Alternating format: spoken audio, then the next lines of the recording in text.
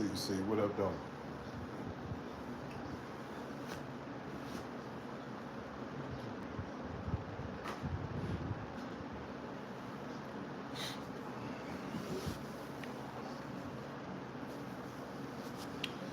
Y'all gonna get through here.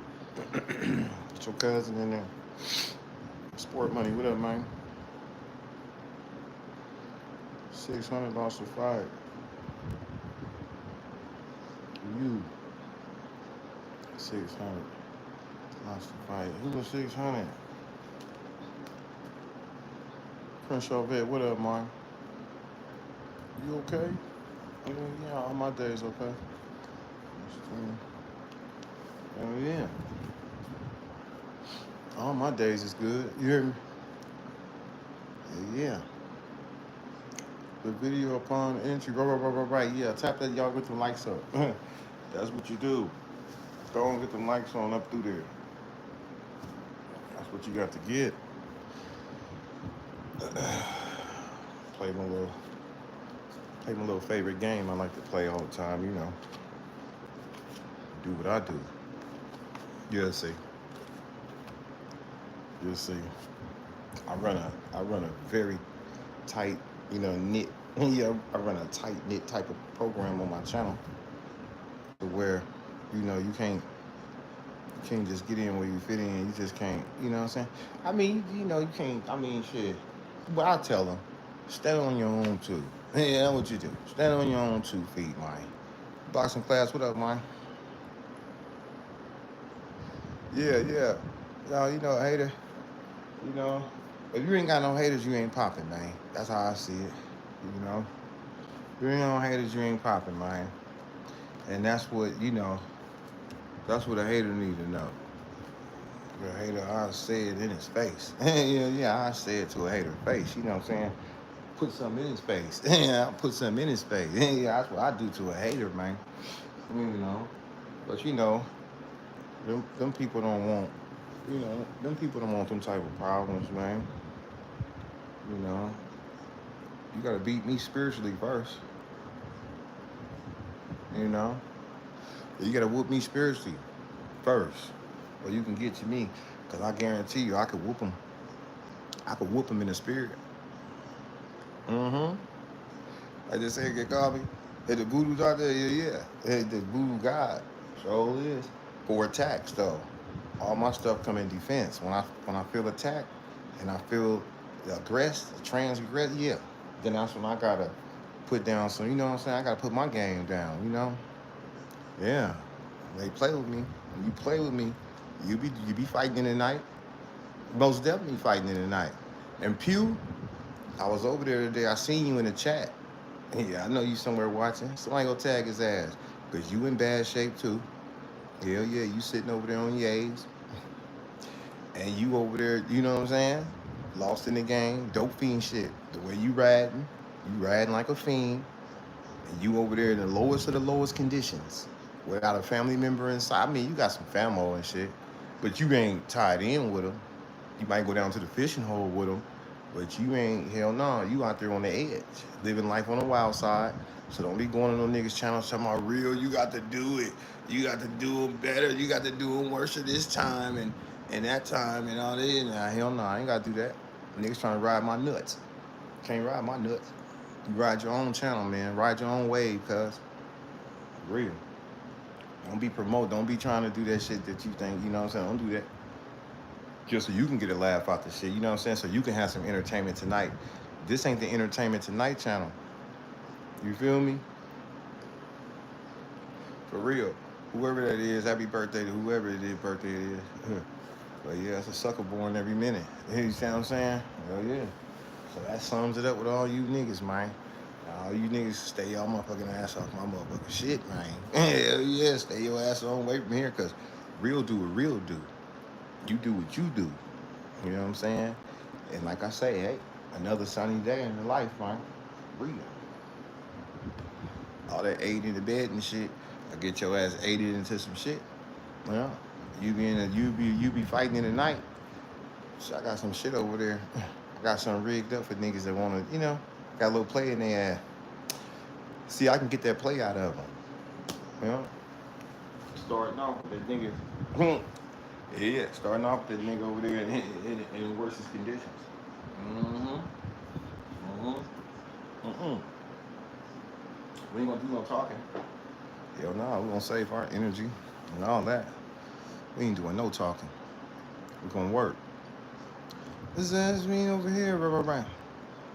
Right. Right. Fake Egyptian look. Boy, they hot, but they don't like to see the spirit of the black man, the spirit of the first man that ever walked the planet was us, not you. I know you mad, ain't you? You can't even stand in the sun. You can't even out. I bet you can't be out in the sun too long. I bet you get them blisters. I bet you get them bubbles and shit on your back if you stand out there long enough. I bet you ain't got no melanin. I bet you sunlight ain't vitamin D for you. It ain't a vitamin for you. It ain't medicine for you.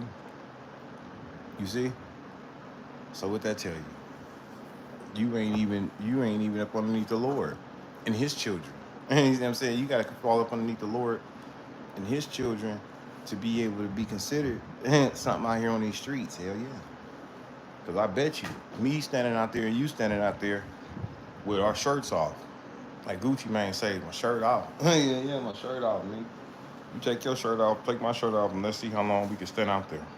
I guarantee you, I'll get a little bit more pigmentation. I get a little darker, and you're gonna have a little bit more bumps and blisters and bubbles on your back with fluid in them. Water bubbles hanging on your ass. Like like motherfucker got leprosy. I bet your ass be standing out there like you. Hey, yeah, shit. So don't be hating on the Lord and His children. India came from Africa, right? Yeah, man, they try to come in here with that nonsense, but that ain't gonna work. It ain't gonna work at all. Let me see if I can get me some money out this moment. I made $71 on my last one. Take your shirt off, and I don't take my shirt off, and we can stand out in the cold, and we can see. No, I'll probably freeze a little bit because y'all jumping in and y'all could do some amazing shit in that cold. I can't work with that cold. I mean, I can survive in it. I don't know how to, you know what I'm saying. But yeah, that's your habitat. But we ain't from that. That's called something else. That's another place. That's a jurisdiction. hmm That ain't my thing. That ain't what I do. But yeah, you might beat me in that category. But you can't work with all the elements. You can play football without going anywhere. You can guess how, right? Popcorn, lung vapors, right. I appreciate the acceptance of the perspective. That's what's up. You got my respect now, right. Well, it's real talk. To come in and hate on, what I'm saying, what I look like and my African features. That you hate on my bloodline. So you launch an assault. So I need to wake your game up and let you know who you are to me and who you are to the Lord, His children. Yeah, you can't tell me nothing. Yeah, I look like what I look like. You can see it on me, huh? Yeah, yeah. You can see that Egyptian on me. You can see that African on me. You get offended by my name? No, no, no. Your name? What your name say? Not black? No, that don't mean nothing. What that mean? You ain't black. That mean what? You could be any race, any culture. You know, but just you know, don't be no hater though. Yeah, yeah. Don't hate the player. Hate the game, man. Hate the game. No, I'm definitely not hating on you. You're also hating on white people and just represent the energy. Oh yeah, no, I ain't hating on white people, bro. I said you can't. I never mentioned who couldn't. I just said you can't stand in the sun. You get blisters and bubbles on your ass, right? So you took it upon yourself to link it to a certain particular race, right? It ain't about that. It's your pigment. If you ain't got pigment, if you don't got the shit to absorb the shit, then you could be in bad shape, right? And that's the type of shape that you don't want to be in, especially coming over here talking shit to me about what I look like and who I am. 'Cause I know who I am. I know exactly who I am, exactly what's going on. You feel me? Hell yeah. You didn't know that? Boy, you must have just found that out now. Yeah, I know. Um, anyone who's not darker skinned mean white. No, it don't. Hey, motherfucker, it's Russians out here. Shit, the Ukrainians, and all these motherfuckers, they not white boys. Them niggas different. I mean, they ain't got no pigment either. I bring a Russian nigga straight out that Arctic, straight out that cold, and stick a Russian nigga's ass out here in this California sun, 111, stick his ass down to AZ, take his ass over in them heat, take his ass to one of them deserts, and see how long can he, can he rock. And not just you. You ain't the only one. That's a lot of you. So why the fuck you pinning on a white person? I could be talking about any kind of one of you motherfuckers like that. Mm-hmm. You just stuck your ass in there to put your ass up there like you important. You ain't important to me. The nigga, for real. And you ain't the only motherfucker with ain't got no melanin. So a lot of cultures ain't got no melanin, nigga. I'm highly melanated and appreciated in this game. Shit. You'll sit your ass down and do some research and do some studies. Fuck you chopping and be out. We created everything. You're just in it. Doesn't matter. I don't give a damn. Well, why didn't you create shit? Why didn't you create it to the point to the fact to where you could stand your ass out there? You created all this shit, but you still can't stand up there. So somebody lying.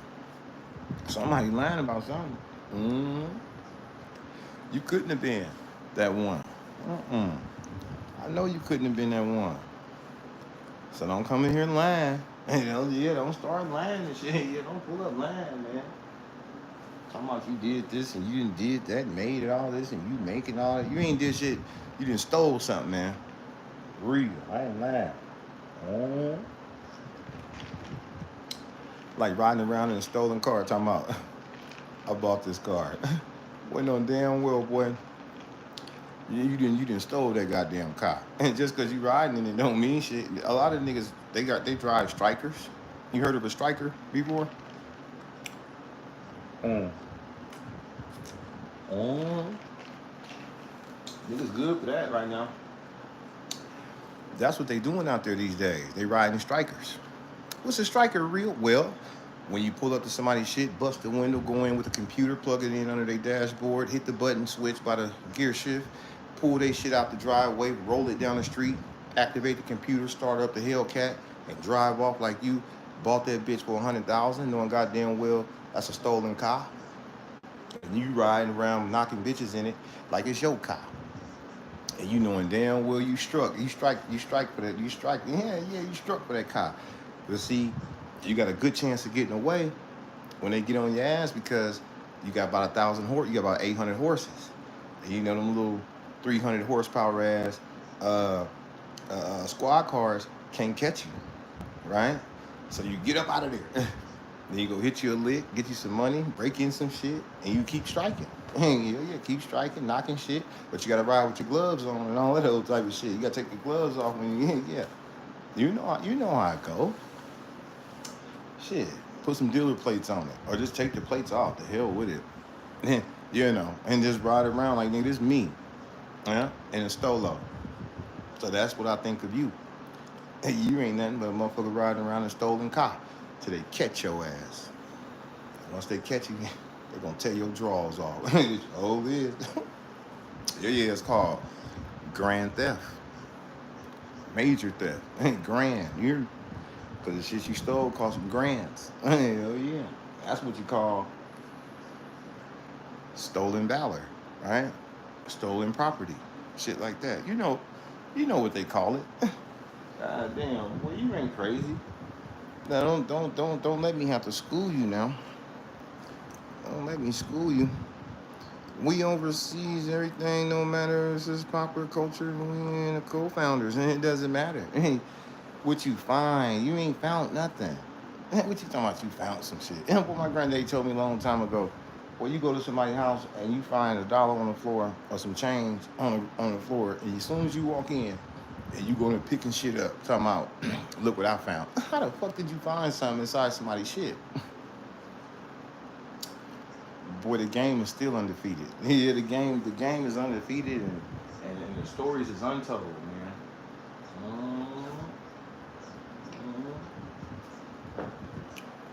So don't come telling me nothing about it, because I already know about this type of stuff. Towel around the stern, you gotta wrap the rag around here so they can't see you and bust the steering column and bust the ignition and all that other shit out here. And back window knocked out. That little, that little round window in the back right there. Yeah, that motherfucker knocked out and got some black tape on it. It matched the tinted windows and make it look like it's all tinted, but it's really stolo. But the police can't catch them.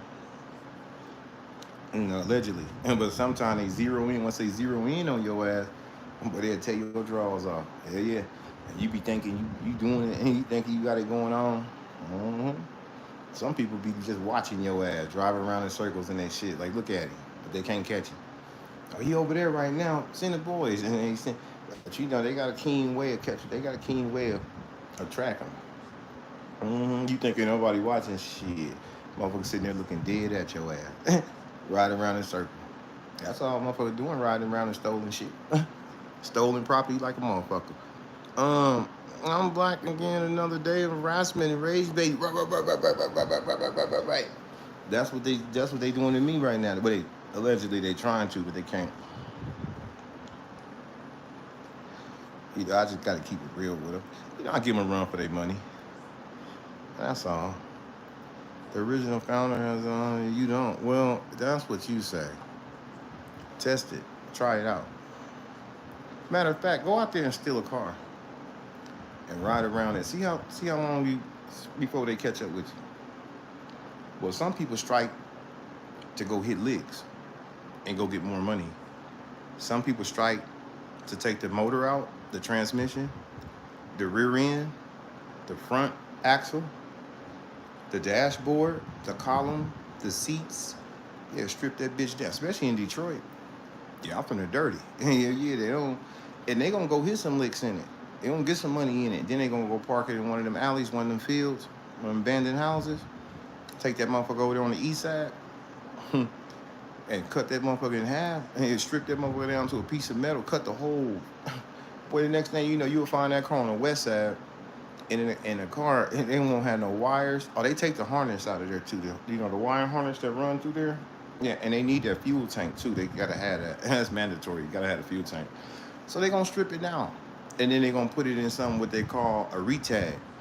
See, in the dirty, you take that car, and you take all those parts off the stolen car, and you put them on the retag car. You might have a busted down. It might not even be a Hellcat. It just might be a Charger, 4-door Charger, but it's compatible. Because it's a Dodge, and you could drop all that shit in that, and you be thinking the nigga over there in the V6.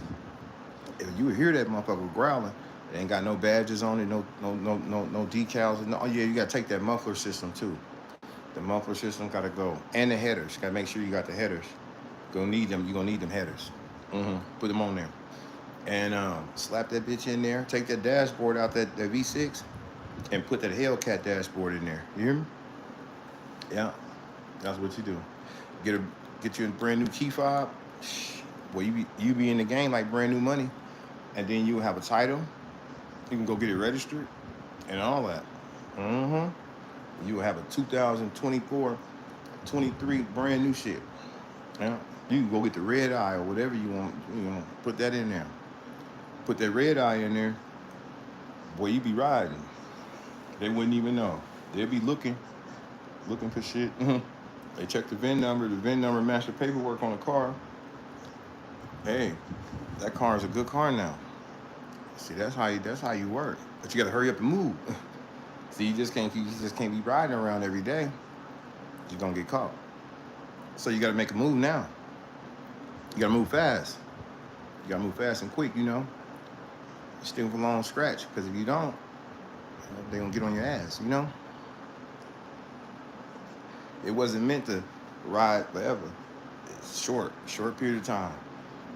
Time is relevant to the observer. You know that, right? Time don't mean nothing to me. I don't even do time. Hell no, birthdays, time, and all that. I don't do none of that shit. Why would I do that? And I know I'm riding.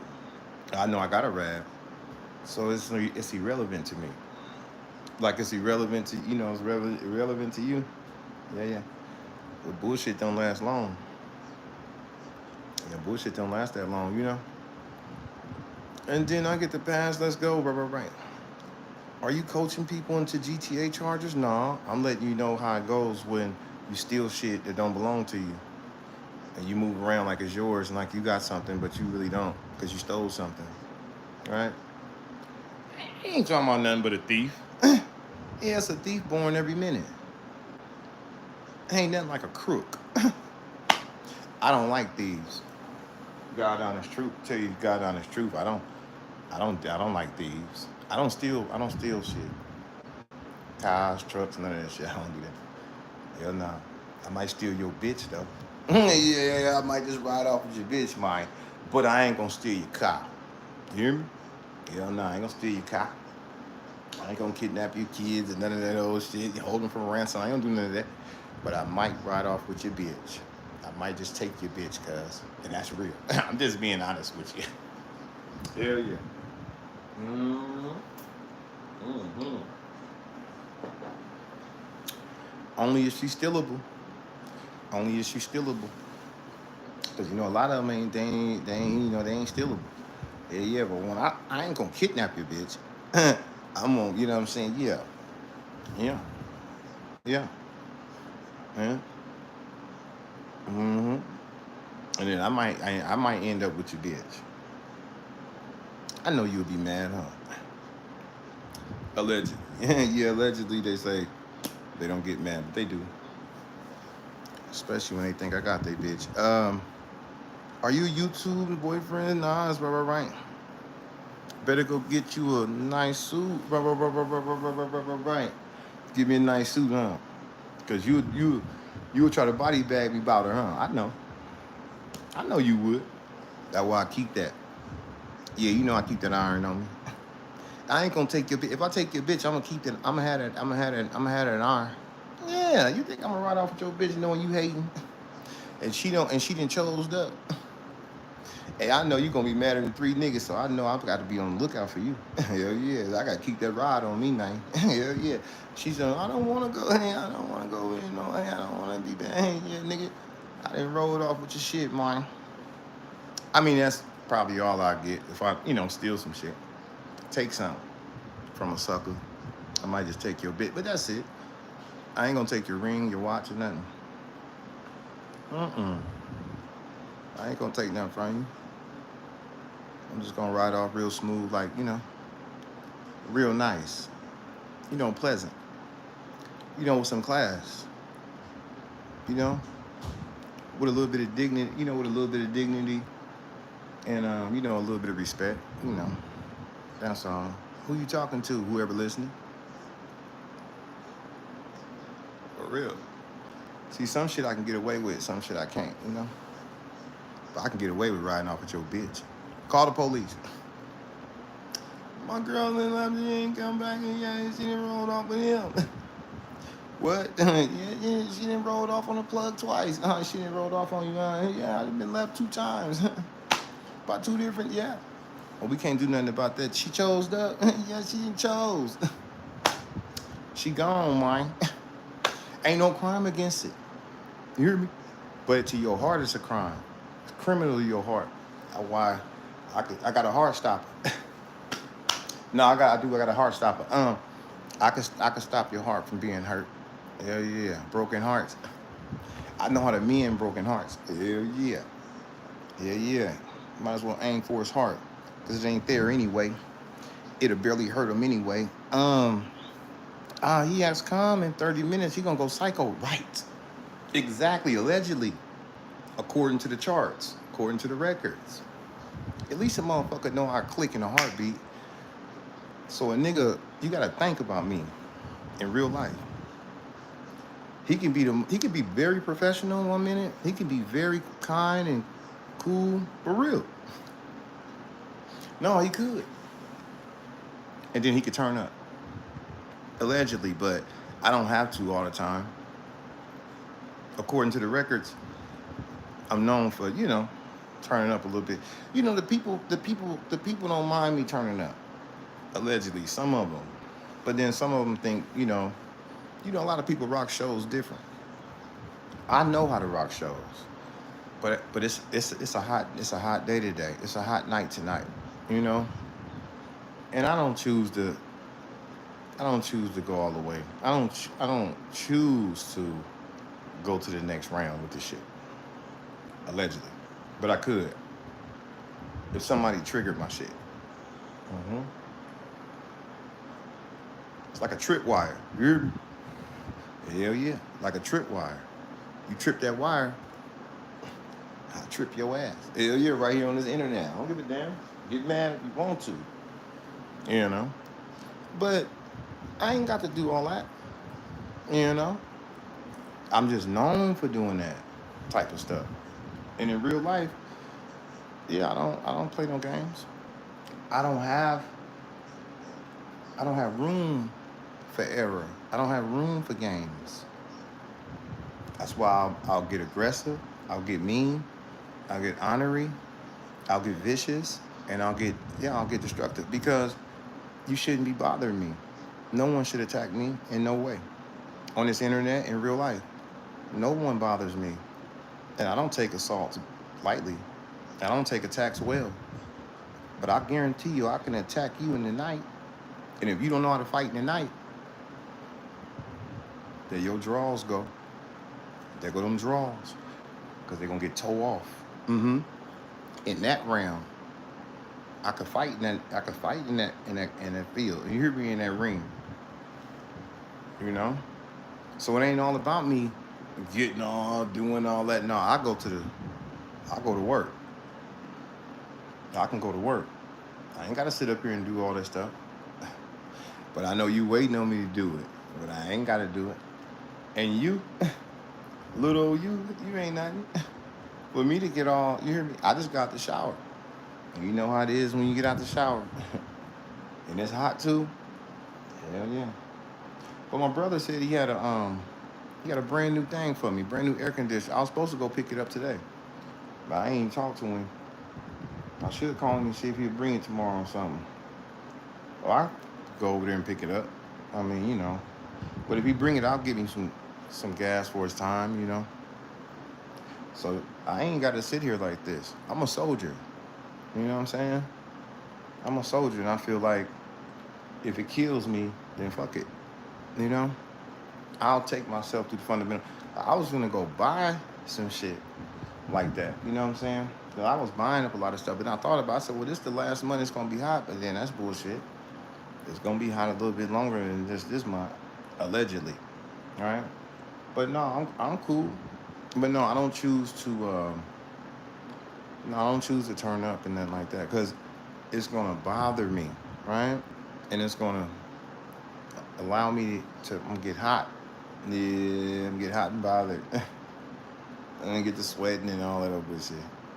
So I don't want to sweat the small shit. So that's why I'm cool right now. What you watching, bro? Oh, those Survivor guys, it's called Dual Survivor. Dude with the long hair, he go out there barefooted, and then his boy, but they both survivors. One of them been in the military. The other one is like an Indian native guy, and he know the land. They know how to make shit out of nothing. So I sit here and watch them. I study them. Yeah, I don't, never plan on, being in a survival situation. But if I needed to be, then, with the knowledge I got now and the skill, I learned skills from them boys. Yeah, But I watch that because it's a cool thing. I usually watch stuff that, but yeah, the survivor stuff is my shit. Like Bear Grylls and stuff like that. I watch Bear Grylls. Hey, Curtis Phillips, what's up, man? I see you. Why are you trying to prove yourself when you don't have to? Prove myself where? That's what I was just trying to tell you. I ain't gotta prove myself to do nothing. Somebody typed in there and said, "Oh, he gonna do this, but in 30 minutes he gonna do that." No, he ain't. Why you ain't gonna do it, real? Because I'm operating. I got some shit going on. And I work in the spirit, and I don't even do no talking. I'm cutthroat when I get down to the real shit. I get down to the nitty gritty. I don't got time to play games. It's too hot to play games. I'm too far advanced in my game. I'm saving my power and my energy for more shit. My intentions as well. You can't whoop me. And the niggas can't feed off me. So if I turn up, they gonna feed. Like they breastfeed, but they can't breastfeed off my game. Mm-hmm. Mm-hmm. So that's why I ain't gonna do it. But I'm known for doing that, you know? Yeah. I got a track record. But they know I got a track record. But like I said, it's too hot, man. You know. Matter of fact, let me grab my deodorant because I forgot to spray my shit on. Hold on, y'all. Okay.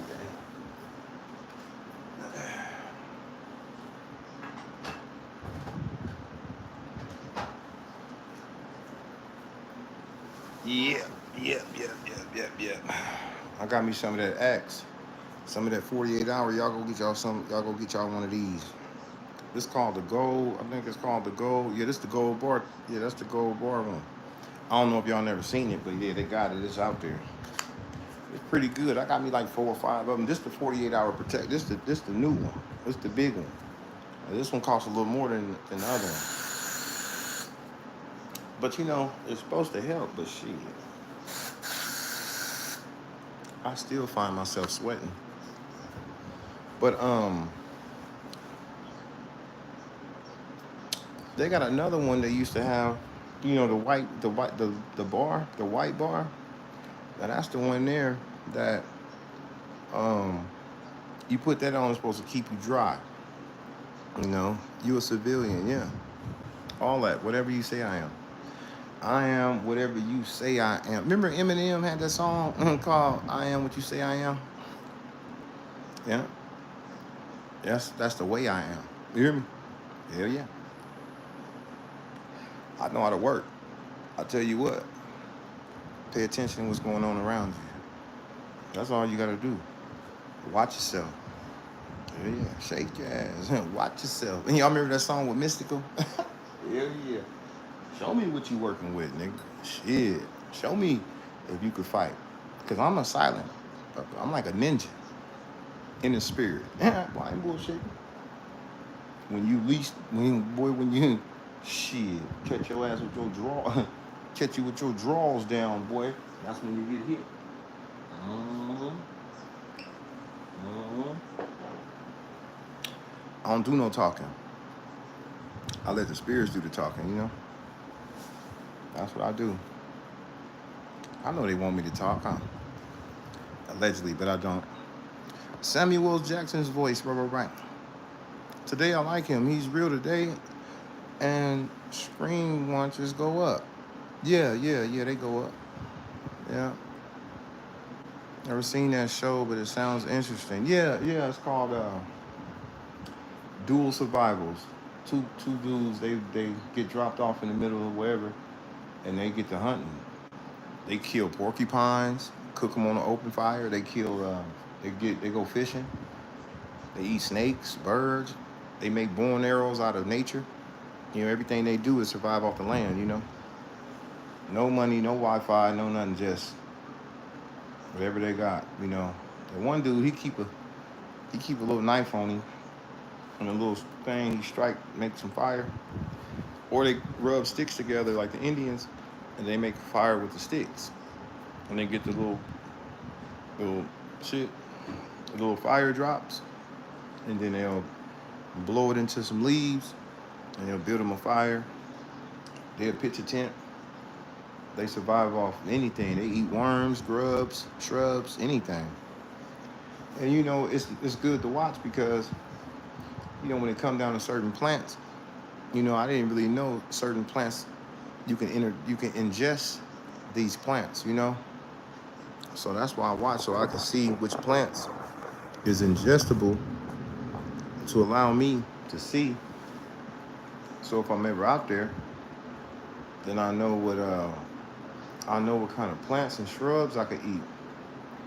Because some plants is poisonous, you know, to the system. And some plants will help you. But you gotta know which ones is edible. That's what it gets you. You drop me off out there and drop you off out there. And they drop us off together, then we'll work. Because I know I got some techniques, I got some tactics, some survival tactics too. And no, I know how to run. I know how to build shelter. I know how to build fires. I know how to hunt. Big game, small game. I can field dress it right there outside. I could rinse it, get busy, cook it on an open fire. I could eat. No salt, no pepper, no nothing. Just the taste of, you know, yeah, the taste of something good. Natural flavor. Yep.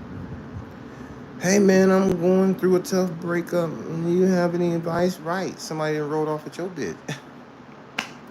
There is no advice. Get you another one. Matter of fact, don't even trip. Because you got to heal up first.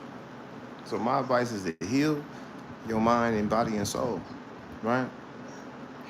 And approach anything that you approach next. Approach with caution. Proceed with caution. Wise, right? Yeah. Because that's what it's all about. Because where you think she at? Oh yeah, somebody hitting her snag. See, you over here, you feeling all kind of way, and somebody hitting her snag. See how I go? But you got to be sharp when you out there. Bro ain't even taking a breath, bro. Right. Burkina Faso, yeah, sports money. They out there. Get a new girl, bro. Right. You need admins that delete bad persons. No, I got admins. They got a, I told them don't block nobody. You know, if they bad people, they'll be all right. They type long enough, they'll be all right. Cause I get them. At least I know I'm doing the right thing. At least I know I'm controlling this. I got this going on. Cause you might see somebody like I don't like him, or I don't like her, right? And then you would think she should go or he should go. When in actuality, there ain't nobody did nothing.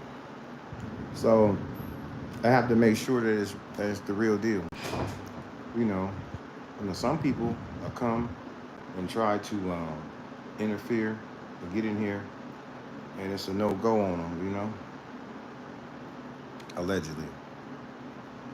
hmm I want to know who want to be next. I want to know who want to be next because somebody got to be next in the game. I know it's always a contestant. For the price is right. Yeah. For the spirit is right. Um, Germany, what up, man? Stay real salute. Yeah, Curtis, it's all good, man. I ain't seen you in a while. All narratives welcome, just no spam. Yeah, just don't do that.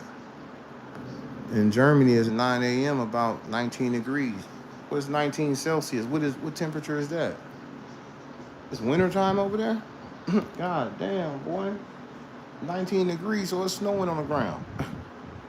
I thought when it'd be summer all over the world. Oh, that's right. It is the weather do change, huh? Damn.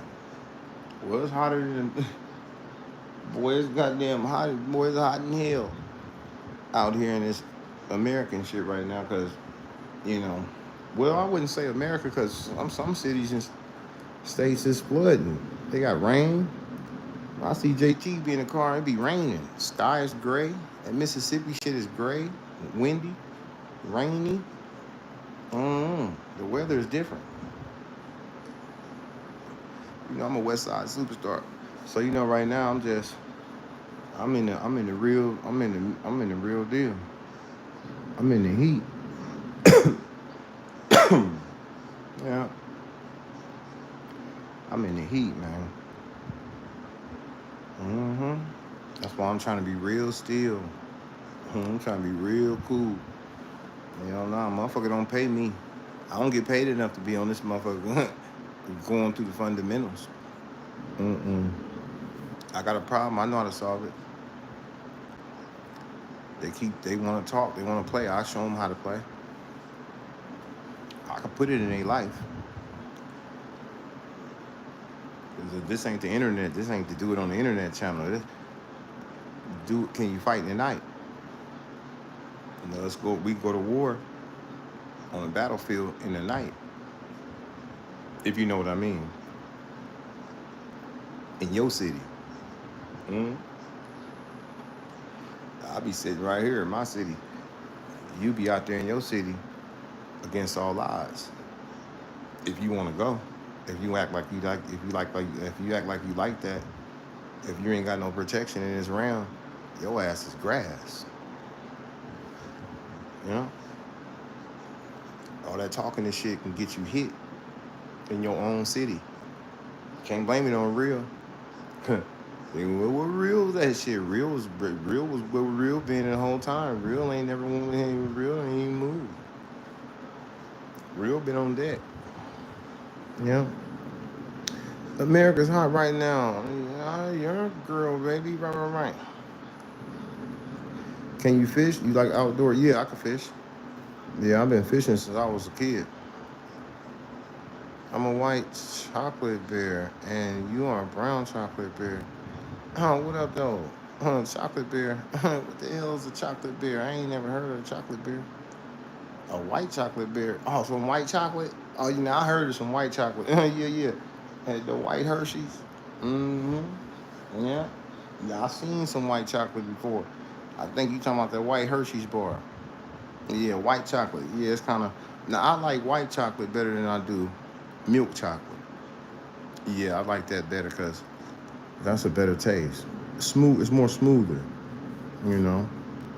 Relax, bro. We love you. No, it's all good. I'm in the game. But I'm talking to them. I know they listening. I'm real smooth with this shit too. And I'm good at it. And I'm not to be played with. Yeah. I ain't gonna do no arguing. Hell no, I don't argue. I say, man, fuck it, and drop the hatch and get busy. Yeah. I know how to get busy. The question is, do you know how to get busy? Yeah. Can you combat this shit in the night? You know? Especially wearing a murder weapon around your neck. Man, this ain't no damn murder weapon. It's an angel. You thought it was a knife? It's 21 Savage. It's a knife. It's a dagger. Nah, it's an angel, man.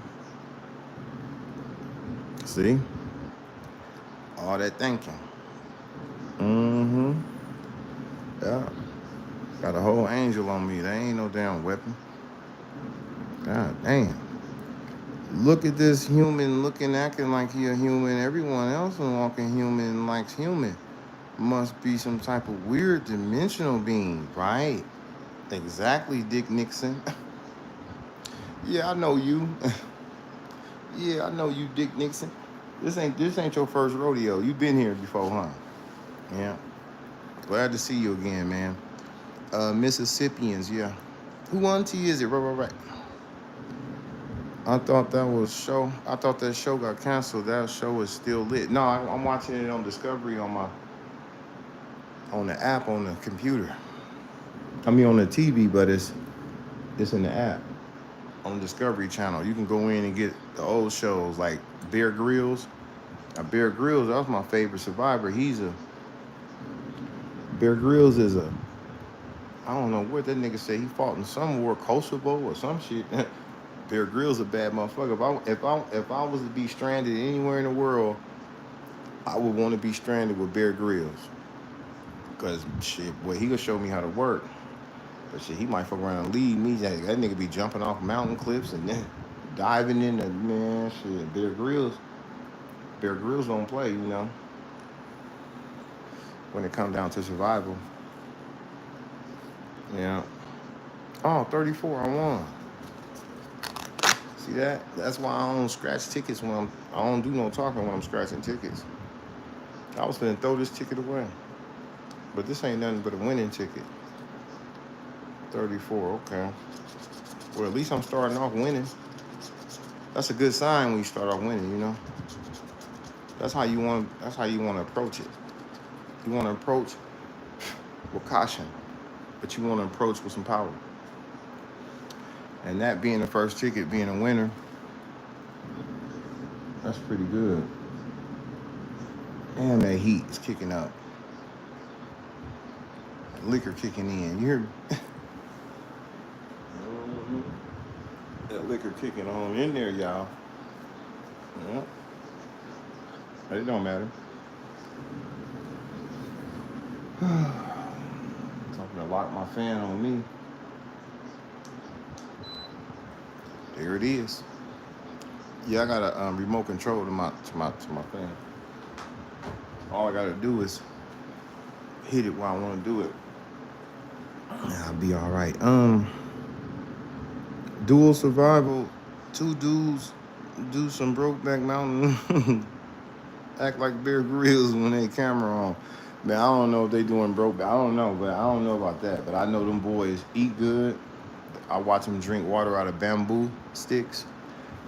They be in the jungle. They'll cut down vines. They'll drink the water out the vines. You know, certain shit. You know, if I was out there thirsty, I'm looking for water. I don't even know where to get it.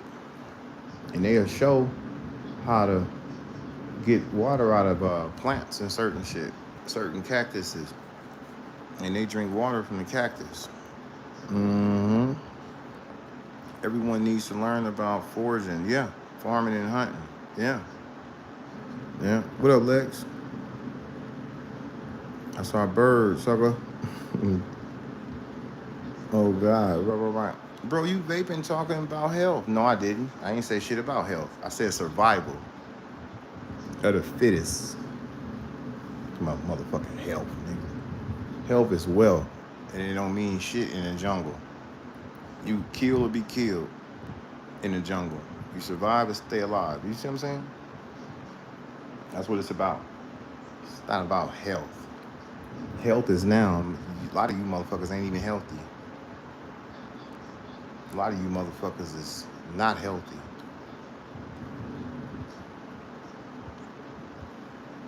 And that's real. Don't spam, bro. Right. I was raised as a survivalist, and this was raised as a cult. Slept in a mummy bag in snow for many nights. I became a scientist who is now a chemist for natural psychedelic medicine. Okay. Like the mushrooms and shit. Survival tactics like spraying a bleaky at anything that make noise. Well, that's a bit. If it's something out there making noise, it don't matter. You could run through the bushes and tweak if you want to. It ain't gonna get you hit, but you will cause attention to yourself. You spray the bleaky when you up against all odds. When a nigga transgress and step wrong, that's when you get busy with that. You see? Yeah, you just don't spray in the night because you hear, because you gonna be the dope fiend. They gonna get you. But we don't move like that. But if you cross wrong, if you cross that threshold, you step wrong, then that's when a motherfucker might activate on you. Matter of fact, that's when a motherfucker will activate on you. Allegedly. Yo, what's up? Where you from? West Side. West Side Superstar. Yeah. I'm just right. Admins, you mean moderators? Yeah. Don't spam. People can be so rude. Right. They also lack discipline. Yeah. That's what's gonna get them hurt. That's what's gonna get them hurt. They ain't got no discipline. That's okay. We can spank that ass from way over here. We good at it too. I can't stop. Help me, right. You look like a boxer.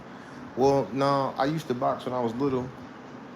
Big niggas, yeah, they was older than me, and they used to do me all kind of ways. Yeah, I used to get hit in the head. I was small, but I learned how to box. And the people that taught me how to box, as I got older, I ended up getting back out there with them. I got to, I was able to tighten up some shit. I got, I got some skills with it, but I don't box. I don't box if I ain't got to, But if I happen to, I know how to get busy. Stay warm in Germany, right? I enjoy hearing the same shit I've been thinking, right. It's a full moon. Yeah, I seen that out there. ISU. Yeah. Yeah, I took a ride tonight. I checked it out. I said, damn. That moon is full. Yeah. That's when a nigga get hit. Yeah. That's when I do my work on the full moon. I can activate my shit.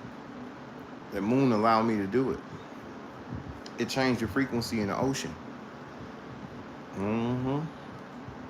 The moon, the moon is what alternates a lot of things. The moon make a lot of things happen. Yeah. I don't want anything from you, but when you blow up, and you're famous as fuck. Please remember me. I mean, it's an OG, bro, and have a laugh on my part, bro. Yeah, Dick Nixon, I got you. Yeah. Uh huh. Been out in 6 hours. One way past school, I just hung my grandpa's photo with his purple heart draped in a flag. Yeah, yeah, yeah. My granddaddy, yeah, he got one too. Yeah, he got one too. Uh, Saving lives and shit. You know, they was on the battlefield. He was out there with some cowards. I wouldn't say cowards, but people that wasn't mentally capable of dealing with what was going on. You know, yeah, in Vietnam. Um, Philosopher, I'm not stolen anyways, bro. Right. I've been on this FBA family business, but I was like, let me see what Fig talking about today, and I heard y'all squash years ago beef. I had to check up on you. Yeah, Curtis. But you know me anyway. I remember your name. You've been following me. But yeah, Fig, yeah, yeah, yeah, me and Fig good. But, um, it ain't nothing, you know. But it's a lot of other people that it ain't good. You know what I'm saying? And a lot of other niggas did a whole lot to try to um, do whatever they was gonna do, and then they seen that happen, and then they got, yeah, they got hoe in them now, and it's shit. But it's a hoe born every minute, you know. But yeah, man, yeah, we good, man. Is he still talking about people's pants off? Wait, draws? Yeah, allegedly. Hell yeah. Everyone thinks they last call like a Long Island and stuff, right? FBA stand up. Pills be gone. Anything is a murder weapon if you try hard enough. Yeah, it is. I mean, I don't think I could. Shit. I don't think I can do nothing. I mean, but yeah, you're right. I could make it do something, but that would be like that's crazy. It ain't even big enough. I wouldn't call it a murder weapon. Whatever happened to 21? Shit, spending money. We beat him. Yeah. 39 watching 32 likes less work, folks. Yeah, it's all good, man. Saturday Night Live. And, we just in here. I'm trying to win me some money right now. My Super Lotto, I scanned the ticket. That motherfucker turned green. I had to zoom in on it. I had to take a double take. I said, "What's that?" But it wasn't nothing. I just ended up getting a Powerball. The Powerball to the Super Lotto was number 19. I had that 19, and I don't think I had none of the other numbers. But it's amazing because it's like if you can get that Powerball, which is that odd number, that last number. If you can get that number, shit, and all them other numbers fall in that category. But that's some strange shit. But I like to scan that motherfucker. When I scan it, shit turn green. And, you're a winner, and I be like, how much? Well, I'll be looking for the money. It's just a matter of time. Mm-hmm. See, that's one thing we can't let nobody throw off our vibrations, you know. And I've been seeing people trying their hardest to do that, you know. And that's gonna be a grave mistake on a lot of people's behalf. You feel me? To try that, it's not gonna work because I know your vibrations is low than a motherfucker. You want to pull me down with low shit, so we can all be the same. Cause you niggas can't attract nothing but drama and problems into your life.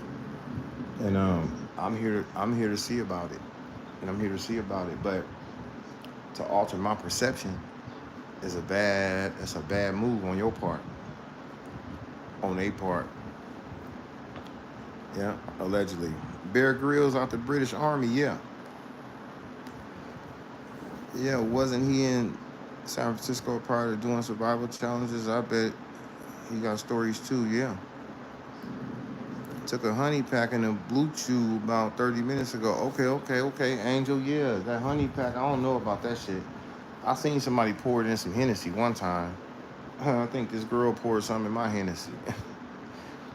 I don't think it was nothing. But they do got some shit out there. Mm-hmm. They got some hardcore shit out there. And but I don't mind, that shit because it's ginger extract. It's a root extract. Some roots from Africa. And they extract those roots, put them in a pill, and it's what your body naturally normally need for certain shit, right? So everything is natural, but it's crazy.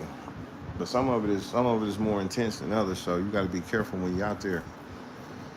No clue don't mean to be rude.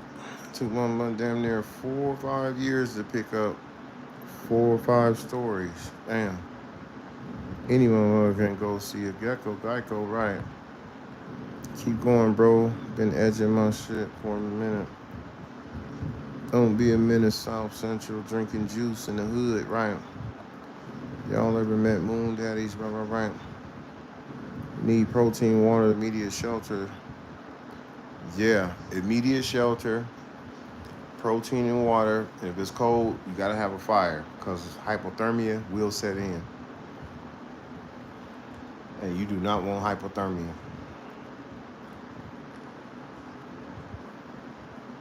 You might have to run through some lakes, some creeks and rivers. Then your boots is wet, socks wet. And, then that's how you get trench foot, right? Yeah, trench foot is what they used to get in the army combat. So what you do is when you pitch a tent, you start a fire, and you gotta wring your stuff out. You gotta dry it so it can so you can have some dry shit. Yeah, you don't want to be out there all about them boogers, right? Can't wait to see you and Fed go live. Yeah, man, he said I called him up and shit. I don't know if he thought that that's what I was trying to do or something, but that ain't what I was trying to do. Not like it's a game, cause he said it twice, like, we gonna go live, bro, whatever. But lately I've been perving and shit like that, so he don't drink and shit, Shit, I don't even think he smoked really, so I don't want to be on his shit, you know, uh, off the drink, and he's sober, but shit, he probably ain't tripping, but I wouldn't represent it just because I know he run his program like that. But yeah, he got my number. I told him, I said, well, just call me, bro. I said, yeah, we'll go live and we'll fuck with it, cause he telling people like, yeah, real, cause it ain't like people don't believe him, cause I'm here and I'm telling you it's what it is. You know what I'm saying? Forever, you know. A lot of niggas sold their souls on this internet, you know. Mhm.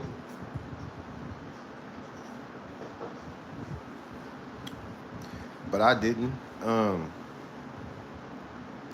I was just being me. I was just being a goddamn fool that I was being. You know what I'm saying? I be, like, when you cutting on this internet, you cutting. But you know, it ain't nothing because it wasn't a lot of. But then he'll get busy, when he want to, and do his little shit. But he wasn't really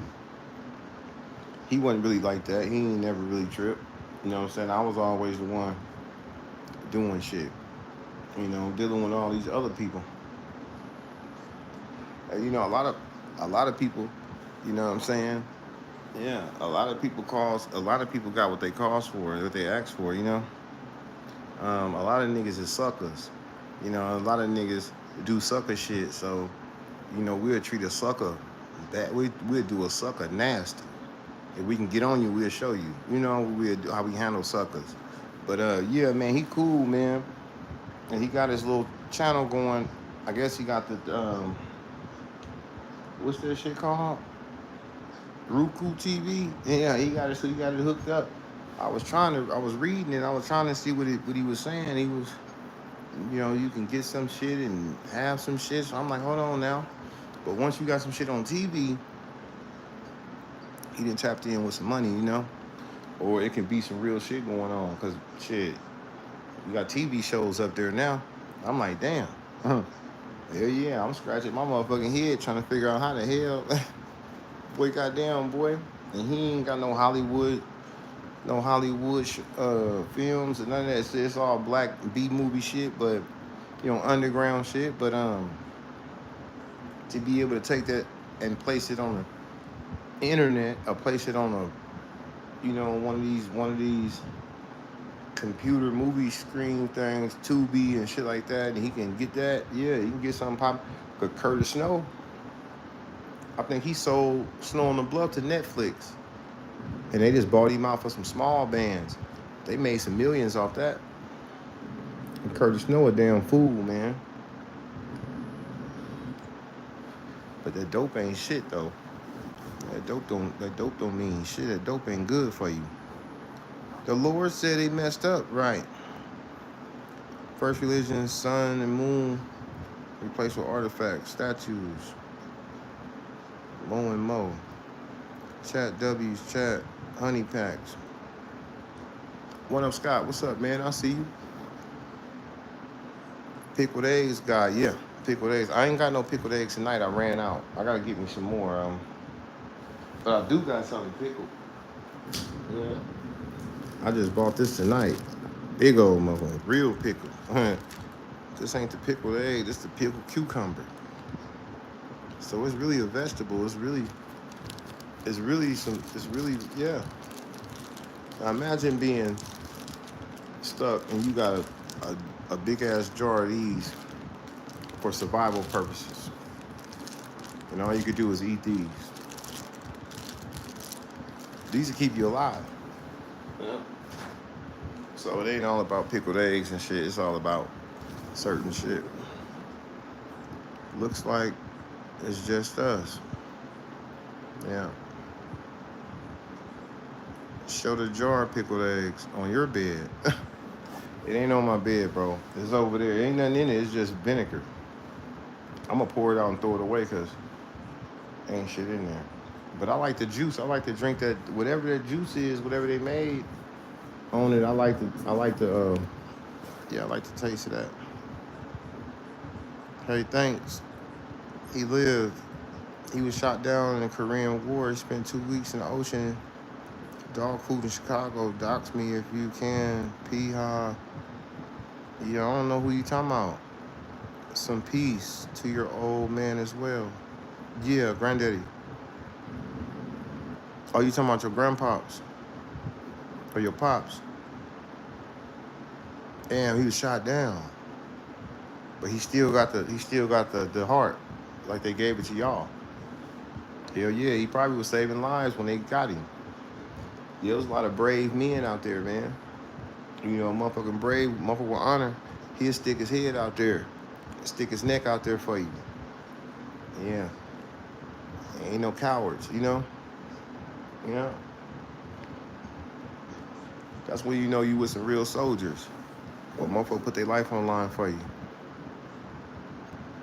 Yeah, yeah. Perhaps a little curiosity, whatever was given and taken. Vape Nation, yeah.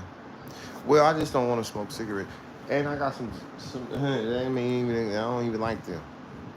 So I do that just because I don't want to be smoking that other shit because they ain't real Newports. It's that other shit, Newport shit. I'll stop smoking cigarettes if I didn't get that. You know? Yeah, menthol. That's what I fuck with.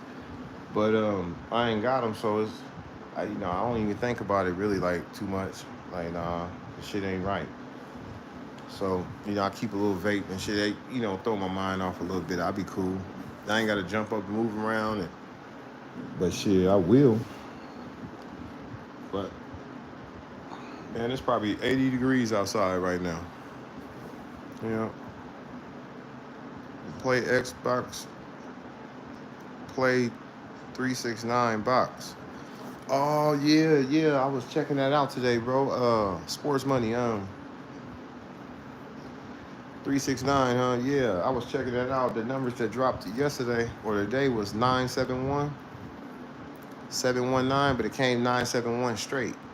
And I thought about it. I said, I need to find out what the strategy is for this time, you know? Whatever. I could take 971, place it in a box, run it down, do the arithmetic, fill in the spaces, and then I could look at those numbers and I could tell if I look at those numbers, I could go back 7 days on the chart and see everything that played in that box. And I could see, okay, where we at. And if I need to start fresh for a new week, like it's the weekend now, like Sunday, right? So I'll take Sunday's 3-digit number and I can start a fresh week with tomorrow's daily 3 and see what's in there. But yeah, I'll check that 369 out, but it's got to go off the numbers that's just played. It got to go off the numbers that's already there. And like I say, shit, I could run it tonight and just put it in a diaphragm and look at those numbers and see, okay, all these played, all these playing. And then I just pick about 7 numbers out. I usually spend $10 because they're about $1 a piece. When you play, they're about $1. But $10 to get 500, and you looking at the winner, you looking at the numbers that's gonna come because it's all in the box. So, yeah, I'll get on my little strategy shit. I mean, cause hey, 500 here, 500 there, 500 here in the week, shit, that's 1,500. When you know how to work with that, you know. So yeah, I gotta get back into my daily 3 shit too, cause all money is good. Boy, look at these boys. They didn't call the possum, y'all. They didn't call the possum. Damn. Now possum meat is kind of tough, but it's good meat if you can get it tender, I guess. Ain't no seasoning out there. That motherfucker just look like a big rat. But man, if I was out there surviving, I would shit, boy, I'd be out there, shit, I had that possum too. Yeah. Mm-hmm. See, they didn't build them a little hut. They got them a little shelter. Keep them dry. Keep them out of the sun. They got a little fire. Keep them warm at night. And they out there in the middle of wherever, middle of nowhere. But that possum, they gotta get that possum together. You see, they got running water. But they gonna take that possum back, and they gonna cook that possum. They gonna clean that possum right there. They gonna clean that possum. They gonna clean that possum right out there where they at. Hell yeah, eat or starve, nigga. Hunt, eat or starve. Cause if you don't hunt, you don't eat. Fuck going to work. That is your work. In a survival situation, your work, damn a job. Your only job is to stay alive. That water, that's some good flowing, good. It looked good, like good water. But you don't want to trust that water, because that water could have microorganisms in it, and you don't want to drink it straight out of there, even though it looked good. But what you do is, you get you some of that water, and you put it in some type of container. You put it over the fire, and you could boil out that. You could boil out the parasite, whatever to make you sick, and you could survive out there, man, for a year if you know how to survive. In a survival situation, what would I look for first? Man, depending on where I was, the temperature, the elements, depending on the elements, man. But, you know, in all situations in survival, you want to look for, you know, where you going to sleep. You got to build some shelter. You got to look for something to start a fire. And you got to look for some water. And once you got that, then you can go foraging for food. Walnuts, grapes, any goddamn thing. Plants, animals for sure. Mango worms, grubs, anything. Grasshoppers, mice, rats. You might build a snare, you know, but the first thing you want is to set up camp, get some shelter. You want to get that fire going. You want to make sure you got that. Then you can go and find out how you gonna get some water. But where they at, they got water. They got water. They got trees. They got everything. They got some big old commando knives where they cut and shit. Yeah, that's what you want, man, when you're out there. My vibrations are lowest 2 kilohertz, 2 hertz, which is wild if you think about it. But I've been training for years to be a pro hater. I have a degree in hateology and a master in Chinese. You can. It doesn't matter. A hater, boy. I'll tell you where you go. I'll tell you where you want to be. I'll tell you where you ain't gonna go. Hmm. I'll tell you where you ain't gonna go, hey. Anywhere around a player. Yeah, nah, you ain't gonna go nowhere around a player, hey. It's the nigga, you might get hit. Yeah. Because, you know, yeah, you can't hate the player, you gotta hate the game. I'm happy to hear that. Salute to y'all. Yeah, man, we good, man. Yeah. Through all the shit that, happened on the internet. And a lot of people now, I wouldn't say they the enemy, but allegedly it's a lot of other shit that's out there that they, you know, now they on the outside. They ain't really the enemy, but it's like, you on the outside looking in now, but I'm good, you know what I'm saying, in every hood. And it's real. A motherfucker can catch me out of bounds. Like, that's real life. A motherfucker might try to get on my ass about this shit. Real. I fuck around and be in some dangerous situations, you know what I'm saying? I might have to clap my way up out of there or something, you know what I'm saying? A motherfucker might, because, I'm real life. Motherfucker could see me before I see them. The world know me, but I don't know the world. So my back is turned every time I move. I'm always looking at everything and everybody, because I don't know who really gonna recognize me.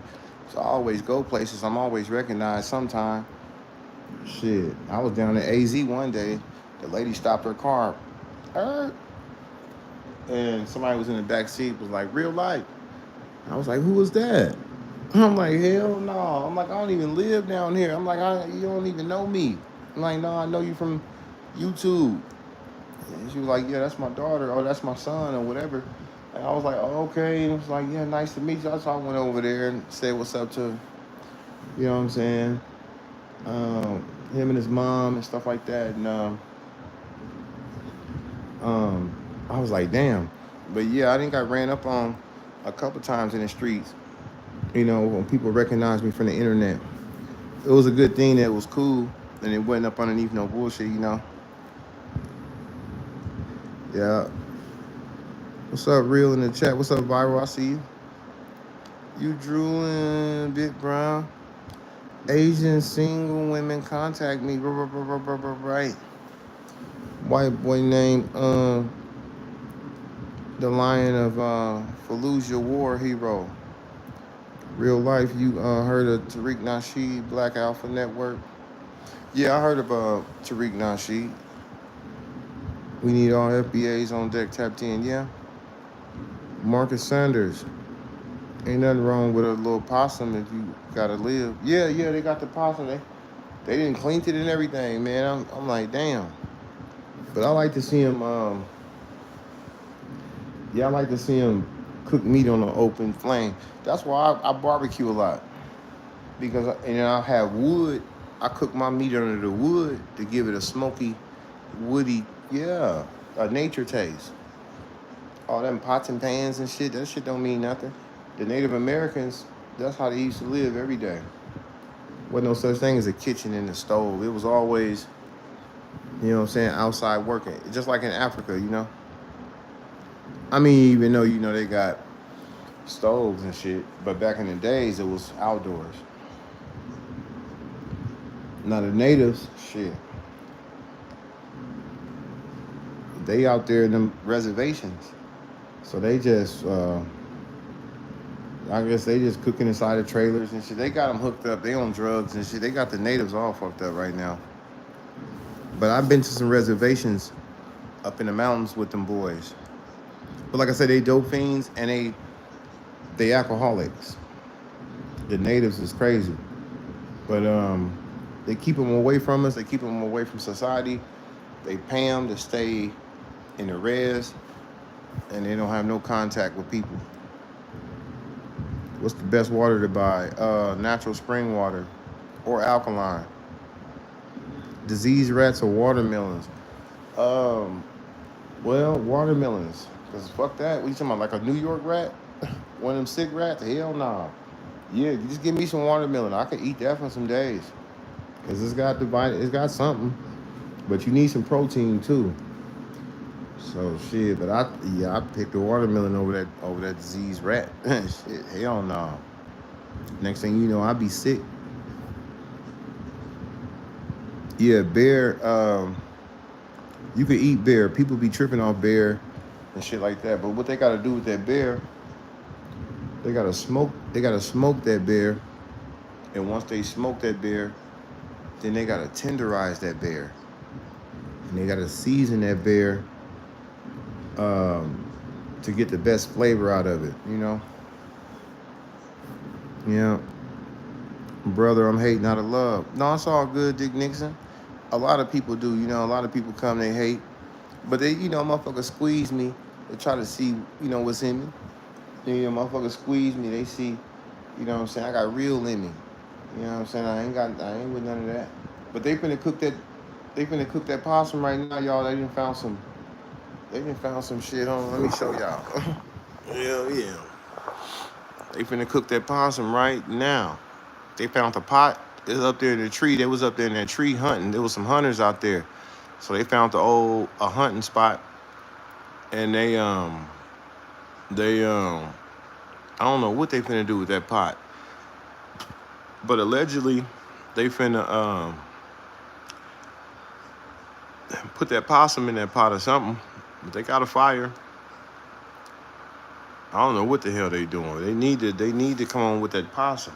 So I need to see that possum on that however they gonna do it. I don't know what he up there doing. But both of them sitting up there. Now that ain't the dude with the long hair. That's somebody else. I don't know who the other dude is. But usually he be out there with the dude with the long hair. Now it's him and him. I know him, but the other guy, I ain't never seen him before. But he a survivor too. They both survivors. Mm-hmm. Mm-hmm.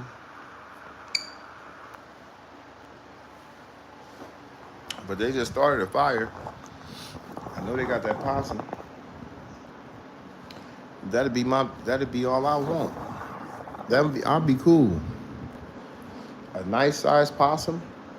And me and this nigga split it. Like, bro, you gonna get half, I'm gonna get half. Yeah. Ain't gonna cheat him or nothing. And they got them vines out there. You cut them vines and you can drip that water out of there. He had a Ziploc bag. He cut that vine and he let it drip in that bag and it filled all the way up like that. And, you know, instead of him just drinking the shit while his partner was somewhere foraging for food, he foraging for water, but he brought the water back. You know what I'm saying? Like, I got the water here. It's fresh water. You drink half of this shit. I'm gonna drink half, or we could just try to save and share to drink as much as you know. You can. But they some good people. Hell yeah. Survival of the fittest. Survival of the fittest, man. It'd be hard to find something to filter out that dirty river water. Well, you gotta know how to do it. You gotta be smart. So first thing you need is a empty container. So you wanna go sand. You wanna go sand at the bottom. Or is it sand at the top? I think it's sand at the bottom. Yeah, sand at the bottom. Then you want to go with some different type of dirt. Then you want to go with some rocks. And then you want charcoal. I think you want charcoal at the bottom. I forget how it go, but you need 4 different elements of dirt and rocks and charcoal. If you got some charcoal, if you run the dirty water through, that's a filtration system as it go through these layers of elements. As it start dripping out the bottom, it come out clear. So that charcoal, that sand, and that dirt and all that shit, it's gonna eat on. It's gonna take all the nasty shit out. It's gonna stick to all the elements. The only thing gonna come down and drips is the water.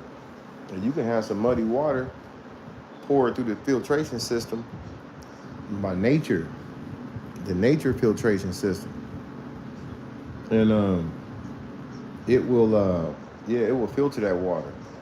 But you got to know the survival tactics. You got to know the survival techniques. The Player Haters Ball, Ice-T, Charlie Murphy. No, I ain't seen that one. You can live inside a tree. Yeah. Yeah. Bats. Yeah, Crenshaw bats. Shit. Well, I eat a bat if it's a meat on it. Now I eat anything out there moving, as long as it wasn't poisonous. If it wasn't gonna kill me from eating it. But to be like, I don't want to eat that, and shit like that, then that's when you're gonna come up short. A grasshopper is full of protein and vitamins. But you might look at a grasshopper like, I ain't eating no grasshopper.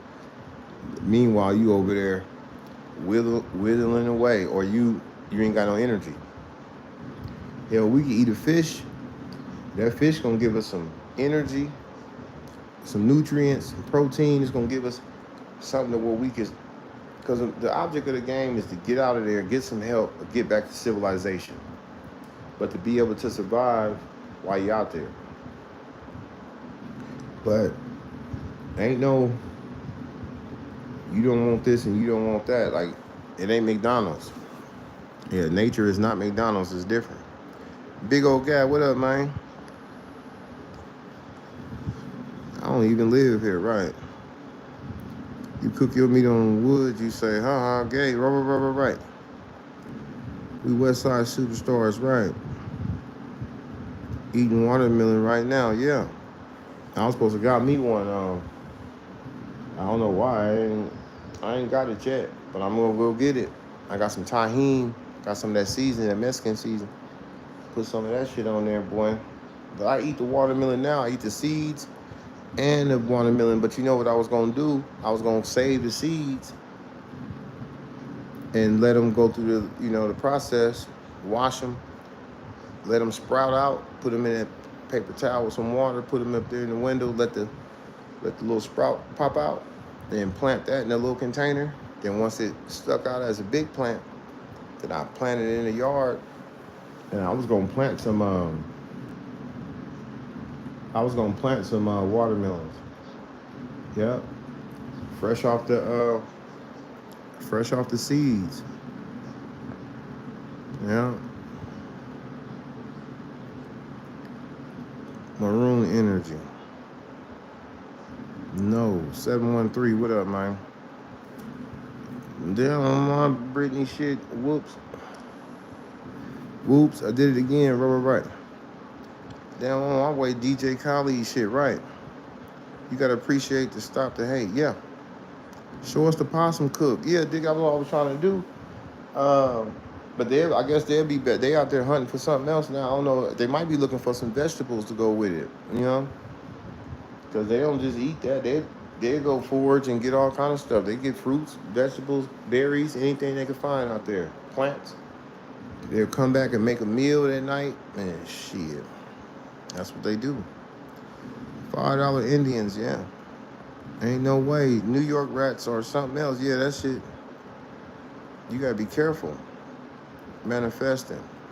A survival situation, yeah. But for fun, no, I'm gonna go get a Whopper. Yeah, normally, and you gonna, yeah. And with cheese. And a Coke, a Diet Coke, on ice. French fries and shit. Allegedly, but if you get out there, ain't none of that. Nope. Do you know Dave Chappelle? Please look up the Player Haters Ball. Yeah, I'm gonna check it out. Possum restaurants. They outside now. Yeah, the possums is out there tonight. I bought me a air rifle, and I was over there. My mom old spot a long time ago. I think this is right after she died, and I used to be in the window. Well, I used to be in the window. I used to be in the kitchen. I'd probably be, washing dishes or something right there in the window. And you look out the kitchen window, it was a gate to the neighbor's place back there. But it was kind of close to that window. And then I would be washing dishes and I would hear a motherfucking sound like a Tasmanian devil growling and roaring and teeth showing. And I said, man, what the hell is that out there? Growling and shit, acting like it's crazy. I said, okay, motherfuckers want to come around here with that crazy shit, right? So I went and bought this air rifle, but it was a gas gun. It was a breakdown. You just break it down one time, load it with a 25 caliber pellet, put it in there and just cock it one time and you hit it. Wow. And it had a lot of power. It was way more powerful than an average air rifle or something. It was the new type of air rifles. Bad motherfucking gun, right? So I ordered that rifle, and one night that possum came back through there, growling and shit, roaring and on that fence, and I just aimed the rifle through the window and shot it through the screen. Wow. And it was it got the fuck on. I guess it probably ran off and died. They keep running a little bit. The Deuce 5 wasn't gonna just kill it instantly. But I didn't go back there to check and see where it was or nothing like that. But I did. But I realized that we was kind of like in the woods. We was kind of like in nature out there where she used to live. It was kind of open, like a woody place. So I said, man, I ain't gonna be out here. I said, I ain't gonna be out here knocking down wild game and knocking down wildlife without eating it. But no, that's what it was. After I killed the possum, where I shot it, I don't know if it died or not, but after I killed the possum, I was in the kitchen one night, and it was a raccoon on the fence. And it was trailing through there. I guess I don't know what it was about it back there, but they was all through that motherfucker. So I shot the raccoon through the window, straight through the screen. Wow. And I hit him one time, headshot. But I had a scope on it. So I knew I hit him. So the Mexican lady, she was coming out the next morning, and I asked her, I said, hey, is it a raccoon over there dead? And she was like, yes, it's right there. Yeah, please come get it and get it away. And I said, okay. And I was like, okay. But it was like I was killing animals for fun and shit. And it's just nature. And I don't kill shit for fun. I don't really play them games. But, I had the rifle and I felt like I wanted to kill some shit with it. That's all. I'm just like the motherfucking white boy go to Africa on a safari hunt and shoot a lion just to take a picture with the motherfucker. I mean, it's like for sport, leisure, shit like that. So I said, nah, I ain't gonna be killing these animals like that without eating the meat. I kind of felt bad that I was taking down game and wasn't even processing the meat or nothing like that. But I didn't know if it was, that type of animals to fuck with, because you know how they be. So I removed the raccoon from her property, and I didn't eat that. And that possum, I don't even think that motherfucker died. I think that tough motherfucker, it might have died, but it didn't die around there. I didn't see it. But after I removed the raccoon from the neighbors, I I said, okay. And I started checking on YouTube how to uh, how to process a raccoon. Because if I would have thought I was gonna eat that one, for one, it'd been out there too long, sat out there all night. But two, I didn't know how to process the meat. A raccoon got 4 glands on his arms and his legs, and if you don't get them glands out of there, it'll make that meat taste bad. So I studied how to field dress a raccoon once you take it down, and it showed me how to put it up there on the tree, how to cut it, how not to cut into the organs, how to remove the skin from the stomach, then slice, how to remove the organs, how not to cut into the bladder. And then I learned how to find those glands in his legs and arms, how to process the meat, prepare it, and how to eat it. And once I got that information, then I said, okay, I'm gonna eat one. Because, yeah, I'm gonna kill some shit, but let me do it for survival purposes, not because I needed to survive. I mean, because I could have ate anything, but why not eat a fresh coon? And I looked up on the internet, it said raccoon meat, they were selling it in LA for $250 a plate for some dinner. And I said, $250 for a plate of dinner? I said, shit, we got them right here. And they was like, yeah, some good meat. And I was looking at it, I said, shit, look good. So I was doing my little studies, and I had, where was you, in Compton? Nah. We all know you can't aim. No. I had a scope, and I zeroed out my scope. I looked on YouTube and figured out how to zero a scope out, and I bought my shit. I brought some target sheets, and I learned, I got good with that scope. I got damn good. I was so good with that scope that I was able to shoot a cap off a bottle. Not even touch the bottle, just put a hole straight through the cap on top of the bottle. I was a marksman with that motherfucker. I was surgical with that bitch. Mm-hmm. So I bought me another rifle. It's a 22 Monitor, but it was made by Benjamin too. Another gas gun, 1,200 feet per second. So that means that projectile was moving, it was traveling as fast as a bullet would travel out of a real rifle, a firearm, right? And then I was shooting through metal chairs, and these rounds was going through metal. They would blow through steel. And once I seen that motherfucker had that type of power, I was like, oh, this is a powerful motherfucker here. It was just like a gun. You just shot a nigga with that, he would have been in trouble. It would have been like he would have got shot with a real gun. So I hooked up with some people on YouTube, some white boys out there in Louisiana, I think down south, Alabama somewhere. And they had this thing that they would use to blow, and it was called the MFK Pup Screamer. You can type it up if you want.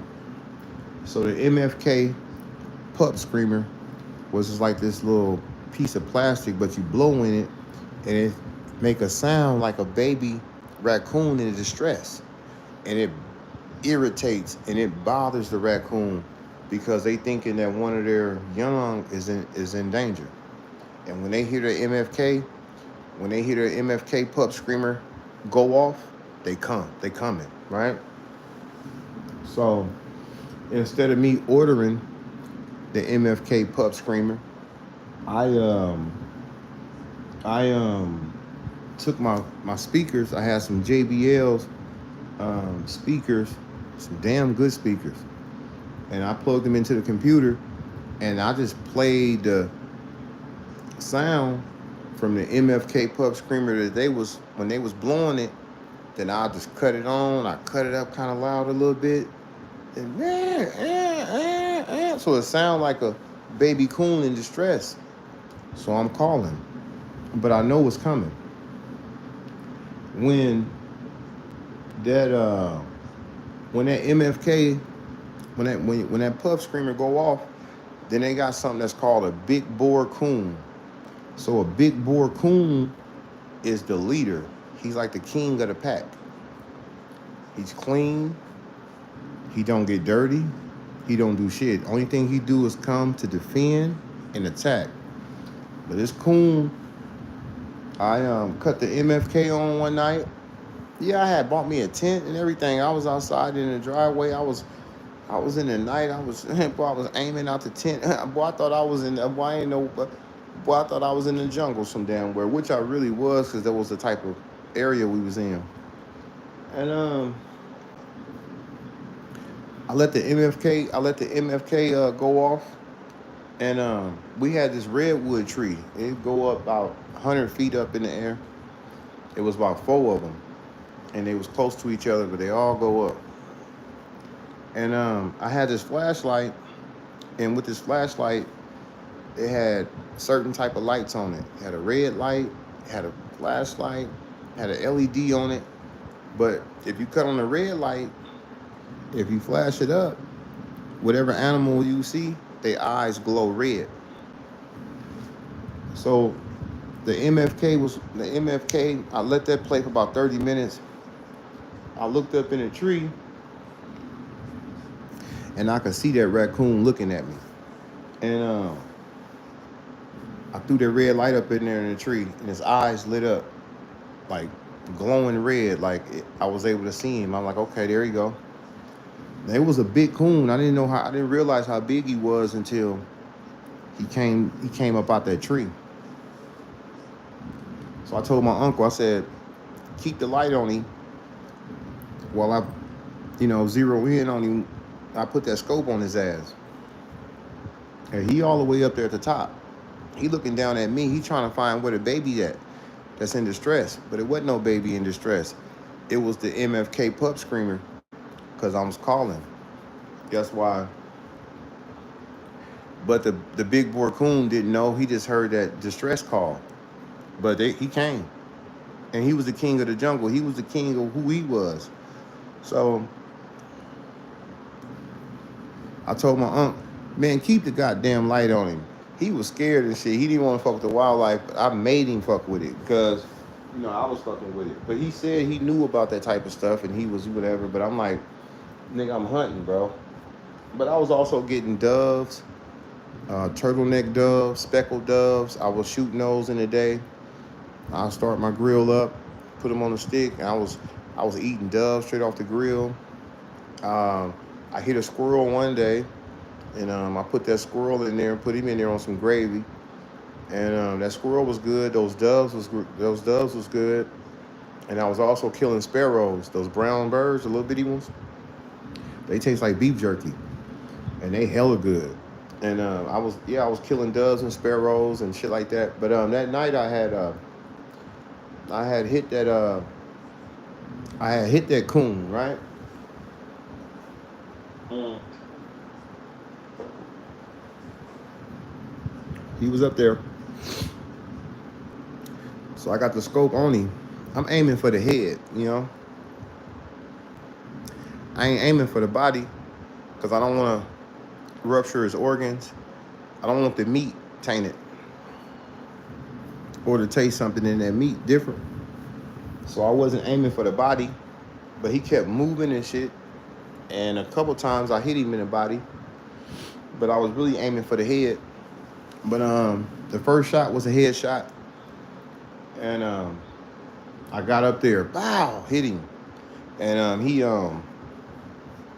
got the scrambling. Then he got the scrambling. He wasn't hollering. He didn't start hollering until he hit the concrete. Then once he hit the concrete, I had to get busy on him, but I had to stop him from doing all that yelling. But I hit him up there. I hit him in the head first, bow, and then he got the wiggling. So he's breaking branches. He was stumbling. He was rotating. He was trying to keep his balance, but he was trying to maintain his position. But I wasn't letting him. I wasn't letting him. I wasn't cutting him no slack. I'm trying to take him out of his misery. I'm trying to get him right so I can go and get him right, go and get him together.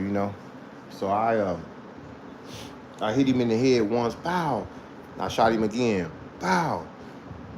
Probably a neck shot. That was 2 shots. So I hit him again for a third time. Now he's shifting. He's rotating. His body's moving. He's going in these different realms. I'm aiming at him, but like I say, I'm going for the head. But I hit him in the head about 3 times. He was a tough motherfucker, and he was a big boy. He was a big boy. He was about 4 feet tall. If you was the measuring from his tail to his head up, he'd come up to like my stomach. You know, it's a big animal. He was like a dog. He was like a big, burly. He was like a baby bear. Yeah, he was like a motherfucking a big clean bear. His fur was clean. He looked it clean. He looked like he was groomed. He looked like he was could be like someone took care of it. But a big boar coon, they take care of him. He's like a lion. He's like the king of the pack. So he's clean. He eats well. He drinks well. He goes down to the river. He's well taken care of by the way he lived. And his raccoon counterparts. So I hit him about 3-4 times. I hit him about 3 times, and he was breaking branches, and he was holding on to other branches, and he was dropping down lower, and he was tumbling and holding for more branches, and I just kept hitting him until he came down, and then he broke some branches, and then he came all the way down out that tree. He hit the concrete in the driveway. Boom! Now he laying there. He hurt though. He can't move. He can't move, but he hollering now. And he hollering loud. So I think he was telling the rest of the raccoons, y'all stay away from here. Don't come over here. My position is compromised. It's a deadly situation. But you could hear through his call, the way he was hollering and shit like, ah, ah, ah. That motherfucker was going dumb like a car alarm. I was like, fuck, this bitch gotta die. So now I got him on the ground. I still put the scope on him because I want to make sure, I could have just put it to his dome, but I was over him. I just, lined him up and, hit him one time in the head, and then he started hollering and shit. I hit him one more time. And then after that, I put about 5 or 6 shots in him in total. But like I said, he was a tough motherfucker. He was. He was a fighter. He was strong. And he was vicious. And he was a savage. His paws was probably like that long. Nails, claws, that motherfucker. Yeah, I ain't never fuck with no coon. I ain't never did no shit like that. But I'm like, man, this bitch gonna stop hollering for one. Because for two, this bitch making too much noise. When I got my neighbors, I know they was probably like, what the fuck? That shit was crazy. But once he stopped hollering, I was like, he dead. Moved him a little bit, make sure he was, I had to make sure he was gone. And yeah, he was out of there. So I said, okay. I couldn't have no fear in me, but I was scared because I ain't never fuck with no shit like that. I didn't been fishing before. I didn't caught a fish and, took the fish off the hook, threw him in it. I didn't clean fish and shit. But I ain't never took down no wild game like that, especially no big boar coon. I ain't never did that. And I had this rod, so I took his 2 back legs and I hung it on that bar.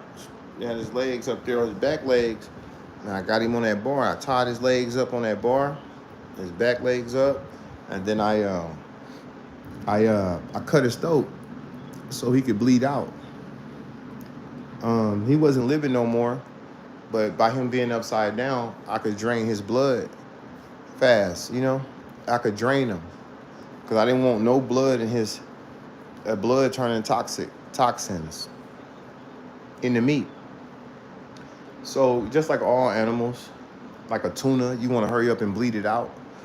Any animal, a chicken, like things don't taste good with blood in it, It's not, well, it's fresh, but the quicker you could bleed it out and drain that blood, the fresher and preserved the meat is gonna be, So I had him hanging up, and the first thing I did, like I said, I hit his throat. I had a knife. I don't know what kind of knife I had. I guess I had a badass knife because it was nothing. And then I went into combat mode. I went into another realm with that coon, and the fear was gone from me. Like I said, he was dead, But I was kind of nervous and I was kind of scared of the whole shit because I didn't want to clean that motherfucker. I didn't want to fuck with it. But I wanted to eat it. I wanted to go through what I knew what I could do because I studied on YouTube what to do with a coon, how to bring a coon down and get him right. So I let him bleed out. Now I got the light on him and shit. He leaking and he pouring out. And I just let him drip. I let him pour out. I let him bleed out. And once I figured he bled out enough, and he wasn't leaking no more, and then I went to work, and I cut around his back legs, a full circle. Then I cut down on his fur, on both of his hind legs. And then I pulled his skin, his whole fur. I pulled it off, and then I saved it. I made a rug inside of my tent with his skin. I saved that skin. I put salt on it. I put salt on the skin, and I rolled it up to preserve it, and I saved it. I cut his paws off. I saved those for like good luck. And I had his head. I had his eye sockets. I had his whole head, his nose. Everything was preserved. I had his whole body, like a rug, like a perfect rug. And then I pulled all his skin off, and now I'm looking at his body, and his meat is not like meat, like steak or like beef or pork or nothing like that. Way more redder. I would say burgundy. I would say dark purple, like a real dark red, a real dark burgundy, red, purple type colored meat. It was strange, and I was like, wow. But the meat looked at. I was like, damn, that looked like some good meat. So I'm gonna work with this motherfucker. So I grabbed his stomach, skin, and then I hit it. I hit that line and just went up, and I got all his organs out. If I was smart, if I would have been thinking, I would have got his liver and saved his liver. I would have cracked his head open, and I would have took his brain out. I would have kept that. But I just cut his whole head off. I didn't save the brain. But his organs, I would have, if I was smart, I would have saved that heart. I would have saved his liver. And if I was really like from Indonesia, I would have took his organs and bowels and stuff. I would have probably ate everything on that coon. I wouldn't have wasted nothing. But me just, being fresh in the shit, I just removed all his organs out, put that in the bag. I hurry up and dispose of that shit because I didn't want to be dealing with that shit. I wanted to just hurry up and get the meat processed. So now I got his organs out. I got him. He's still hanging up. His meat looking good. And I got his organs. I got his fur off. Now I'm going for the glands that's in his lip nodes. I need to get that lip node out of him because that can poison and taint the meat. So I knew where to go and find those balls in these little sacs in his armpits and his legs, hind legs. So I cut into that meat and I removed those things out. And I was like, okay, I got all four. I got his head off. It's all business now. I cut his feet off. So now it's like I got a whole, like I got meat, like a lamb, like anything else, a hog or whatever. So I took him down off the pole that I had up there. I took him down from that, and then I rinsed him off real good. And my mom had this big old pot she used to cook like gumbo in and stuff. And I grabbed her pot, and then because he was big, he was long, he was big, he was big. So I just cut his body in half through his back. So it was his front legs and his front body and his neck, and then his back part of his body. So I just cut it all the way in half, and I rinsed it off real good. And then I knew by YouTube training that I needed to soak it in that pot with salt and vinegar and sit it on the porch for like 24 hours. So I put them in that pot. I put the salt in there with the vinegar and water, and I cut his body in 2 pieces, and I put him down in there. A lot of water, a lot of salt, vinegar. And I put the lid on it. I put the top on the pot. I just left it on the front porch for like a whole 24 hours. 24 hours was over, and I poured the water off of him. And his meat it had changed colors a little bit, you know, because what I was doing was I was extracting any remaining blood in the tissue, so I wouldn't get that gamey taste, and I wouldn't get that blood toxic taste. I was getting everything out of him, and I got it out of him, and then I went to work.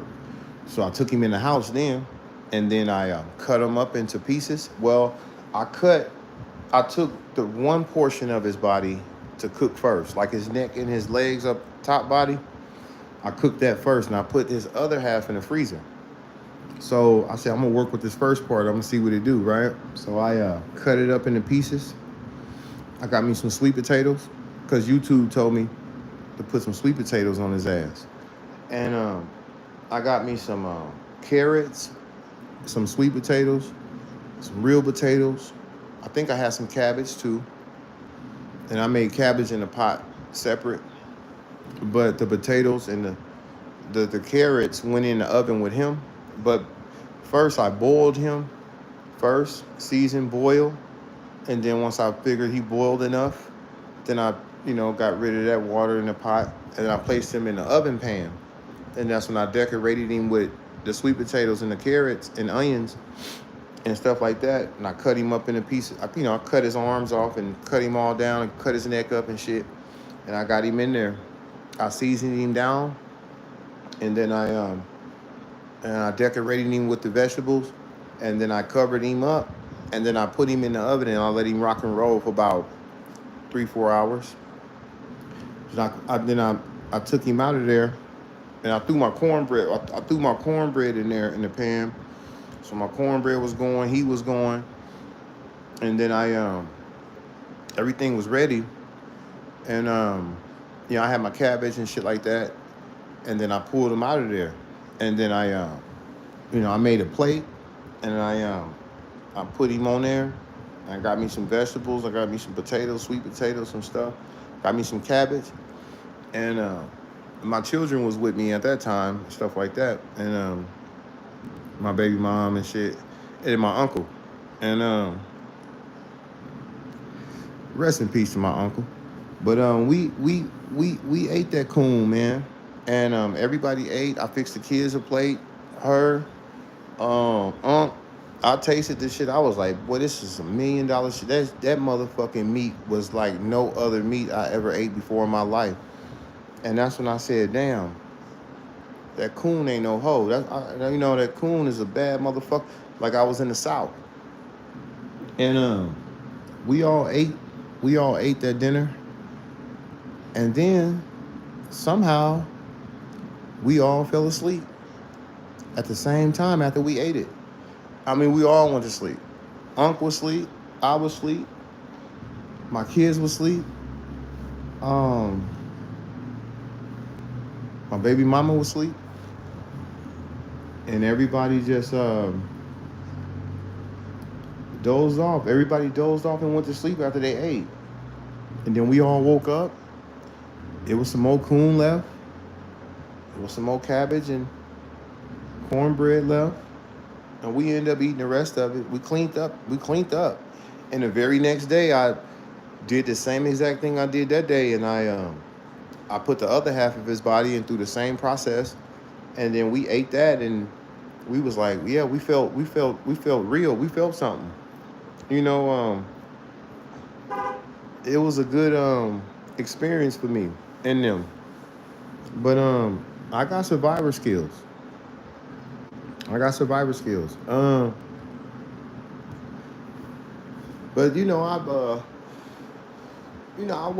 work with nature and stuff like that. I don't like it. I don't want to have, but if I'm gonna respect it, I'm gonna respect the hunt. I'm gonna respect the Lord and His animals, right? And His children. Hell yeah. So I didn't I didn't I didn't use the MFK pup screamer again because it was just too intense. It was kind of intense for me. But it was a good experience that night to be able to do that and work with everybody I was working with, you know. But yeah, yeah, man. Yeah, but you know, one day it was raining. And the dude was hilarious and like chilling with you ever want unreliable mod and happy to help, absolutely free. Like I said, unreliable, so maybe I'm thinking it's the backup. Yeah. What up, Timu Crip? Right. With your gag, right. You don't eat coon, only hillbillies do. Nah, man, people in the South eat coon, you know? They hunt, man, down there, you know? They hunt deer, all that. They got wild game in the house. Deep freezer full. All that food stamp shit. I heard they cut them people food stamps off. Not me. So I get to cutting that shit with them rounds. Put some in that oven. You gonna cut me off, nigga. I cut heads off and I prepare meals. You hear me? Soldier. And no one takes my shit from me. I can't get nothing to snack on. Hell nah. Hey, Lively Cuts, what's up, man? I see you. I don't know if you can eat raccoon. No, you can. It's some hell of a good meat. Type it up. It's a restaurant in Los Angeles. They'll sell you a plate of it, but the plate costs like $250, $300 just for a plate. We all had plates. And I still had coon in the freezer. That's a delicacy, bro. Very, very delicious. Very different. It's no GMO. It's the Lord's gift to you. You gotta know what you're doing when you're out there. Well, low key serving raccoons, bro, right? That's crazy. I'll just eat a raccoon in the street, yeah. Catch a raccoon on the street, yeah. We was on the streets, but we lived like in a wildlife area. It was open, like everything was field, like, so I was surrounded by nature, you know. Squirrel, yeah. When I hit that squirrel that day, I got that squirrel. I got me a nice sized squirrel. I got me a tasty squirrel. I'll tell y'all the story on that squirrel in a little bit. Let me get through here. Snake tastes good. Yeah, I would have got me a snake too. 1,200 feet per second. Ain't no joke. 45 ACP is in above 1,000 feet. Yes. So I was putting rounds. I was putting some shit down through some shit. I put some across a motherfucking animal's ass out there. But I did some damage with that motherfucker. I was hunting, man. I was hunting. Yeah. 1,200 feet per second was my 22 monitor. My 22 was a vicious rifle, but I ordered different type of ammo. Some ammo I had hollow point ammo. Some ammo I had some shit. I used to call it a kick dough stopper. Hey, yeah, it was an ammo, but it had a bead and a ball in the tip of it, and it'll hit it. Yeah, the hollow point shit would. Yeah, so I used to order different ammo to do different type of damage, you know. But everything was clean kills. When I hit, the whole head come off. Wow, and I could see the type of damage I was. You know what I'm saying? I could do with the rifles that I had. But yeah, my 22 was 1,200 feet per second, and in my 25 it was like about 800-900 feet per second. But with some shit coming at you that fast, it was, like I say, it was blowing holes through metal chairs. I had a computer hard drive I set out there, and I was just tagging it just to see. I'll blow a hole clean through the hard drive. It was metal, steel, and I'll blow through the steel, through the computer. It'll come out the other side. And I was like, okay, well, this weapon is sufficient for what I need, you know. A fox, yeah, I would knock a fox off. A coyote, yeah, I would do him like a coon. My brother in Christ, one way past cool. You would never need a 308 to take out a coon. Now, if I hit a coon with a 308, if I'd have had a 308 that night, bolt action, nigga, that big old motherfucker, boy, that's a big round. I put that scope on his ass, that first headshot, I knocked his whole motherfucking head off. And that coon would have came out that tree like butter, like a hot knife through butter.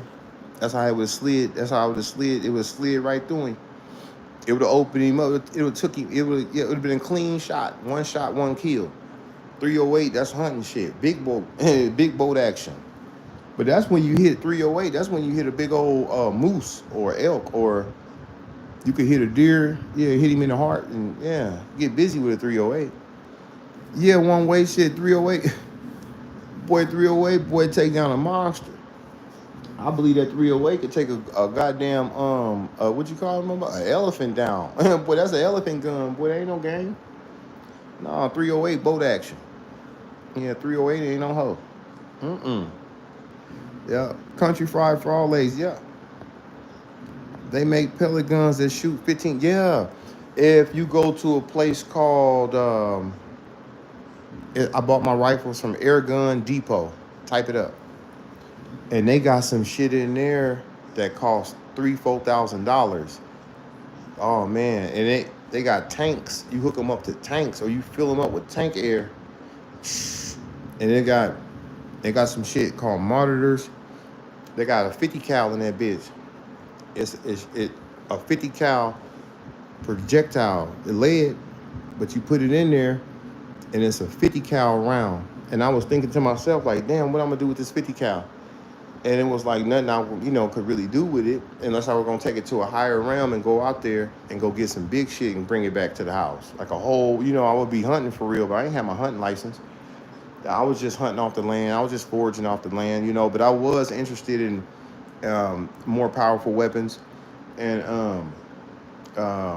more powerful hunting tools and stuff like that. So I was able to, but yeah, Airgun. The name of the app, the name of the website is a Air Gun Depot, Air Rifle Depot. Air Rifle Depot, I think is the name of it. But yeah, Air Rifle Depot. If you type them up, they got them. In my 22, I think I paid about $200-$300 for that. My 25, my Benjamin Mortar, I paid about $500 for that. And then the ammo is separate. And you could buy different type of ammo, whatever you think you might want. In my 25, I had some hollow points and shit with that. I had some shit that'll just knock a motherfucker, just open his whole shit up. When I used to hunt, I used to see the damage that they do. And I knew I had some power. Like I said, if I could have hit a nigga, I could have hit a nigga with it, but I wasn't, I wasn't tripping. It was meant for hunting and plinking, because plinking was my thing. Get my aim up, and then I learned how to zero. I learned how to work on my scope, longitude and latitude. So I would be in front of my mom's house, and I would see a dove a block away around the corner on the other side of this, over there. And it's on a telephone pole. It ain't even nowhere near me. He way over there with my scope. I could see him, like I could bring him in bigger. So I could zero in on that dove, and it would be like that dove face was like right close to me. So I just put the crosshairs right on him, and whop, and then I'll watch feathers fly off his ass, and then he'll just drop off the telephone pole. And then I would run around the corner to go get him. But I had me one of them dogs. What you call them dogs? Hound dogs, bloodhounds, shit like that. They smart and they hunt. They working dogs. I would have had me a couple of workers. I'd be go get him. Man, they would have ran around. They would have went and got his ass. They smart. Yeah, them dogs is your best friend when it comes to this hunting shit. But you gotta have worker dogs that hunt, that know it. Hell, a Malinese, a German Shepherd, I'll go around there and get that bitch if you tell it to. But the German Shepherd, that's what he do. He jump fences and all that shit. He'll jump the fence and go over there, jump 2 fences and grab him and jump back over there and bring him to me. That was a German Shepherd to get you. But that hound dog, that little long, that weenie dog. Yeah, I send that weenie dog around that motherfucker. Weenie dog go over there and run all the way around the corner and come back and bring him to me. But I ain't had no hunting dogs and stuff. I just had hunting rifles, but yeah, I was having fun out there, man. I was hunting good. Yeah, no pellet gun shooting above 1,000. Well, now you're lying. I just sent you. I just sent you to the app. Air rifle depot, air gun depot. Type it up. It's gonna be. It's gonna say air rifle depot. It's gonna have a red. It's gonna be in red, and it's gonna have a picture of a target with crosshairs on it. That's how you gonna know you on the right app. Then go in that bitch, and you gonna see the rifles. New shit. That shit came out 13 years ago. They got some real powerful shit out there, man. This ain't back in the days with the pellet gun with the CO2. Nah, I bought some powerful shit. And like I say, my shit was for sport and hunting and sport. Clinking and getting my aim right. Learning how to adjust my scope for wind and distance. If the wind blowing, I can feel it on my face. I know if the wind blowing on my face to the right, you're gonna shift my round over to the left. And I need to compensate for that. So what I do, I turn my tip, and I slide it over. And then I say, I'm going for longitude and latitude. So I need to now compensate for distance. So I got distance and I feel wind on me. So let me compensate for all that. And I just turn my shit on the side, turn my shit up. And instead of me putting the crosshairs dead center, I would go with some dots down lower, and I would go over more to the right. And it'll be, you would have to be crafty with that shit to know how to work. So instead of me putting it on him, I would compensate for wind and distance, and then I would aim at him with a couple dots over or a couple dots up, and then I would put the couple dots on right there, and I put the dots on his ass. And then, so when the round go off, I'm already in compensation mode. If I don't compensate for distance, then I wouldn't be able to, I was hitting shit thousands of yards. I was hitting shit way over there. The light pole was over there, wood. I could hear that motherfucker. Bang, bang, ding, ding. I'm hitting shit. So I'm knowing, okay, I could tag shit from way around. I could hit a nigga from, man, I'd be 4 blocks away up in a tree. I could be up on and I'll put that scope on your ass just like anything else. Yeah. I'm a marksman. Boy, ain't no goddamn joke. And I know how to work with that type of shit. But I blew a lot of scopes. I blew my scopes, because that rifle was powerful. When it kick off, wow, I didn't broke the glass in the scopes, and scopes was kind of cheap. So I had to go invest in high power scopes and then mount them on my rifle to be able to, work, a little bit. But yeah, man, all you gotta do is type it up. You'll see it. The sonic crack is louder than them rifles. It doesn't matter what you think it is. Boy, I do this.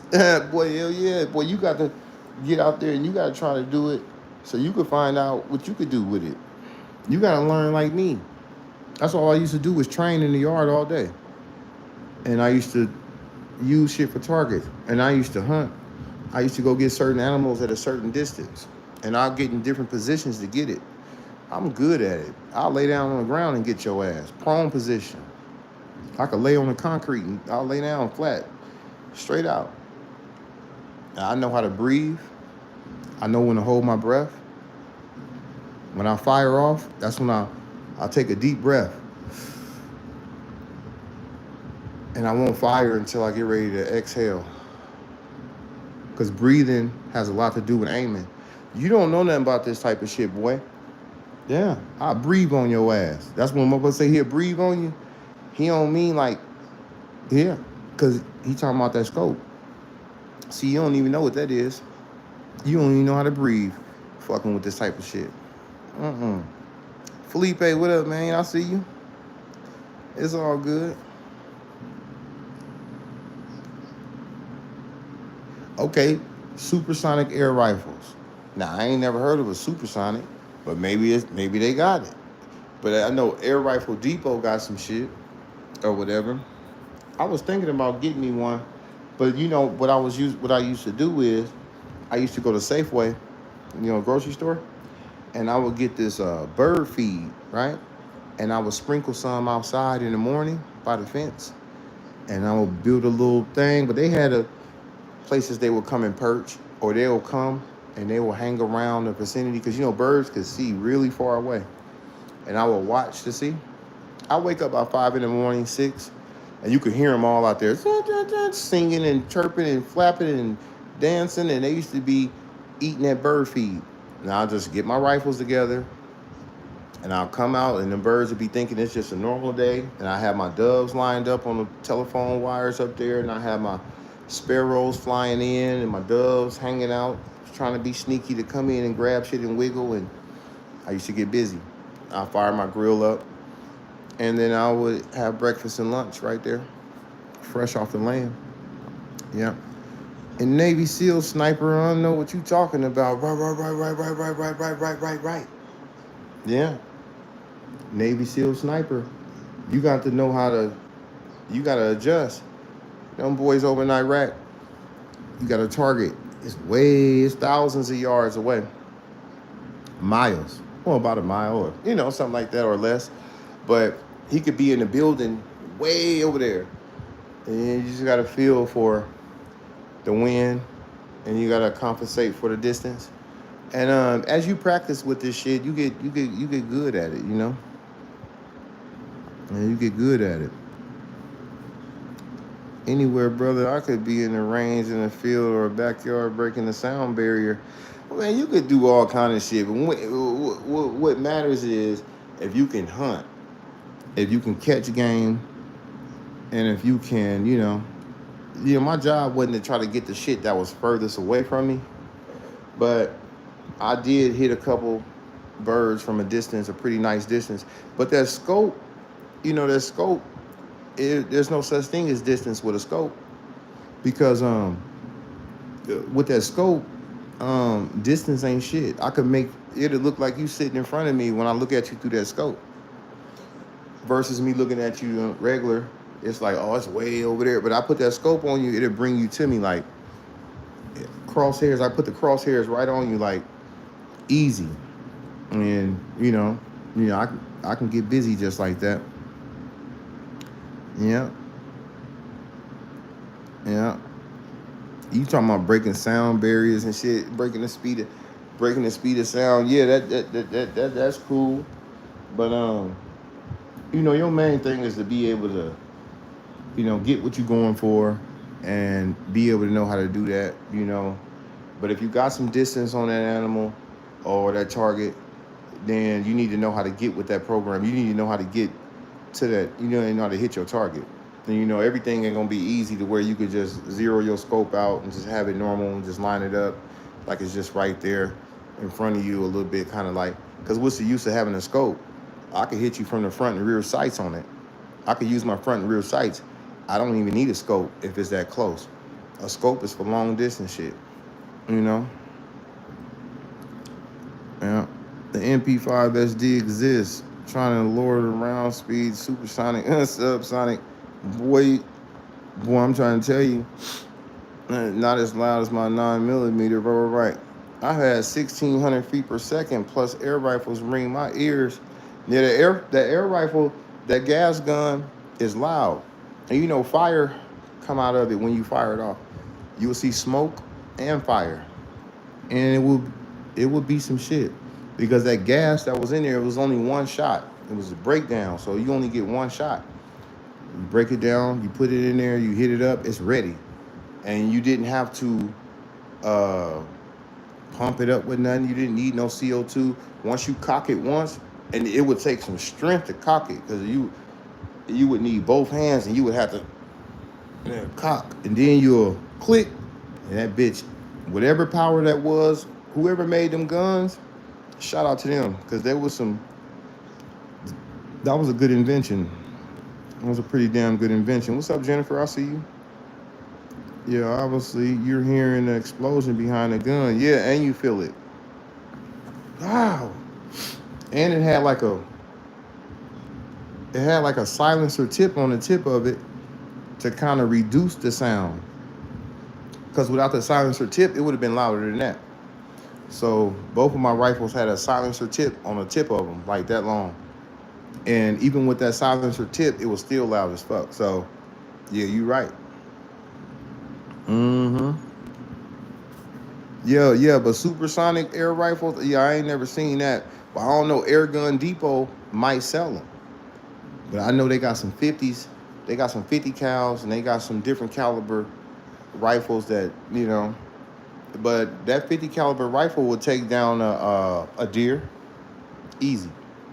Yeah, easy. And it had an 8 round cartridge, a 5 round cartridge you could put in there so it could spin. Tit, tit, tit.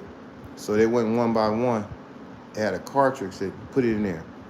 Like a clip magazine, but it was like a revolver type cartridge. Yeah. If you look it up, you'll see it. My Nerf gun loud, rubber right.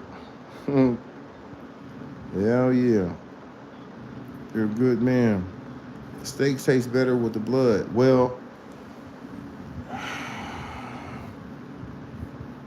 what you see in the steak, if you cook a steak medium well and you cut into it and you see the little red juice, they say that that's not blood, that's called something else. Um, but people think it's blood. The blood has already been drained. The red is coming from the meat. It's like food coloring, but it's a natural color. Yeah, I can't. You tell my real count, right? Oh, like deer, yeah. You love meat, huh? Well, yeah. Protein. Yeah. Snake meat will give you energy. Yeah, it will. It's got protein.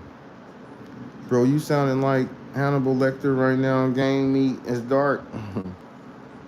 Please stop talking about your passion and discretion. This poor bastard just tell me it was tasty and that's good enough. No, man. If I well, anything is tasty. Hell, a hot dog is tasty. Was it good? Yeah, it was good. Hey, you hungry? Yeah, motherfucker. Hey, you pull up, get a hot dog. I seen police pull up and buy hot dogs from Mexicans on the street, right?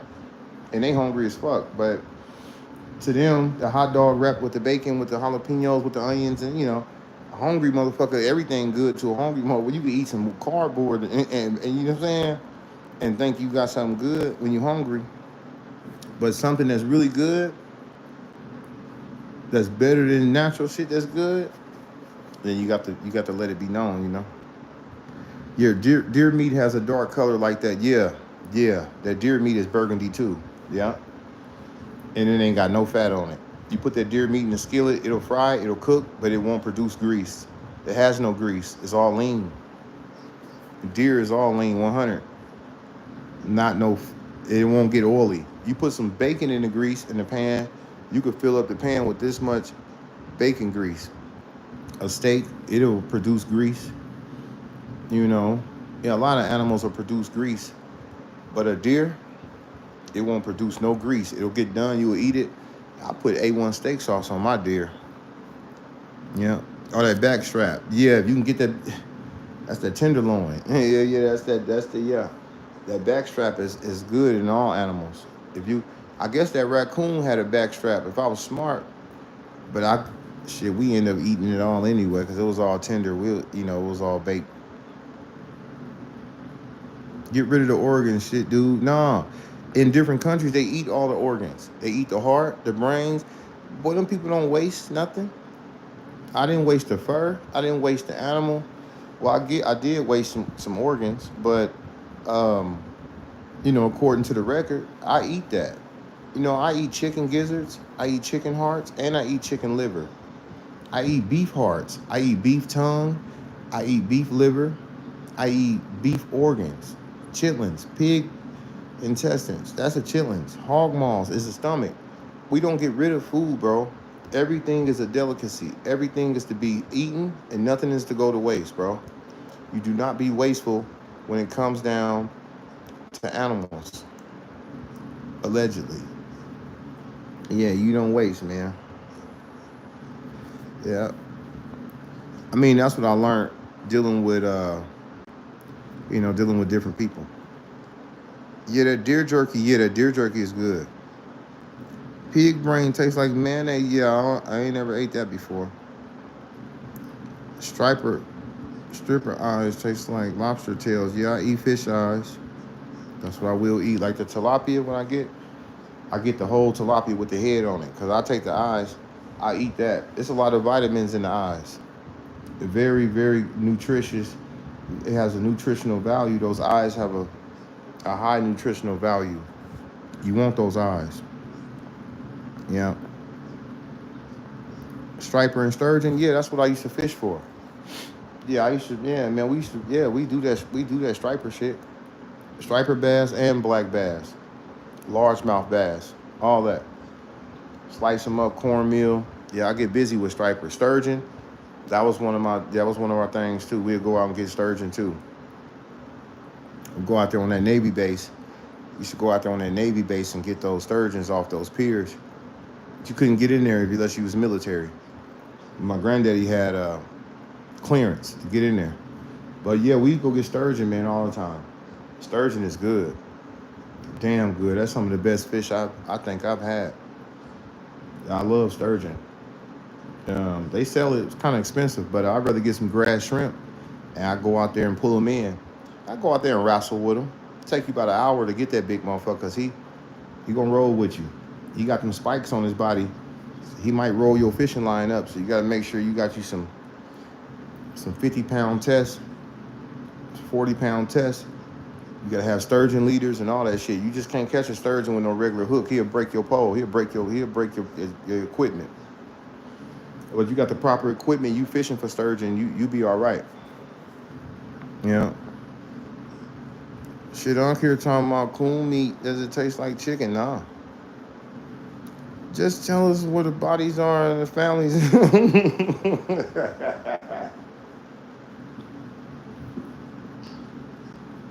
mm. Mm. Mm. Mm. Now that's funny. Nah, tell me where the bodies are. Cause the family need closure. That was funny. Yeah, that was real funny, bro. GMH. Yeah, that was funny, man. Yep, he ain't lying. I even eat coconut crab. Yeah, that too. Man, I eat anything moving, man, as long as it ain't, if it's edible. If it's moving, I'll do something with it. I ain't gonna eat no dirty shit, you know. But everything wild could be eaten. Real life, I came from war. I understand. I eat dogs here. Our turf is delicious. Yeah. If I was over there or if I was in some situation where it called for it, yeah, a dog is up there. Even though you ain't, people see it as a pet and shit, but this ain't the, this ain't the pet cemetery channel. I'm all I find, all I keep, bro.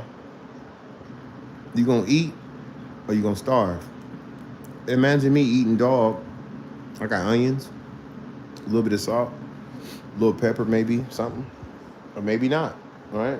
Just maybe I got dog and I'm grilling dog. I'm eating dog, and you're there, and you're hungry. You ain't eaten 2 days and a half. I haven't either. And all of a sudden I got the dog and it's up there, and it's a dog, and I do too. And it's done. You could smell it cooking, and it's smelling scrumptious. And you haven't eaten, and I'm eating it, and I'm offering you some, and you sitting up there. It's a dog, motherfucker. You gonna starve because you can't go that long without no food. You're gonna be skinny. You're gonna be weak. You ain't gonna be able to carry on. You're gonna need that dog in you.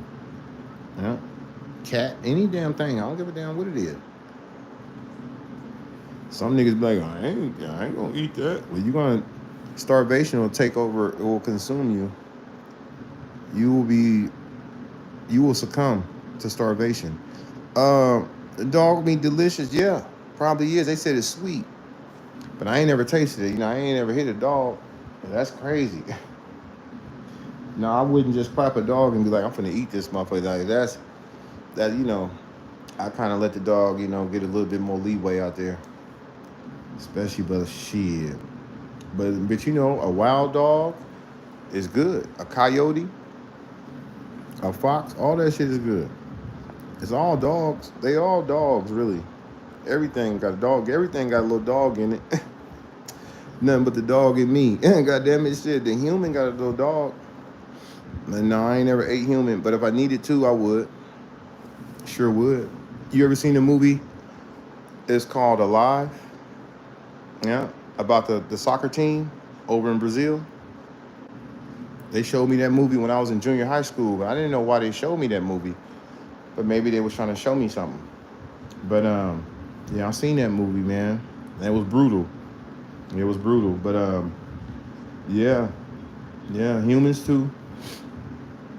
Yeah, I would if I had to stay alive. Yeah, I would eat a human fast. No psychological warfare, but survival of the fittest. It's not a game. I was programmed like this. Um, Self-preservation is the first rule of nature, right? It's serious out there. I have a Sig 920 that's crazy, bro, right? Pop a leg bite, right? Pickled eggs, yeah. Blood for blood, yeah. What scope you use? Hey, Marcus, I don't know exactly. The scopes that I had, they came with um, the rifles that I was buying. But like I said, I was blowing them up. I was shocking them. I was because the kick, the power from them would like rattle. Because I used to put like 1,000 rounds through those rifles on a daily basis. And I was putting a lot of wear and tear. I was putting a lot of shit I was putting a lot of shit down through them rifles. And like I said, the scopes wasn't, and they was mediocre scopes. So I had to step my game up and get some high power scopes. I forget the names of them. I didn't trip off that. I just wanted to hurry up and get my scope and hurry up and mount it and hurry up and zero it out and get busy, you know, and get busy.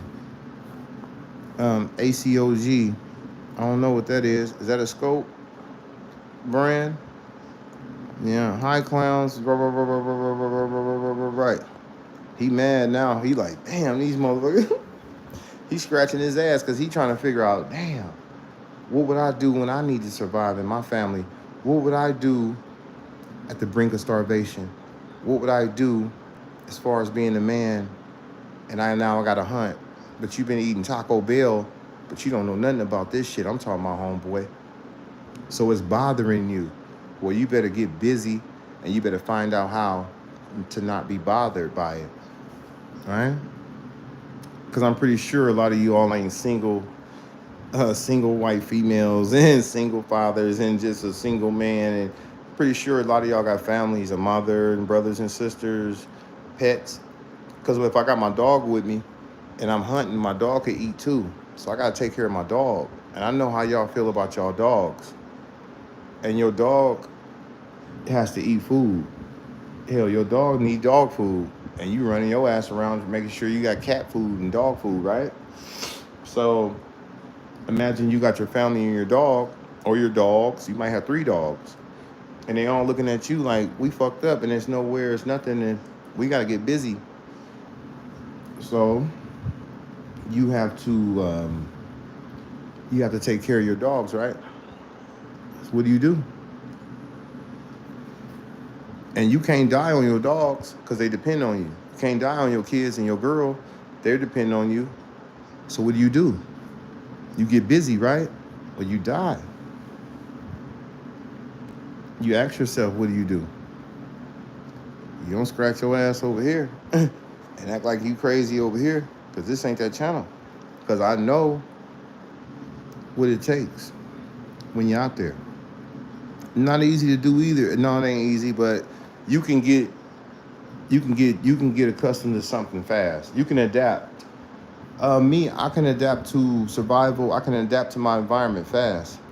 If I find myself in a situation, I can go into survival mode quick. I can go into combat mode. I can go into I can turn into a real hunter real quick. Allegedly, but I don't have to, but I can if I needed to. And my children, they don't know. The kids, they don't know. You want to eat? Yeah, I'm hungry. You smell it? Yeah, I smell good. Kid don't give a damn. Let me get some. Yeah, yeah, buddy. Yeah, buddy don't know what it is. Buddy, I passed some meat. I didn't pass buddy oxtails. I didn't pass buddy alligator. I didn't pass buddy frog legs. I didn't pass him chicken, steaks, different parts of different animals. He don't know. He just know it's good, it's seasoned, and he know that he could trust motherfuckers. I ain't gonna give him no poison. You ain't gonna poison your family. You're gonna nurture and provide them the proper nutrients to your family.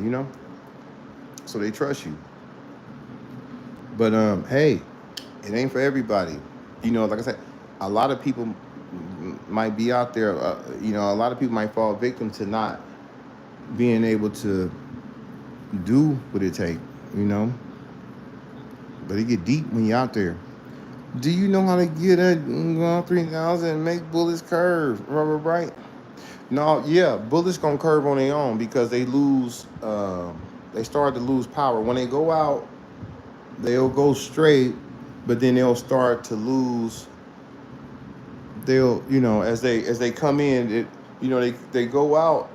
They'll go up trajectory, and then they'll start to lose speed, and you know, so you have to compensate for that. So yeah, they do curve depending on how far you shooting out or what you aiming at. I said 3 weeks just to target with piss can. Right. Boy, he said 3 weeks. Boy, that's crazy. Damn. I said 3 weeks just to one target with a piss can. Damn. 3 weeks on one target with a piss can. What you need a piss can for? To piss in the can for what? Why didn't you just piss on the ground? Or you didn't want to like nobody to know or what? I don't know. But shit, the piss can is crazy. Yeah, that's something there. I mean, I guess the conditions or the situation, I don't know. It may have been that intense, bro. But yeah, that's crazy. But yeah, sometimes you might have to lie in wait. You have to lie in wait. So I say a motherfucker might be laying in the bushes waiting on your ass. You don't know. A nigga will sit outside 3 nights just to make sure he catch your ass. You might be gone for the weekend. It don't matter. I'm gonna get him when he get there. I'm be waiting on him. Bitch be waiting on your ass, and one of them might be up there in that tree way over there, waiting on your ass to step out, and ain't no telling. However you need to get him. Yeah, that's what it do. Yeah, that's what it do when you out there. I can tell you serve, brother. No, I ain't served. I served in weaponry and dealing with firearm training and stuff like that. But no, I didn't serve. My people served. But you know, um, I have knowledge. Yeah, I have the knowledge on that. Rangers are better. Yeah, that is super loud. 1,000 yards away, called a suppressor from the barrel. Yeah, that's what it. Well, it was just rifles, air rifles, but they wasn't silencers because you probably wouldn't have heard shit. But a suppressor to ease the sound down a little bit. Yeah, so they all had suppressors on them. Hey, where you from? I'm from Bangladesh. I love Bangladesh. Right. I'm from America. You would say that as a ranger, but when y'all in trouble, you call us. Right. What's your favorite meat? Shit, my favorite meat today, I would say it would probably be fish, seafood, but probably fish, mostly fish. I could eat fish every day. I wouldn't have no problem. But chicken is kind of my favorite. Fried chicken is really one of my go-tos. But fish is fish is like my main thing. I really like fish. But I enjoy eating um, all meats, really. You know, Gucci Mane, rubber right, V12, rubber right. Hey, where are you from? I'm from Bangladesh. Yeah, I'm from America. That that works the other way. Free Kwabi. You still my brother at Sports Money. Token that Hawaiian ice. But most of all, we in here. Damn, Hassel. You in Hawaii on that ice? Boy, I know about the motherfuckers in Hawaii on that ice. What's that nigga name? The bounty hunter? The nigga with the long hair? I forget his name.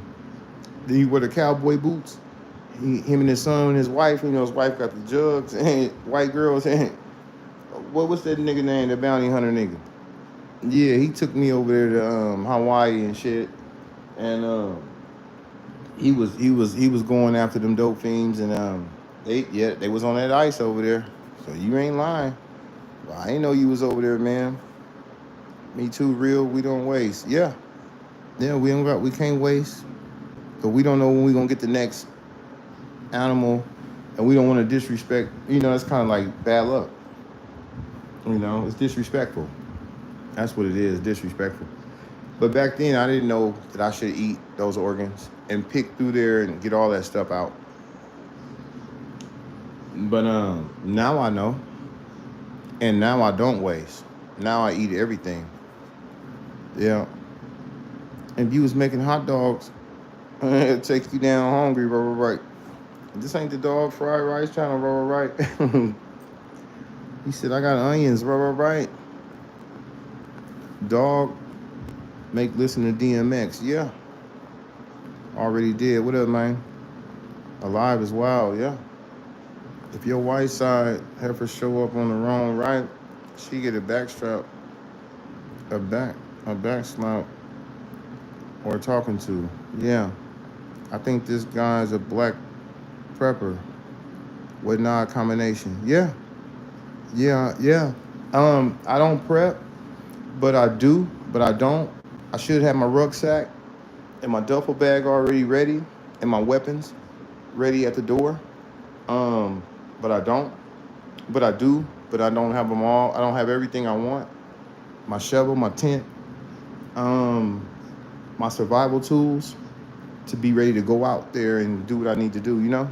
So I'm missing a lot of stuff. But I am. Yeah, I am. How you feed him when he lives with baby moms? Doesn't matter. Girl, don't let that boy come over your house and eat up all your groceries, right. Make him go hunt. He ain't gotta go eat up her shit. He could go in the jungle and come back and give her something. Survive in Fillmore, Africa. What's going on, man? I see you. Yep, already know. Black don't matter, right. Do you sell drugs? No. Dog. Yeah, the dog. That's who they are. The dog. Yep, the bounty hunter. That's who he is. Yeah. Didn't they say he died or his son died or somebody died over there? The dog, is the dog still alive? Because I heard something on the internet, they said the dog was dead or his son died or somebody in this shit died. Don't tell me the dog dead. The dog's still alive, right?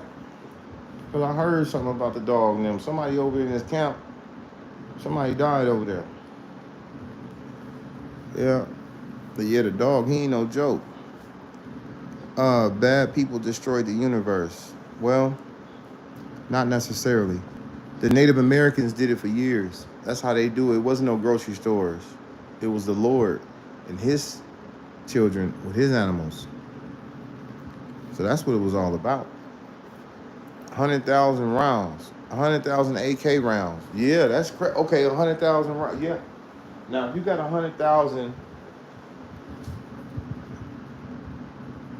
AK-47 rounds, are you ready? You know, I didn't think that the AK-47 was accurate until I really studied.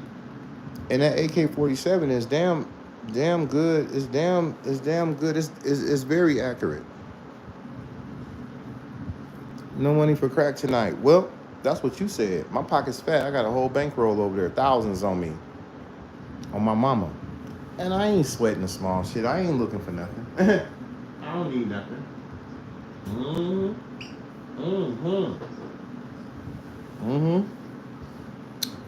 Now imagine if I was, and if I didn't have it, wouldn't I be on here trying to get it? Because you know a motherfucker do anything to get right? So do I appear to be like I'm looking for something? Do I seem nervous? Do it look like I need something? If I did, I would ask. But it wouldn't be for no shit like that. It would be for survival measures, you know? I don't do drugs, bro. You can miss me with that shit. Now, I do drink. But as you can see, I got drink. Yeah, I do. Sure do. Plenty of drink. And this is very expensive. This is not cheap drink. This ain't rock gut that I mentioned. Um, it's a very expensive cognac. It's out of France. Did I mention that? I must have left that part out, huh? That's all right. We'll talk about imported cognac from France a little bit later. Yeah, we talking about hunting tonight. I'm sorry to hear that. Right. You like Nefertiti? Yeah, well, yeah, I like anything that got something to do with some power or some powerful people. You know, something allegedly. You know, but yeah, when I seen a squirrel, and I didn't have to, you know, set my scope up like that. So I zeroed out my scope, and the squirrel was right next door on the garage on the roof top, and I was kind of like on my front porch, and it was on my next door neighbors, like in their backyard. So I looked up on YouTube how to prepare a squirrel and how to get a squirrel right, and you know, get that squirrel together. And and one day I just came out and I seen the squirrel. It looked healthy, and I put the scope on it, checked him out, cause you know those squirrels be having bot flies and shit in their neck, like this big worm, and you got to pull it out with some shit, and then worm will go in and eat at their skin, and yeah. So I don't like animals with wounds. I don't like wounded animals. I don't eat like me and my granddaddy used to go fishing. If we caught a fish that looked like it was injured or something, he wouldn't recommend it. But in a survival situation, we would just cut off the part that seemed hurt, and we would still eat that. But you know, I was checking the squirrel out or whatever. I put the scope on him, and I took one shot right behind his ear, right behind his head, and he was just sitting there. I think he had something in his hands, and he eating a nut or whatever, a walnut. He's fucking around, sitting up there, and I just put it on him, and then I just hit him one time. And if I ain't mistaken, I think I hit him with that 25. If I ain't mistaken, um, something like a squirrel, I wouldn't really want to use my 22.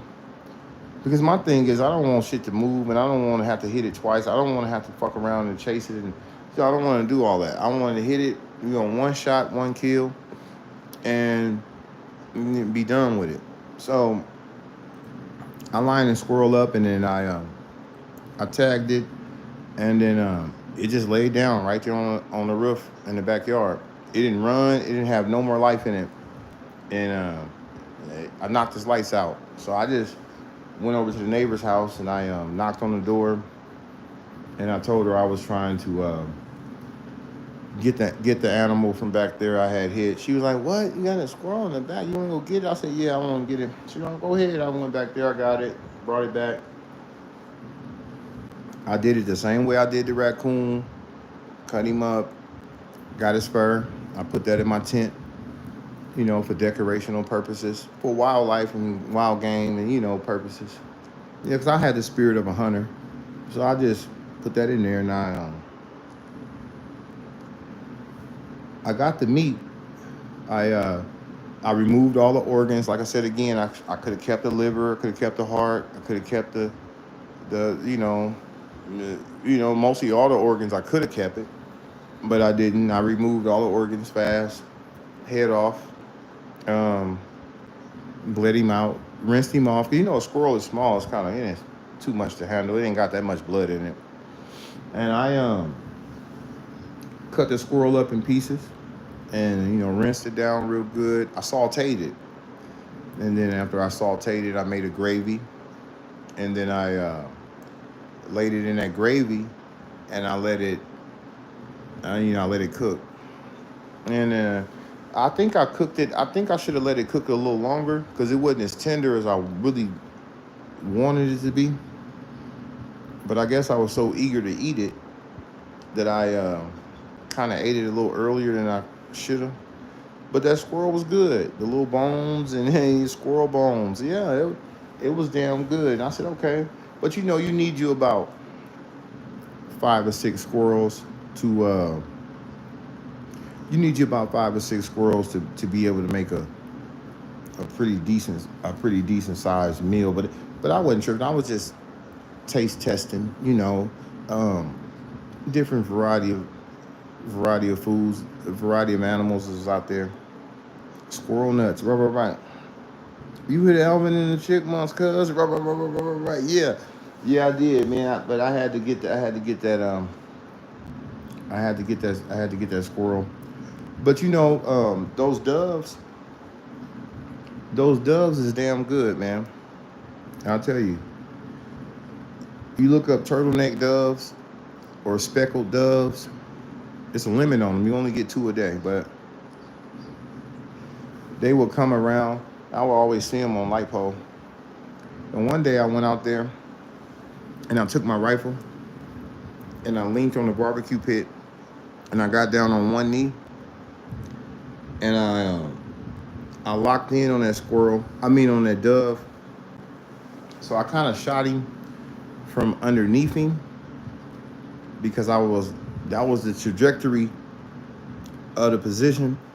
So I I got him right and I just hit him one time. Wow. And then he came down off the pole and I went over there and got it. When I brought it back in the house, as I was carrying it in, and I showed my uncle, I was like, man, look at this motherfucker. And he was like, oh man, goddamn, boy, you still. I was like, yeah, but then as I took a look at the dove, I seen that I came up from under him. The round came in from underneath, and when it came in from up under him, it just clean. It made it clean. I took his whole top off, just like, you know, I just removed that whole top on this shit. All that shit was gone, and it was just open, and it was a clean hit. And one thing about that dove meat is burgundy too, very dark red, almost a purple, dark, really dark color. And I would just remove what I do with the dove, I would remove the skin just like that and just pull the skin off, throw that away. Then I'll be left with his wings, his legs, and the breast meat, because that's what you want off the dove. You want the breast meat off of there. So you just pull the from down in his chest plate, and you just pull that up, and you just pull that off, and you will come out with 2 chunks of meat. You will come out with 2 chunks of dove meat from his chest, and that's really where mostly all the meat was. He had a little bit on his legs. If you wanted to keep that, you can keep that. A little bit on the wings. Most of the time, I would keep everything, but a lot of times I would just go for that meat on his chest, and I would slice that meat up in fine slices. And sometimes I would grill it. I just throw it on the grill, put the stick on it, the shish kebab stick, and I would just cook it like that and eat it. And that dove meat is good. If you ain't never had dove meat, that's a meat you will want. Yeah, you will want that dove meat. But I would work with those. I would work with those sparrows too. Those little bitty brown birds. They about like this big. There's not too much meat on them, but they're good eating. They taste really good. What's up, Simon Says? I see you. Can you give me a shout out, please? I'm going on 5 years sober. Yeah, shout out to George Droid for being 5 years sober. I ain't sober yet, George, but don't mind me. I'm just talking about hunting. How about thug hunting? You cool with that, bro? Huh? Sean, oh my God. No, yeah, for real. She get deep. So I will get those. Mm. Those those sparrows. I learned I could eat sparrows because I typed it up on YouTube. See, a lot of shit I learned off YouTube. YouTube is a damn good place to learn something from. Besides all the nonsense these people come on here with every day and the nonsense they bring to YouTube, YouTube is a platform designed to help you in many situations. I learned how to take off certain parts on cars, to do certain machine work, auto mechanic work, gun work, hunting work, survival work, anything you name it, it's on YouTube. You know, it's on there. So I learned that you can. I learned that you can eat those sparrows and stuff like that. So yeah, man, I get those sparrows. Now I use my little 22 with the sparrows, but at 1,200 feet per second, they didn't stand a chance. And I was out there just plinking the shit out of sparrows. So I'll get me about 10 or 15 of them, and I would throw them on a shish kebab stick, and I would season them up and light my grill, and I'll just lay them on that grill, and I'll get them done and stuff like that. Man, those sparrows is good too. If you ever out there, you know, um, you could pretty much survive off anything moving out here. There's no such thing as you don't got no food. There's no such thing as I'm hungry. You can just get a fishing pole and go cast out. If you get you some bait, you can get you some worms out the dirt. You ain't got to go to the bait store. I've caught black bass with imitation worms, fake lures, fake worms from Walmart. And I bought some worms one day from Walmart. It was some fake purple worms, and it had like some salt in the bag. I don't know what that salt stuff was. I guess it flavorized the water or make them smell it. And I go out there and I would jig with my worm, and I just pull black bass out of the marina right over at the boat dock. And I go home with some pretty nice size black bass, you know. But also it's a good thing. Now, if you got money for bait and stuff like that, and you're out there, um, you can get you some minnows, live bait, live minnows, and go out there in those sloughs. And I'll go out there to those sloughs, way out in the boondocks, where the water is calm, quiet. It was this place out, way out. It was a place called Rock Slough. Well, in that area, kind of much. But it was a ship. It was a ship. It was a boat launch ramp there. And upstairs, they would be up there partying or drinking beer. They have a restaurant up there. And then you could camp on the other side. If you had a trailer, you could camp. If you had tents or a camper or mobile home, you could park over there. You could rent a lot, and then they'll give you access pad down to the boat deck down. And then you come in. I used to go over there and sneak in, really. Or I would knock and be like, hey, or I would jump the fence and crawl around. And yeah, we used to find a way to get in. But yeah, I would go down there, man. On one morning, I went down there and I had me some minnows, um, some live minnows with a cork, you know, and I was able to work with that. Yeah, YouTube does, yeah. That sparrow meat was hitting hard, yeah. Nirvana, what's going on? I see you. There's always a way to get yourself some stripers. Did I mention portable stoves? What's up, real haters? Right. What up, my nigga? Right. Raccoons and possums are good if you are good too if you ever in a pinch. Yeah, no, you ain't even got to be in a pinch. Hell, because if you want stripers, you got to get you some anchovies or some shad, and make sure you got you some thread so it don't fall off the hook. And yeah, man, you go out there with a bag of anchovies, ain't nothing but $2, $3, and you go out there and get you a nice helping of stripers. And striper meat is some of the best meat, man. The meat is pure, it's clean, it's good too, man. Hell yeah. But I went out there, man. I had me some minnows, some live minnows. That's the best bait. Yeah. Yeah, the live minnows is the best bait, so you can get out there and you can work with that. But I went out there one morning, man, about 6 o'clock in the morning, and I told my girl, I said, okay, I'm gonna go out here. I said I'm gonna go fishing. I said I'll be back. Like, all right. I got out there. Well, I was stopped by the bait shop first. I got me 12 live minnows. They kind of expensive, but you can get a dozen for like $12, $15, something, $12, $13, $20, whatever it was. You get you a minnow bucket, keep them alive, and you put your minnow bucket. You can actually put your minnow bucket in the water, keep them alive with the fresh water outside, as long as they adapt to that temperature.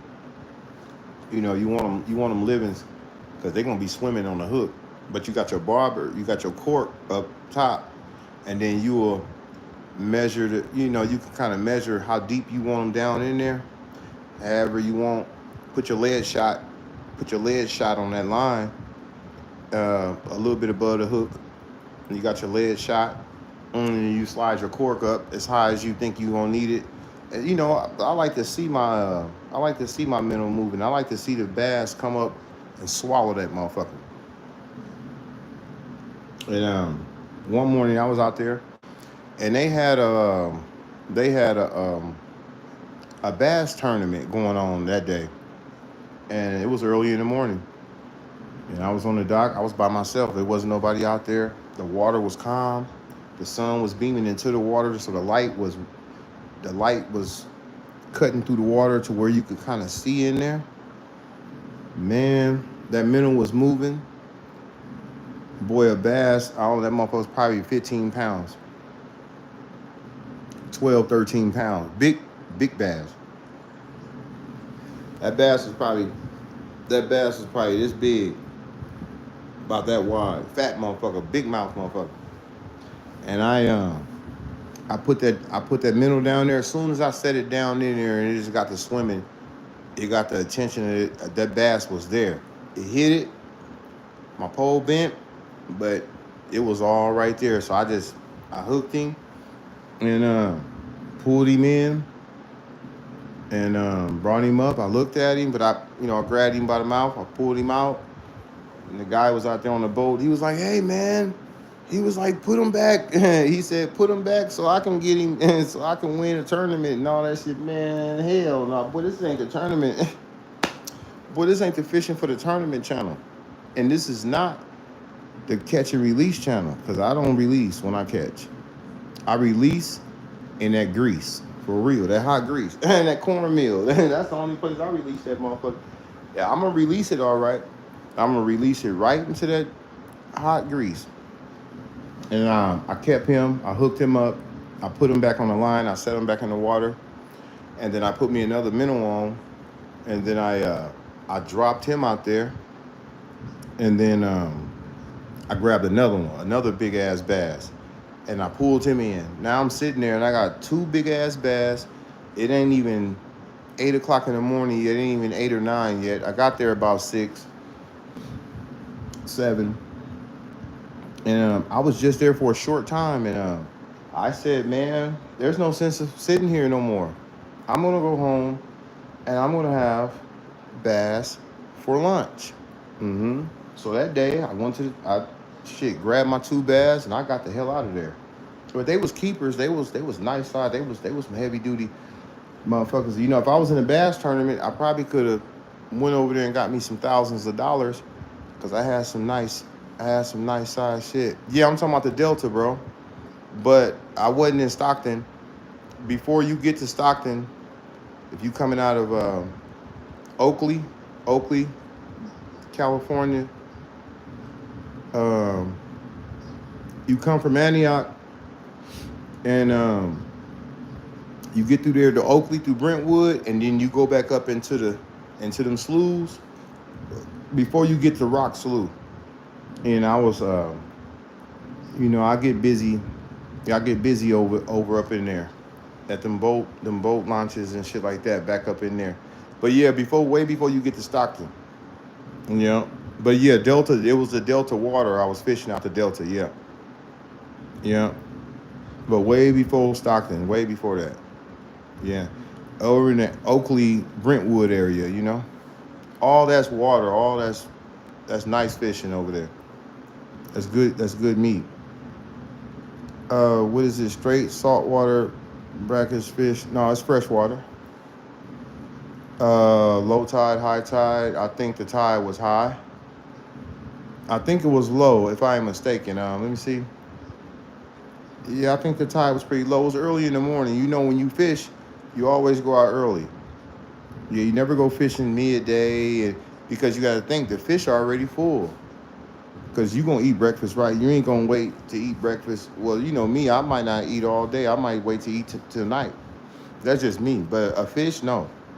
A fish going to come out early as fuck, hungry as hell, large mouth, motherfucker hungry. Yeah, he going to bite rubber worms, all kind of shit. Yeah, yeah.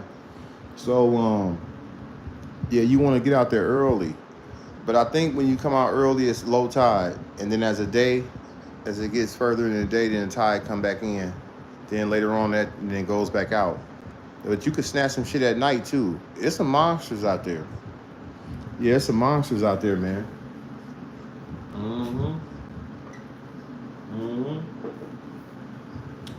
But that's what I fish in the Delta. That whole Delta from Concord, from the Naval Weapons Station in Concord, all the way to Sacramento, all the way to Stockton, if so. But I don't need to go all the way to Stockton. I would go off into them sloughs, I'll be up in that area. Epstein and Diddy, rubber band. Easy work. I'm in Sacktown. Oh, okay, Sean. Yeah. Lim Jen, what's going on? I see you. But yeah, man, we used to have fun, man. I had a friend, and he used to love fishing. He was a street nigga though. He like a nigga, he wasn't really in the streets like that. He was a hustler, he was a hustler. But he was in the streets, and he knew everything, politicking in the streets. He knew every criminal was out there. He knew every crime that was committed. He knew a lot of shit. He come from that shit. But, me and him, we was good. I was a hustler, but I wasn't really about that bullshit, But he would be like, man, come on, man, let's go fishing. But we'll go out there to we will go out there to Whiskey Slough.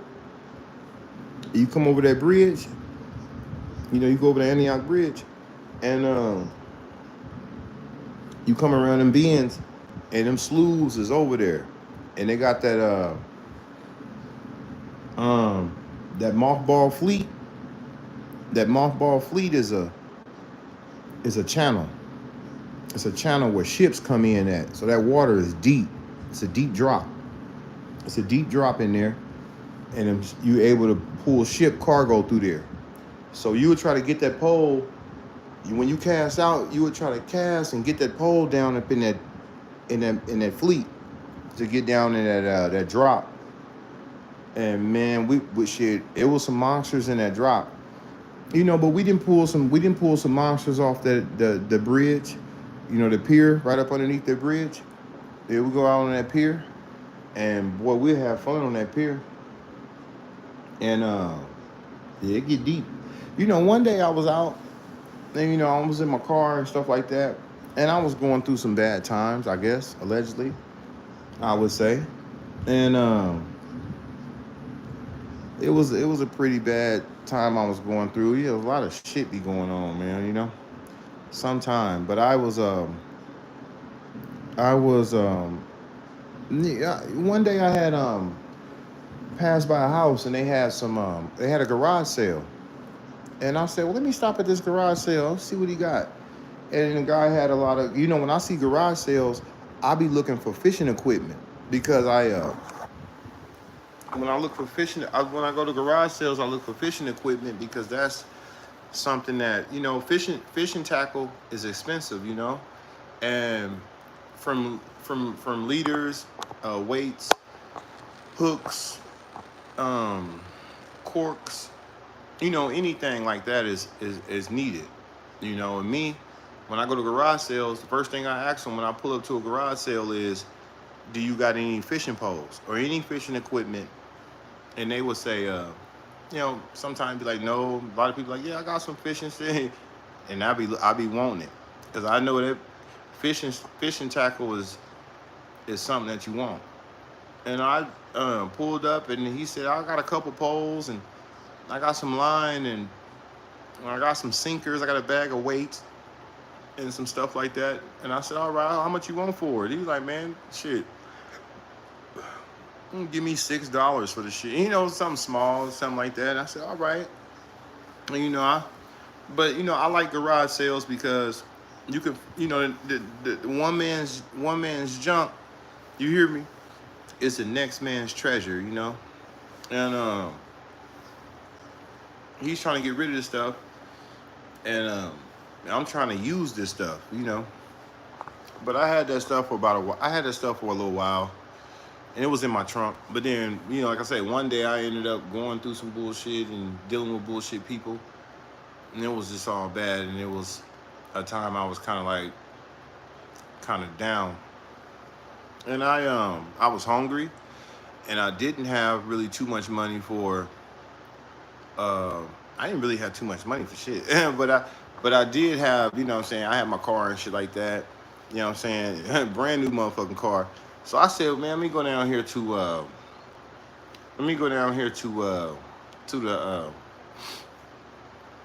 the boat launch, downtown. So I went downtown, went to the boat launch. I got out, and I brought my poles up. I set it down. I don't think I had no bait or nothing that day. I just had my equipment, But I know how people is when you're down there. They want you to be down there with them. Yeah. I was down there with the Mexicans, and then I met some OGs. I seen some Mexicans, some Chinese people, and then I seen some OGs, some black OGs, and I was down there with some Mexicans and stuff like that. And I pulled up, and because I know they don't mind company. I don't mind company as long as you ain't scaring the fish off and nothing like that. I don't mind you being down there because we all appreciate people, and we because fishing, people that fish, they some good people because they ain't got no, they ain't doing no wrong, And I pulled down there, man, and that day was a bad day for me, and I knew it was a bad day for me, but I didn't care. But what I did was, I didn't commit no crimes and nothing. But I could have went and got some money in a way I know, I probably DoorDash. I could probably went to the city, but I probably didn't have no gas to really fuel the whole shit or something, whatever. I was kind of out of bounds. So I pulled down there and, I just set my poles down to the side. You know what I'm saying? Because I didn't have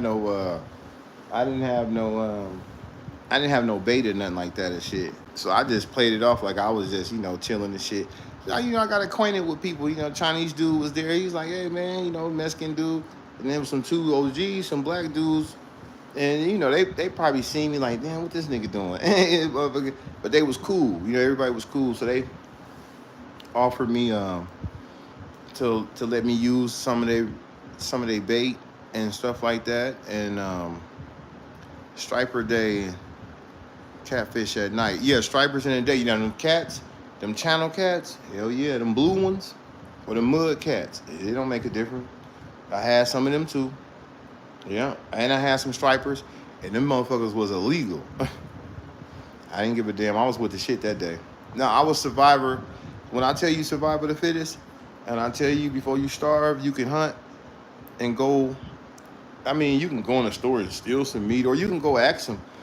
You know, go ask somebody for something to eat, you know. But fuck all that. My granddaddy showed me how to fish, you know. But just because I didn't have no bait didn't mean I didn't have. I had equipment because I bought it from the garage sale, so I was all right. They like shit. The nigga got his own poles. You want to use some? They had anchovies down there, shad. They had some motherfucker had some liver, and they had all kind of bait. They was like, yeah, you could use whatever, man. You could use fish. They wanted me there, so shit, man. They had a little weed and shit, you know, OGs and shit. I was sitting down there kicking it with the OGs, man. I kind of felt like I was with my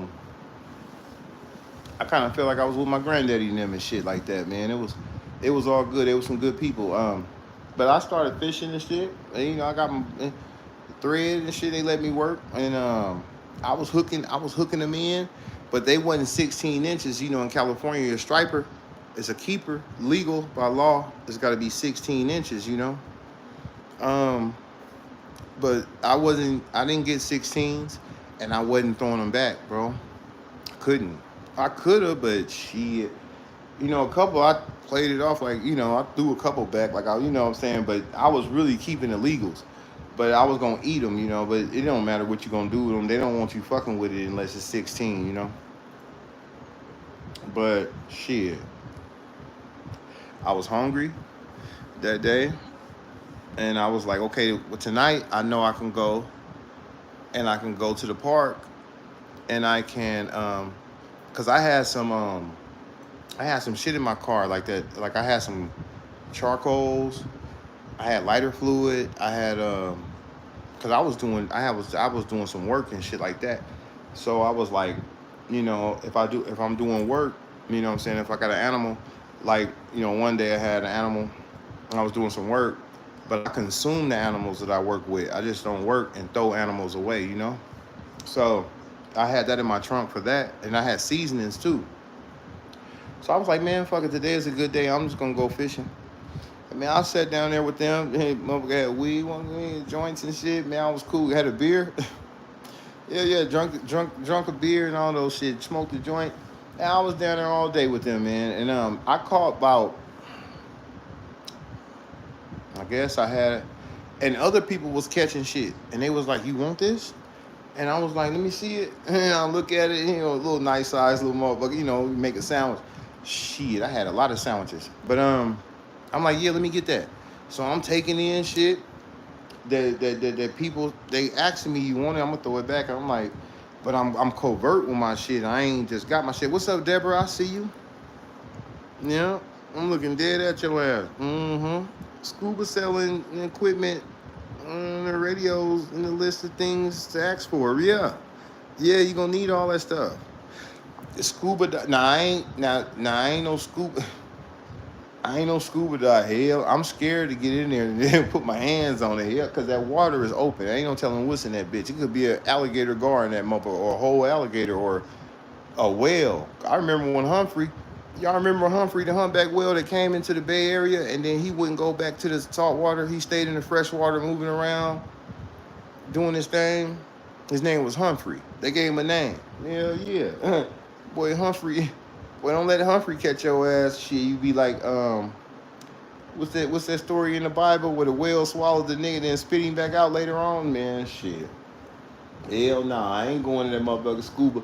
But I will scuba in the right places, you know, for lobsters. And if I had a tank on me and they told me it was a nice scuba for lobsters, and I went in with some professionals and some people that knew about that, I will work, you know. But just on my own, I ain't finna. Hell no, I'm scared.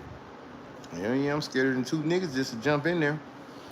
Yeah, they always show love. Anchovies got the flies on RM Cali smoking black and mouse. Right, cigarettes. No, man, it was just a bad day. And instead of me, you know, going with that, feeling bad and just being fucked up, I reverted to what I knew. I didn't want nothing. You know, I just wanted to fish and eat and just go to sleep. You know, kind of like to just like, you know, the next day, you know, always gonna be greater later, you know. So we ain't gonna never cut our head off to get rid of our headache in no situation, you know. we survivalists, so you know, survival of the fittest is there. Yeah, they always show love. Yeah, shad. Yeah, that shad catch a striper. Yeah, that shad to get you a striper. That shad to get you a sturgeon too. Uh, depending on how you got that hook set in, even depending on how you got it, you know. But yeah, shad. You could a sturgeon hit off shad. But yeah, stripers. You can get that. You can get that.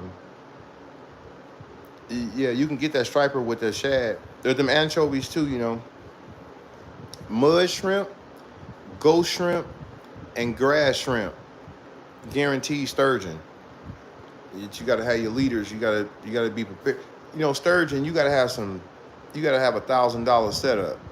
At least a $500 setup. You don't go out there pussyfooting, playing with no sturgeon. He'll snap your pole. He'll break your shit.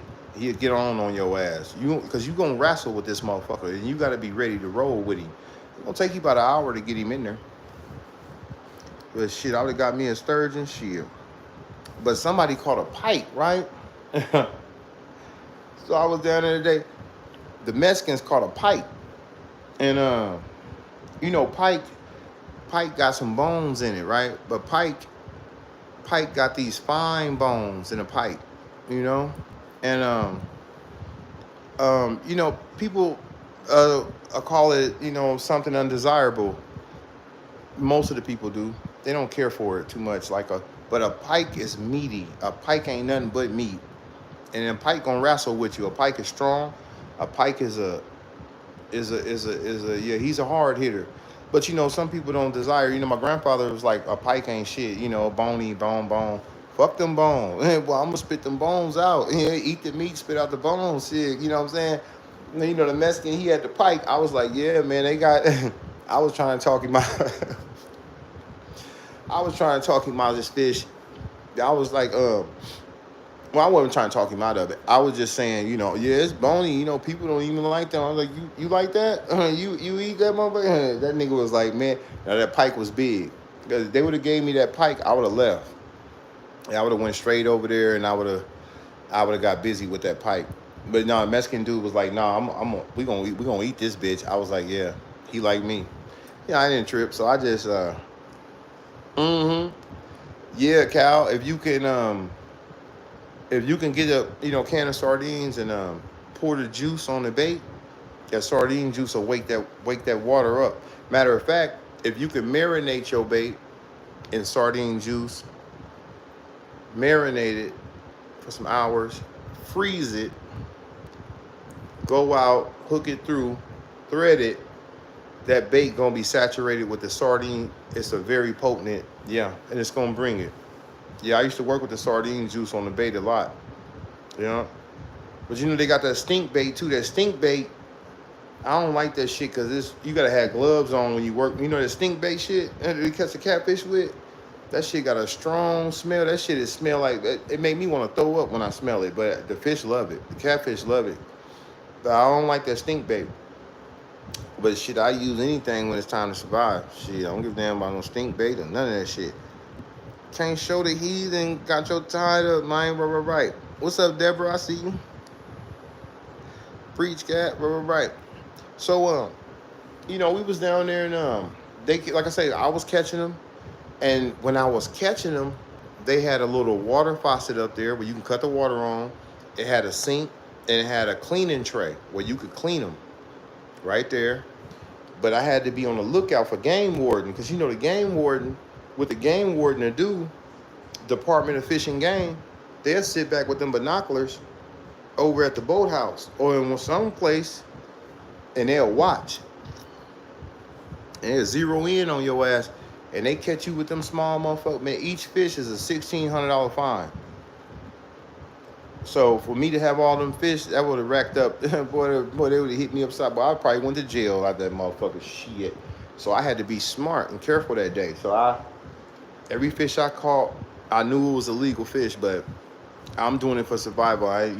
But it don't matter what you're doing it for. You know, everything's survival. So, you know, survival of the fittest. So I would I would clean the fish right quick. I would clean the fish fast, and then I would when I clean the fish fast, I would gut it, throw the guts in the water, and I would scale it, rinse it off right there, and then I would stake it out right there.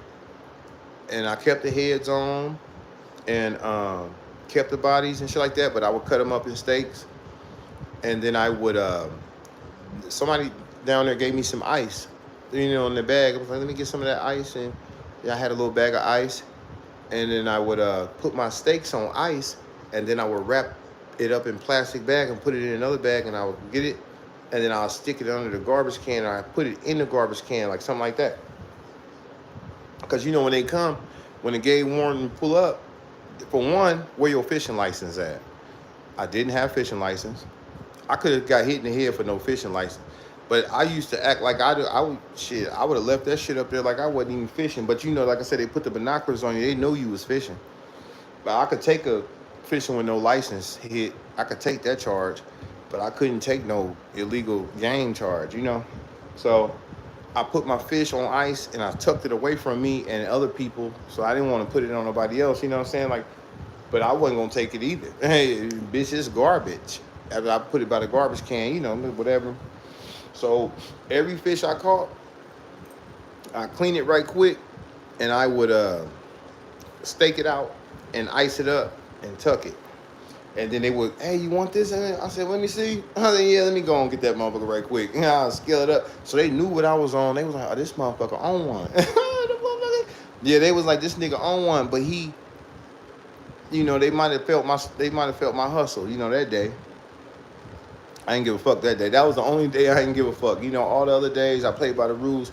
My grandfather, we always played for real. And we play for keeps, but we go get monsters and stuff like that. And, we'll go back up in some places that people can't go, and we'll come out of there with some shit. And you be dragging that shit in the house like some big boys. But,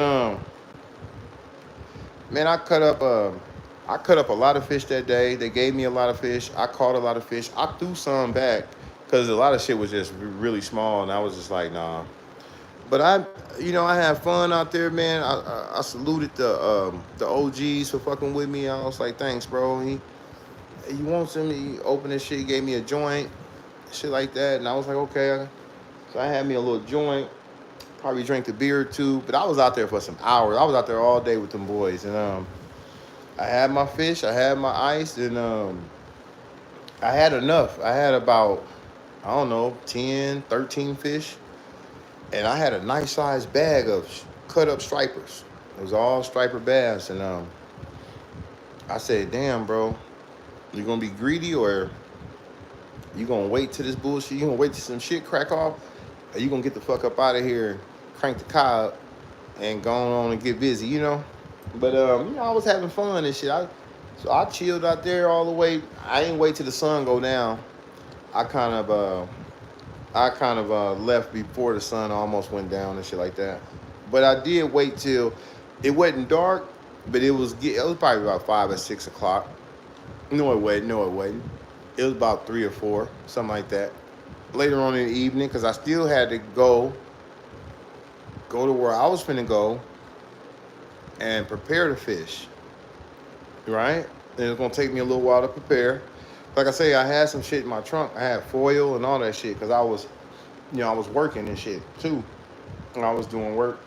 So I got up out of there with the people. I grabbed my bag, grabbed my shit, and I wiggled. Scared to the motherfucker running to the car. Well, I was walking fast. I wasn't running like I stole something, but I really stole something. Well, I had something I wasn't supposed to have. I ain't steal the shit. We caught that shit, as an honest catch. I know it wasn't a legal catch, but it was an honest catch, shit. And I got to the car, and I went over to my spot. It was a little park, about 10 minutes away, something like that, 5-10 minutes away from where the river was down there. And I went to the park, and I went in there. The park don't close to 10, 9 or whatever. So I got, I'm allowed to be there and shit like that. So I hurried up. I went in. I seasoned the fish. I probably rinsed them again. But I probably didn't rinse them again because I did all the rinsing when I was preparing. So they was clean. So I didn't really have to rinse. All I needed to do was season these motherfuckers and get them on an open fire, fast, right? So, uh, I seasoned them.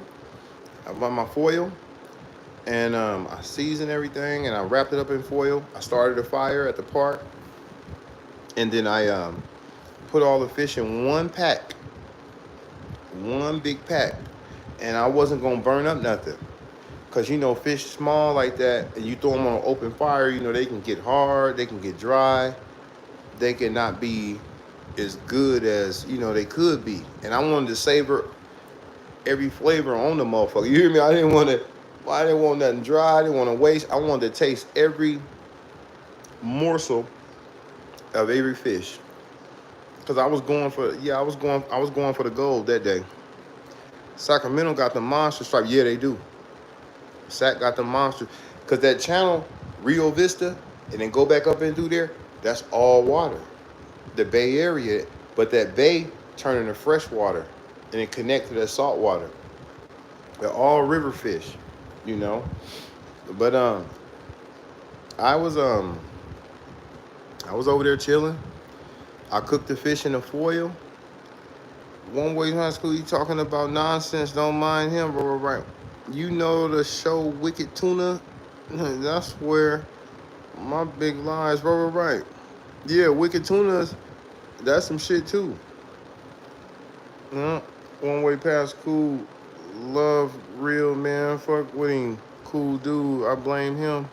Talking crap, people come on here talking smack, they don't like how he delivers. It's what is all love, bro. Yeah, Cal, it's all good. You know me, Cal. You been around. Yeah. We don't sweat the small shit. Don't fuck the naysayers. These niggas don't want to die. They don't want to deal with this. They don't want to deal with these problems, bro. Because like I say, I work. By me being a worker, they don't want to deal with that. So to attack me, they attacking themselves. They don't know it. And it's okay because we can let them go. Yeah, we just let them go. We don't even sweat them. Yeah. And we don't sweat the small shit. That's Gloucester, Mass, and Boston. Yeah. One way, this old school gang. Right. What one way doing? One way. I know one way ain't talking shit. Yeah, one way ain't talking shit. One way know what's up. I fuck with one way, but anyway, I ain't tripping. One way know how we gotta get busy when we out here. History Channel. Y'all in the Discovery Channel, yeah. Mm-hmm. Bro, don't let that girl come over your house and eat up on your groceries. Right. Hell nah. That girl come over here and take her ass fishing. Hell yeah, she be with me. Well, we be fishing like a motherfucker. I would get me some fishing license. Shit. And me and that girl be down there on that damn river. Shit, eating river fishing. She, what you got to eat in? And nothing. We got some bait and some tackle. And I could show you how to get out there and reel them in. Nah, I wouldn't do that unless she, required that. But no, we got food and shit. But man, I put that fish in that foil, and I put that fish on that grill, and I just sat there on my phone, chill for a little bit. It didn't take that long.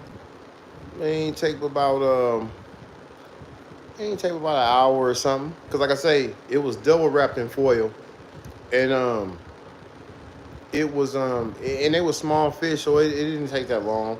And I checked on it and wrapped it back up. And I was like, okay, let it roll. Then I knew, I was like, okay, these hoes done. Taste a little bit. I'm like, oh yeah, we ready to go now.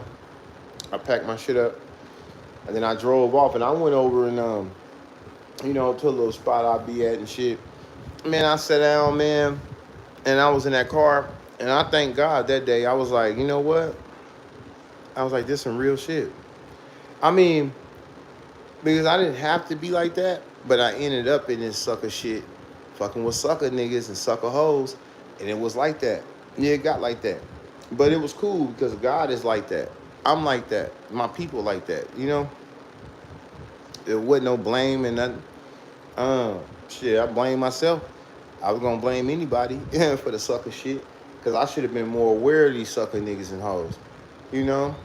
So it had me fucking around with, poop butt motherfuckers. But it was all good, man. I sat there, I was cool, and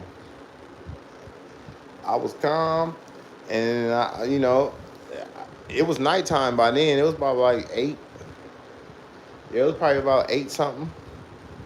And then I opened that foil up, but that motherfucking steam came out that foil. And it had some juice. It had some juice down in there. Because, fish got oil in it, right? You got that fish oil. But with the seasonings, with the fish oil and the little water that, little liquid. And, man, that shit was so goddamn good. Boy, I ate all 13 of them fish that night. Right then and there. Every last one of them. Back to back. Back to back to back. And that meat was just... And that's all I had was fish.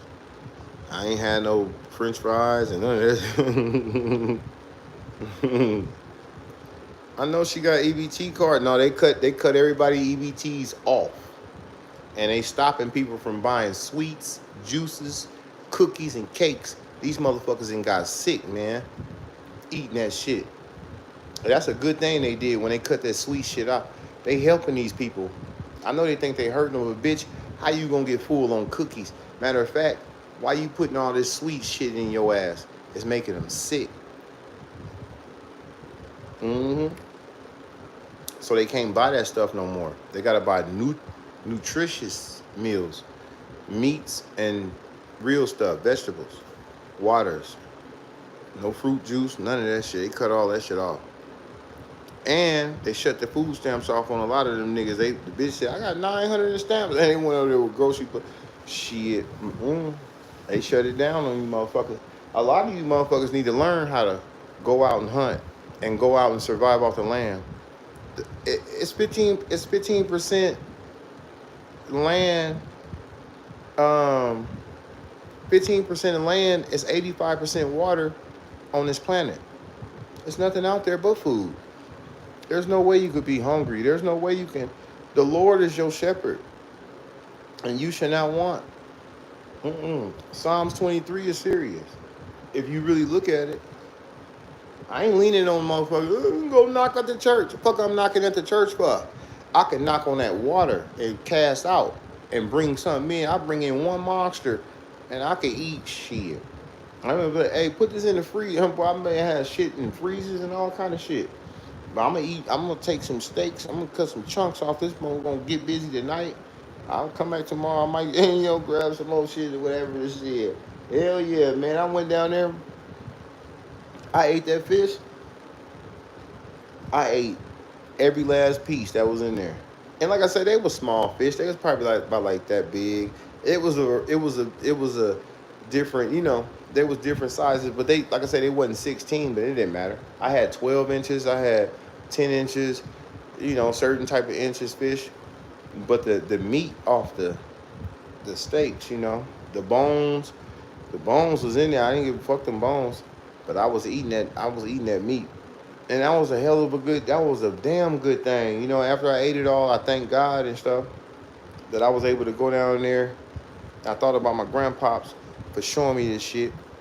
And I understood what this shit is worth, If motherfucker make you appreciate this life for what it is, you know what I'm saying? Versus what it ain't. Like I said, a lot of you niggas is sick. And a lot of you niggas don't even know how to do what I do, bro. You can't hunt, bro. You can't fish like me. You can't hunt like me. You can't roll like me. I fuck with the shakers and the rollers. Shakers and movers and shakers. What you talking about? They putting full butter and dropping in the boiling water and watch. Right, yeah, it don't matter. I would have steamed them, bro. If I could have, whatever. But, my first go-to, I had my equipment. And I had a way to get that fish done and shit like that. I could have ate it raw and went straight sushi. I could have ate some sushi like they do at the sushi bar. But this ain't the sushi channel. Hell no. But I usually fry my fish. Cornmeal, fish fry, and then some grease. I like fried fish more than anything. But baked fish, And fish on the grill, I love that shit too, as much as I do. I don't give a damn how we get it done. As long as that meat come out white and it bust up in the season, I fuck with that, you know?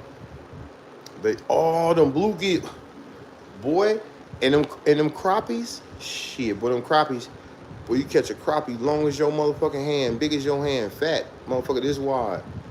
Shit, 4 crappies, I'm full. I'm talking about nice size crappies. I ain't talking about no, they call them slabs. That's what they call them, slabs in the South, but they call them crappies up here. But yeah, them bluegills and crappies, yeah, I catch them off them red worms. With a number one hook, with a cork and a bobber. All I need is a cane pole. And we go out there, we come home with 2 baskets of bluegill. Scale them up, clean them up, throw them in the deep freezer and vacuum pack them. And then when we want to have fish on Fridays, we'll go down and we'll pull some sturgeon out the deep freezer, or we'll pull some crappies and bluegills out of there, you know.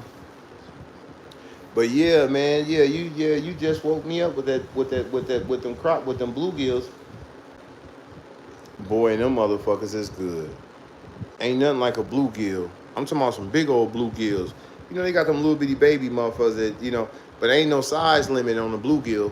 Whatever size you get, you can keep. So I get a bluegill like this, or a big old motherfucker like that, or a crappie like this. Big face crappie, big old motherfucker. But that crappie meat is, but you know what? That crappie meat is good. And when you cook it, it's got a color to it. It look blue. It got rainbow in its color. Hell yeah. But you know, that trout is good too. But you know what we used to do? We used to go down there to that marina, and we'll go down to the marina downtown. And you know, me and Granddaddy, we go down there early in the morning. And you know, Granddaddy, he like to wrestle with these motherfuckers. And, you know, he like the sport. But he'll have equipment, because you know, we get our shit from the Bass Pro Shop and Cabela. That's where we buy all our equipment from, Cabela or Bass Pro Shop, you know? We would go out and we would go down there in December, and that's when the salmon will be hitting. The salmon hit, it's got a season, salmon season. December, November, something like that. That's the time for salmon time. And man, oh man, did we have fun with them motherfuckers. Yeah, them bluegills, Delta, yeah, them striper candy, oh yeah, right. Striper take the bluegill arm across that ass. Yeah, we get some bluegill, we get some nice sized bluegill like that, keep them alive. And then we'll just take that bluegill and take that number, we'll probably get a number 3 hook. Number 3, something like that. A nice size hook. Put it on the back, hook that bluegill through his back. It'll keep him alive. And we'll cast that bluegill out there. Because one thing about them bluegills, they swim in shallow water. You know, they play by the rocks, they play by the boats and the tules and the shit like that. You know, bluegills play in shallow water. Nigga, send that motherfucking bluegill out there in the deep. Send that bitch out there in a drop. And, you know, get him right. And one of them real big old stripers will hit that motherfucker. Because a little striper, a 16-inch striper, can't swallow no bluegill. So he ain't going to even try it. His mouth can't open up that wide. So you get a bite on that bluegill, you know you got a monster. So yeah, we'll use them bluegills for bait to go get a monster out of the deep. And we'll bring it in. But yeah, man, we go down there and we would I think we was fishing with lures. We was fishing with lures to get the salmon and shit like that. And you know, the salmon got teeth. So when you get that salmon, you gotta hit that motherfucker in the head with a stick. Cause that motherfucker bite you, trying to handle it. Yeah, I don't fuck with them motherfuckers. Salmon got them teeth sticking up. Salmon will bite your ass. But that salmon, boy, we get them, I think we had pink. I think there was pink salmon. Go down there and get us 3 or 4 of them. Shit, me and Granddaddy come back, we'll fillet that bitch. Fillet that salmon. Fuck it. And then he would have this special sauce that he would make from scratch, or he knew he had these packages he ordered. That nigga used to order shit. If y'all thought ordering online was some new shit, boy, that nigga was an ordering nigga. That's all he used to do was order back in the day. Because he wasn't going to drive to the Cabela or drive to the Bass Pro Shop and get this equipment. He'd just get the catalog, pick what he want, and they'll send him all kind of shit. But man, we would have fun with those salmon, man. And he'll make that yellow sauce, and he'll pour it on that salmon. We'll just bake that salmon and eat that salmon. That salmon is good, man, especially when it's fresh. If you can catch anything that you can catch and eat it fresh that day, then you have some real shit, you know? Yeah, you have some real shit. Hell yeah. What kind of fish? Sardines, rubber right over rice, dog. Yeah, I mean, if we ate salmon, or we had a yellow sauce, we would have some potatoes. We'd probably be mashed potatoes or some type of green vegetable to go with it or something. You know, they would hook it up. You know, shit like that. But we would work with that. But yeah, Granddaddy had a lot of hunting rifles, and he had a lot of weapons.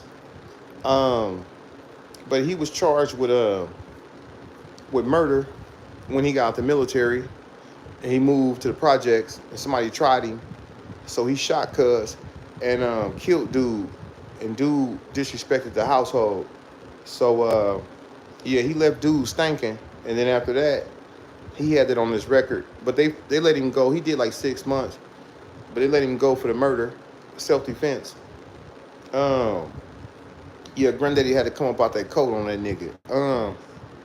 But ever since then, you know, and then some shit cracked off at the house, and they was tripping on him. And I remember that day. The whole street was full of cop cars, and they was like he was tripping in the household, and they came in and took all his guns from him. But I used to be upstairs fucking with his guns and shit. And good thing I ain't pulled the triggers to none of it. It was probably loaded. But he had a lot of hunting equipment. And we never got a chance to go out and smack shit. So I never got to that point with him. By the time I started fucking with him and I was able to go out with him and stuff like that, it was just all fishing, you know. But before that happened, he was a hunter too. He would hunt. And then he had a lot of rifles. He had about 15, 20 guns. And all his guns was meant for sport. But he kept sidearms too. His sidearms was for defense. It's a sucker born every minute, you know. But yeah, we had to do that. But you know, they trained him. But you know, he was a combat veteran, so you know, well, that'd be your worst nightmare, man. Is to get out there fucking around with combat veterans and shit like that. Like, you don't a street punk.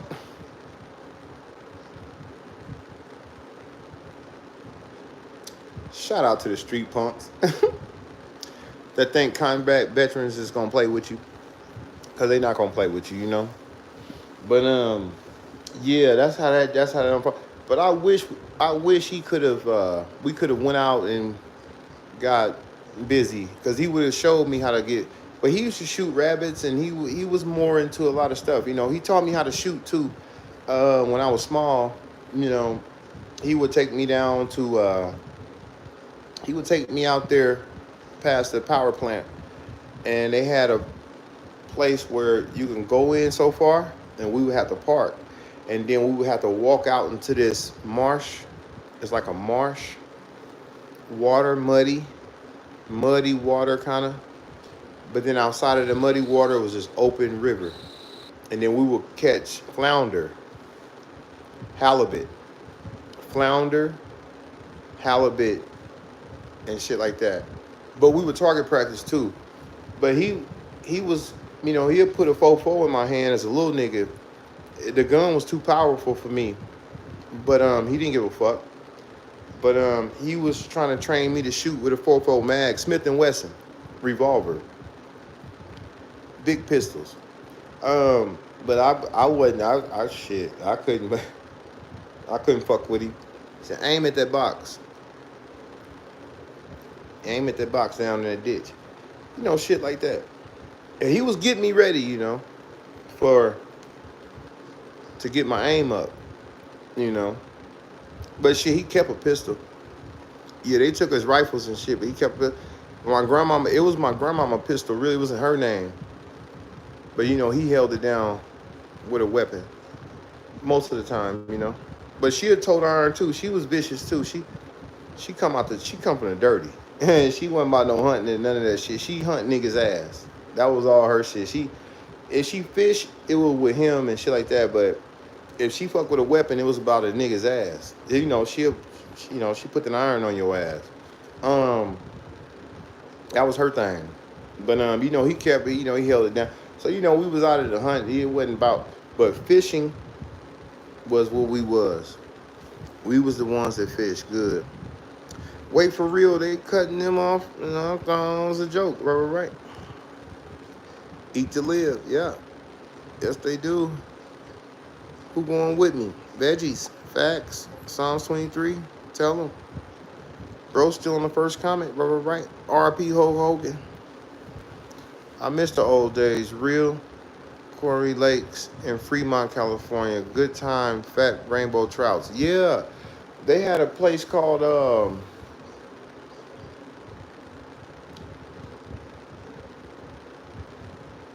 Clear Lake. I don't know if y'all never heard of Clear Lake. I think it was up north. Clear Lake. There's a lake that was clear. You could see the fish and all that old shit. Trout, rainbow trout. And everything was in that lake. It was like it was a blessed lake, to go in and fish and stuff. But Clear Lake had got kind of foggy in there with seaweed and algae, and Clear Lake got toxic fast. So Clear Lake ain't really a Clear Lake no more for real. But if y'all remember Clear Lake was one of our spots. I was real little back in the Clear Lake days. I don't remember fishing there, but I remember we was going there. He's always talk about, Clear Lake. But he would take me to all these places. I never knew nothing about none of this shit. He showed me this shit.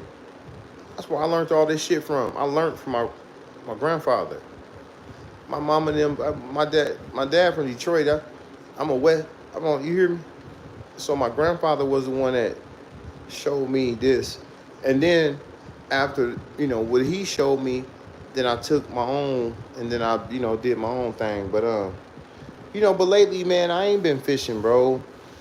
I might go get my fishing license, go get me a little bit of tackle, some equipment, and going on out sometime and, go reel me something in, Ain't nothing like coming home, reeling something in, cleaning something. I can clean something while I'm out there. I come home with fresh steaks, and I just go put them in the grease and, give me some French fries. Because that's all we would do. We would go fishing that day, and we would come home that day, take a shower, get right, put on change clothes and shit like that. Grandmama and them, nigga, shit. Grandmama cut that grease on, shit. And then I'll be up there with them, and I'll be frying, helping them fry and prepare. And, my older brother, he didn't like to fish a lot. The nigga come out there whining and shit. He got hooks in his ass. Boy, I remember one day, boy. Oh, man, this shit funny. It ain't funny because I was my older brother. I used to be sad for that nigga, man. My grandfather was a cold nigga. If you was bleeding or hurt, he had no emotion for hurt or what you thought hurt was, because he was in combat and he watched niggas bodies disintegrate and shit like that. So for you to be standing up there whining to him, he don't want to hear that shit. Get the fuck out. He was different, but I never got caught. I was very sharp about what I did.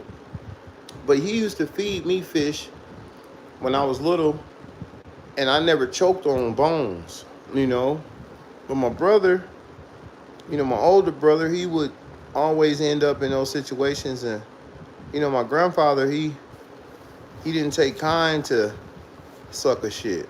He wasn't passionate. It was really my step grandfather, my real grandfather. He was a combat veteran too, and he was stationed over, and he was a war veteran. My real grandfather, my grandma left him as a soldier, and when she moved to Cali, she met this nigga, and he was certified soldier. But when they brought me to my grandma and my grandfather, she was already married to dude. Well, he raised me as a baby, like I was 2 months old when so he was really my grandfather for real. You know what I'm saying? I don't give a fuck. I was raised by killers, trained, combat vets. And he was also a military police too. And he was, military police, combat vet. And then he worked in the military prison in Presidio, San Francisco, when it was a penitentiary over there. It was a military penitentiary. So he laced me on a lot of shit, And that's what kept me alive to this day. Kept me safe to this day, almost, allegedly. But, I still end up getting busy in this shit, man. But, he taught me, he taught me a lot of shit. You know what I'm saying? And, yeah, man. But my brother, boy, this nigga was playing games. Boy, this nigga wake up 4 a.m. Hey, you ready to go? Nigga, come shake your leg, nigga. Hey, get your feet on the floor. That's how he wake you up. He wake you up like that for school. Yeah. Shake you. He let you know, hey, get your feet on the floor. But he'll grab your leg like in a certain way, like behind your hamstring, behind your knees.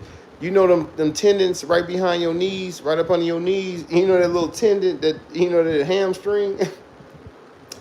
Boy, that nigga come in there and grab your motherfucking leg up right up under your knee.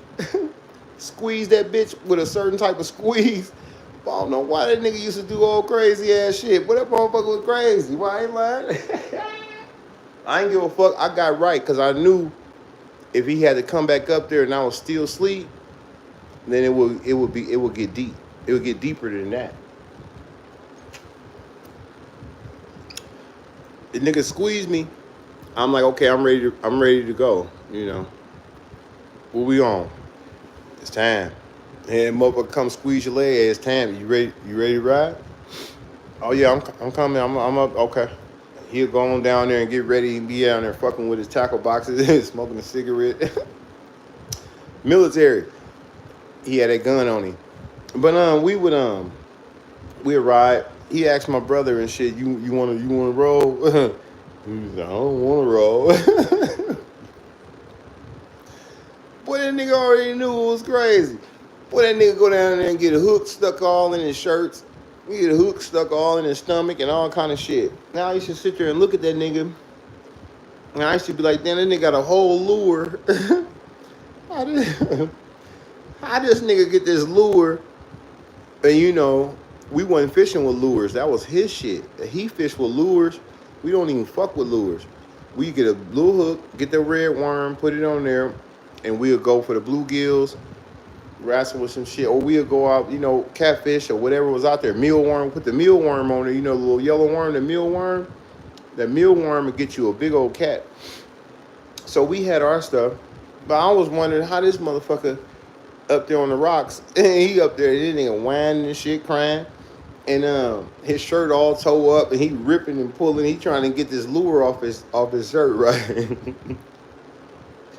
So I would try to help him because that's my brother, that's my mama's son, and that's my older brother, But at that time back then, I ain't had no little brothers or little sisters or nothing like that. It was just me and this nigga for a long time, So me not really understanding and knowing nothing. I see my brother in distress. You know what I'm saying? And he fucked up. His hand hit. And he got hooks in his ass and all kind of shit. So I run up there. I go up the bank.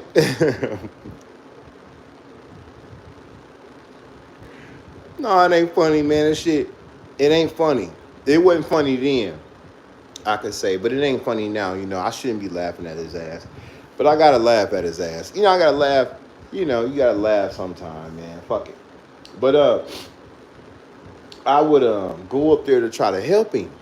So I would I'll stick my pole in the rocks, and I go up the rocks. You know what I'm saying? To come up there where he was, trying to get this shit unhooked out his ass. And my granddaddy say, hey, fuck what he talking about. Get back down here and watch this pole. Hell yeah, nigga, fuck him. Fuck what he going through. And nigga, take your shirt off, nigga, and get back down here and fish, nigga. Turn into a soldier. I didn't know what he was doing. I thought he was treating him wrong, but he probably was, but he didn't give a fuck. What's wrong and right, nigga, in life and death and murder and mayhem?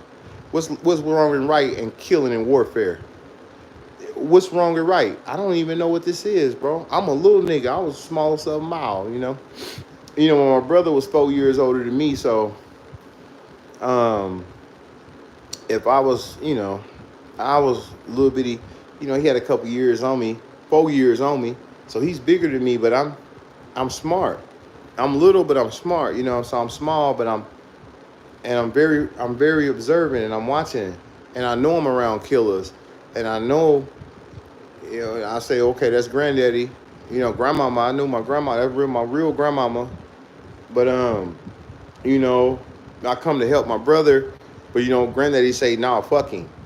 Let him figure that shit out, and get your ass back down here and watch your pole, boy, before you miss that fish that's gonna hit the. And me, I'm fishing. We come to fish. Well, we ain't come to do all the old bullshit. I ain't got no hooks in my motherfucking ass, and no lures and shit and hooks in my shirt. That nigga whole shirt got a. What nigga lure in his shirt?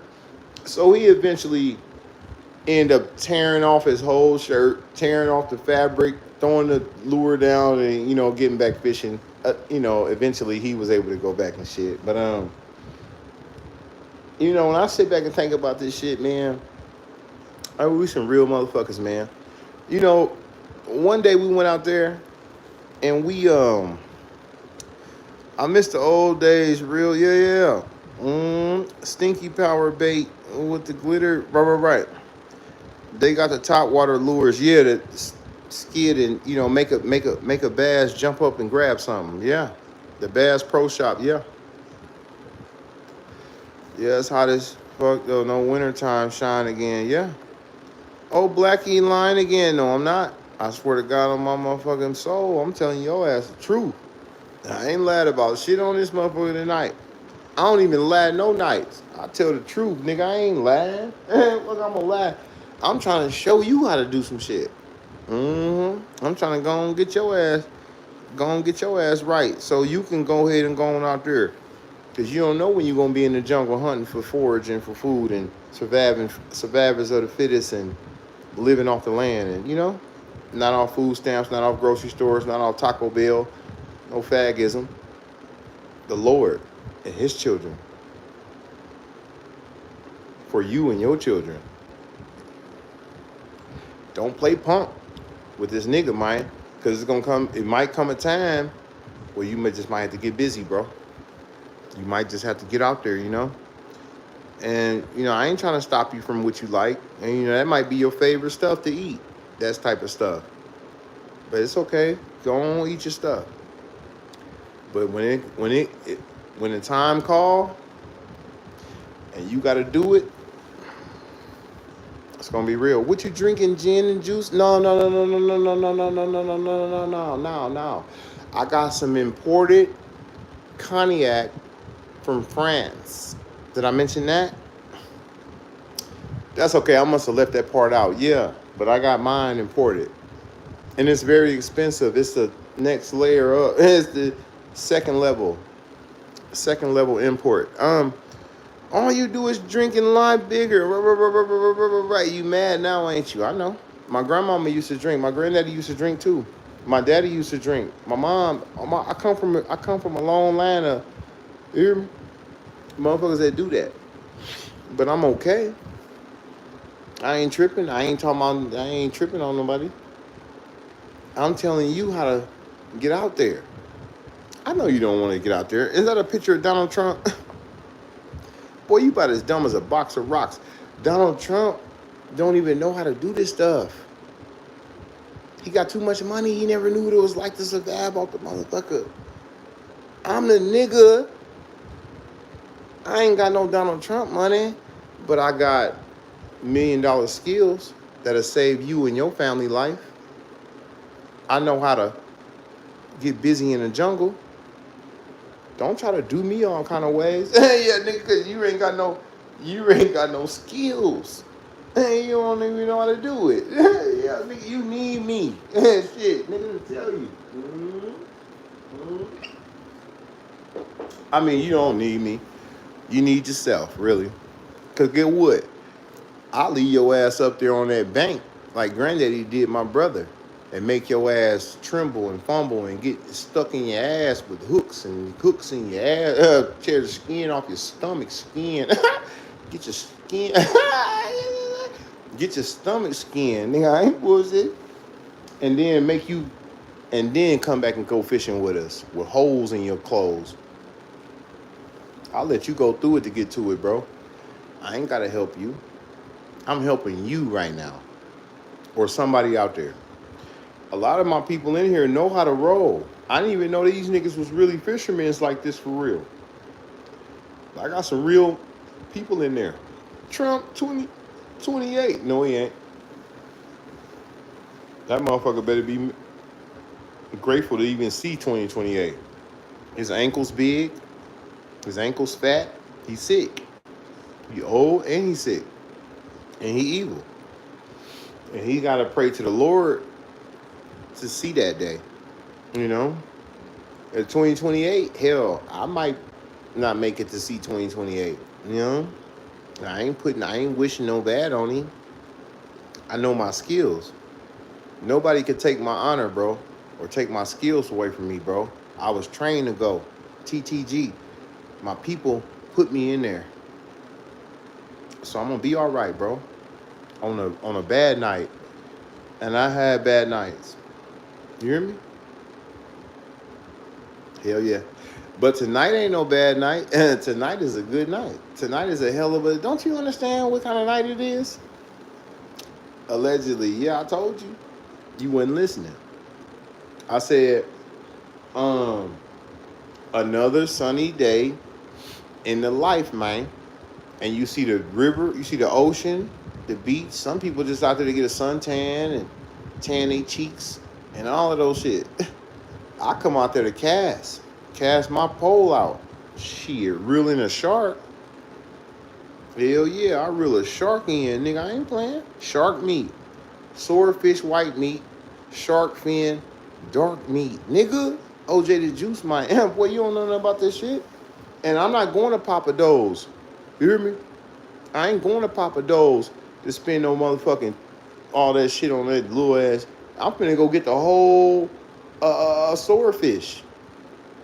Not a piece of a swordfish and get a taste of it. Hell no. I'm gonna get the whole swordfish and bring it in. I ain't bullshit. We riders, man. We is. But it's a good thing. It's good for the spirit. It's good for the heart. It's good for your children. Don't ever forget your children. Always thank the Lord God in life and lives, and we take right. Skills to pay the bills, yeah. And then we were so good at it, we could sell fish. Hey, what you got? I got a bag of bluegills right here for down south they selling them for $15. Nigga give you a whole bag of crappie and bluegill mixed up, or give you a bag of bluegill for like 10, 15. You come up here to the bay, I need 40. I'll sell you the same bag for about 40 or 50. No, you ain't gotta bait your hook, bait your ass, and none of that shit. You ain't gotta move, nigga. Break yourself. Cause guess what? A nigga like me, I've been moving since a baby in this survival shit. Survival of the fittest. My survivor skills, I go out and catch fish. You know what? It's a Chinese market over in the East Bay that will buy sturgeon from you as long as it's 46 inches. Legal, yeah. And I'm gonna bring him back to you alive. Now you got him in a tank, he's swimming. Big old sturgeon, you know? And they want probably one something for it. They probably bought it from me for like, 80 or, whatever the deal was for the shit. I ain't never sold them like that, but I have sold fish. I'll go out fishing one day and come back and sell it to the Chinese market. Or sell it to your grandmama or somebody who can't really go out, like, and she really like fish. So I would be the one. I come back with bags of, and they call me, what you got? I got stripers, bluegills, I got everything over here. Salmon, what you want? Oh man, we having a little party, a little something. I need to buy, spend with me. I make thousands off this shit. I'm a hustler and I'm a survivor and I can live off the land. You can't beat me. You could challenge me, but you need to know, you gotta have skills. It's all skill. You gotta have a little skill out there when you're out there. Always thank the Lord for the life we had and the lives we take. Yeah, skills, baby bills. I accept the fact I ain't seeing 2028, bro. I might die, cuz. For real. Nah, Felipe, you be all right. That's what I be thinking. I might not make it to see tomorrow. Fuck 2028, nigga. Motherfucker try to get me tonight. I ain't bullshitting. That's why I don't fuck with it. I don't even shit now. At least I could see it, you know. At least I could see it, But no, we all right. We all right. We just living. We just living. But we got, we got what it takes. We got the skill and shit like that to do what it is we need. Everybody try to lean on shit. We ain't gotta lean on too much. We lean on our knowledge, If anything, like I say, you got your rucksack, you got your guns, you got your rifle, you got your tent, you got your shovel, you got your stuff. Cause you're gonna need certain stuff in that bag, and be ready to go. If you need be. As you grab that sack, you get out there, you know where we going. We going to the jungle. Like these niggas fishing, them niggas over there eating right now. They didn't call some shit, but they didn't call stingrays and all kind of shit. But they eating, they got an open fire, they having fun, they happy. I ain't lying. Happy than the motherfucker. Look at them. Look at them. And they eating right now off the river fish. And they in the jungle. So they can eat fish or they can eat jungle food. Hit a monkey with an arrow, with a bow and arrow. Whoop. Bring a monkey down. Bushmeat. Anything up there. We go get a big old bird and shit. A turkey, a chicken, whatever is out there. We gonna hunt a little bit, That's what it's all about. That's what it's all about, man. That Cobra dude, what up, man? One way pass cool, I love, but nah, 2028 ain't for me, cuz. I mean, yeah. But 2028, I've been here. But I ain't gonna be here that long. Now, I know damn well I ain't gonna be around that goddamn long. Like, 2028, I might just be here for that shit. But you ain't gonna be here no 3, 4, 500. Nah. It's gonna get deep. It's gonna get deep before then. It's gonna get deep, man.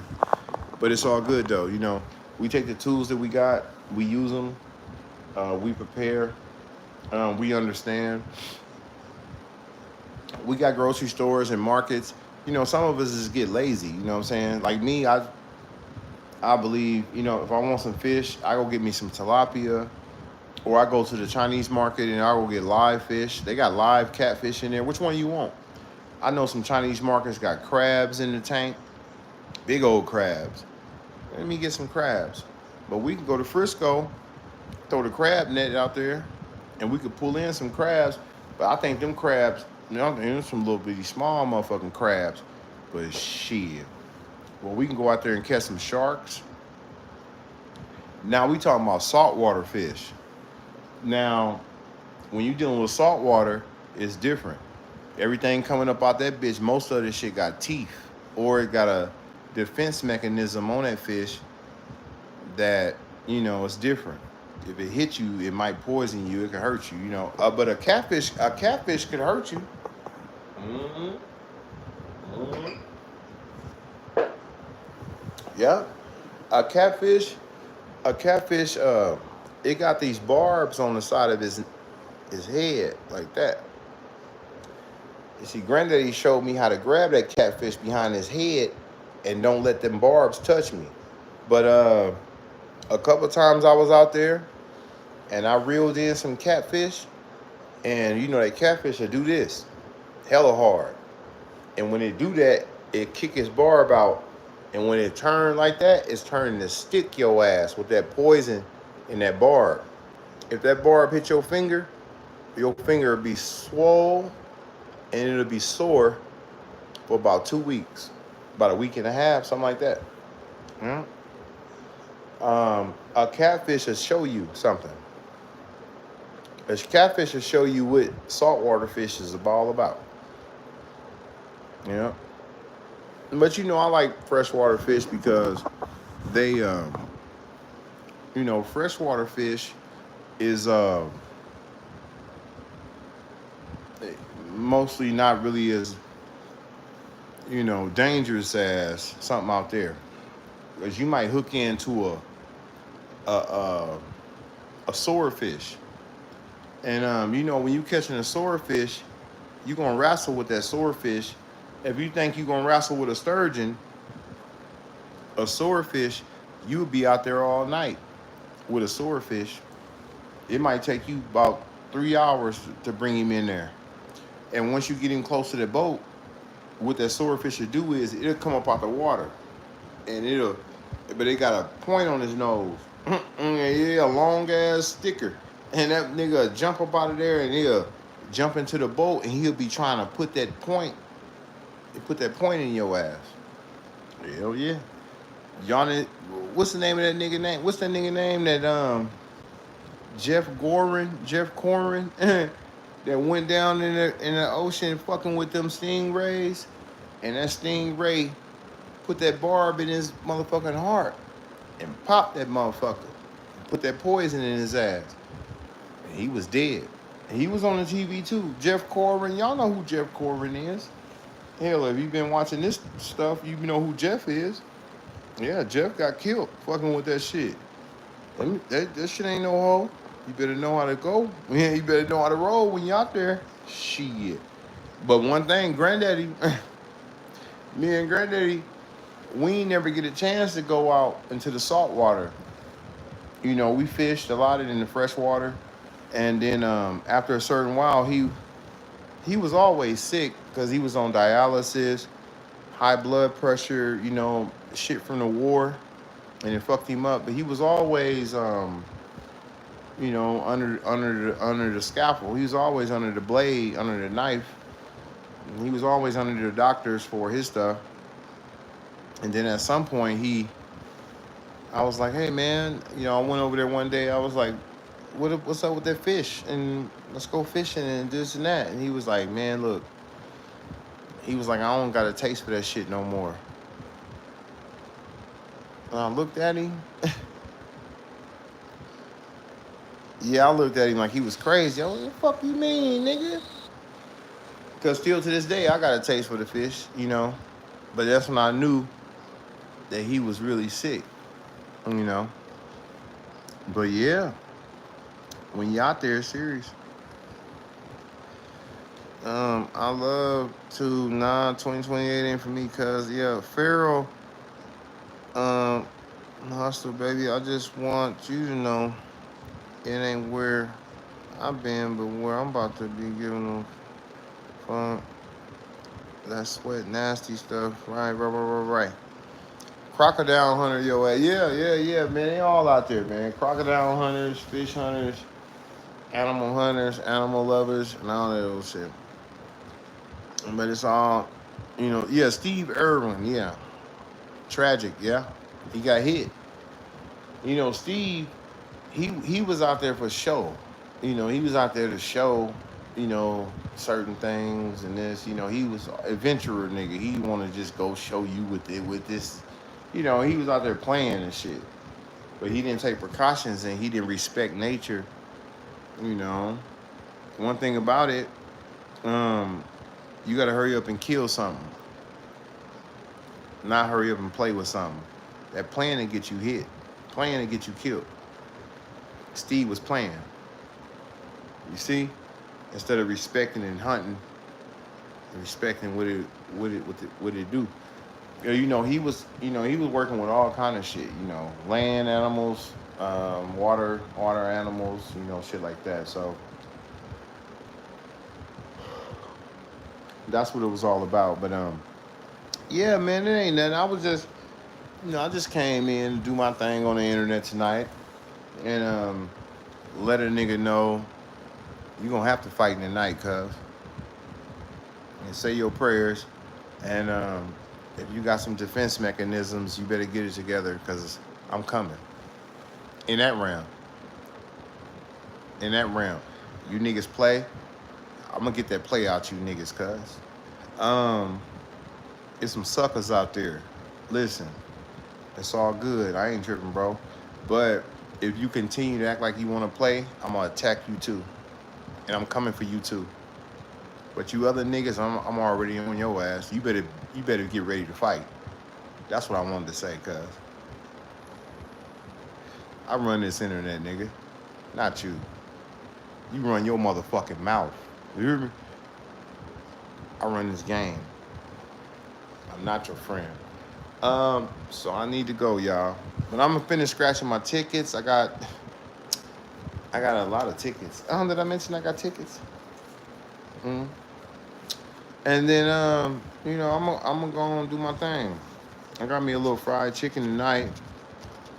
I'm gonna eat a little fried chicken and shit. Mind my little business. Mind your business. God my witness. Nigga try to rob me in the kitchen, I'm gonna leave him dead in it. Real. My mama, cuz. That's how I'm rocking. I know you mad. Doesn't matter. No one attacks me and get away with it. No one. Cause I'm coming. I'm gonna make you fight tonight. I'm gonna force you to fight.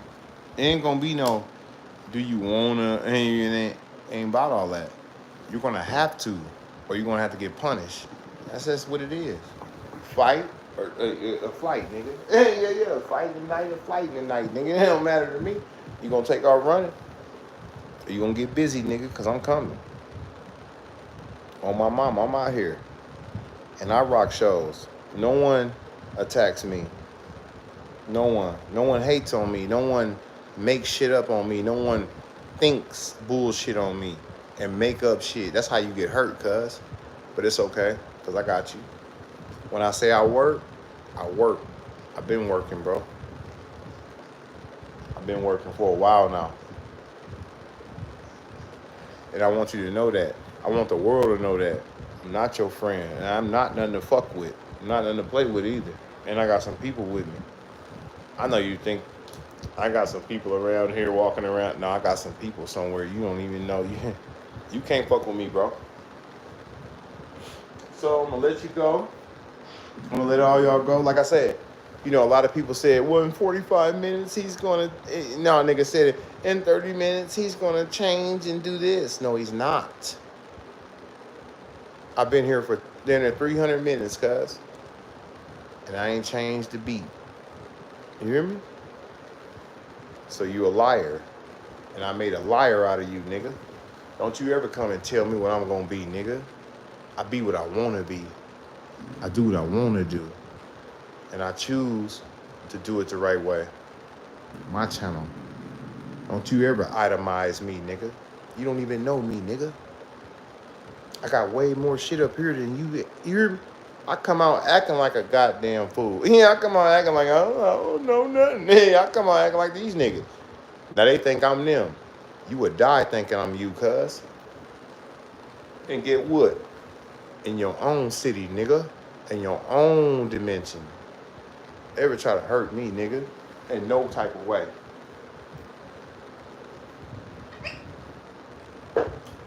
Don't you ever try to steal nothing from me? Or nothing.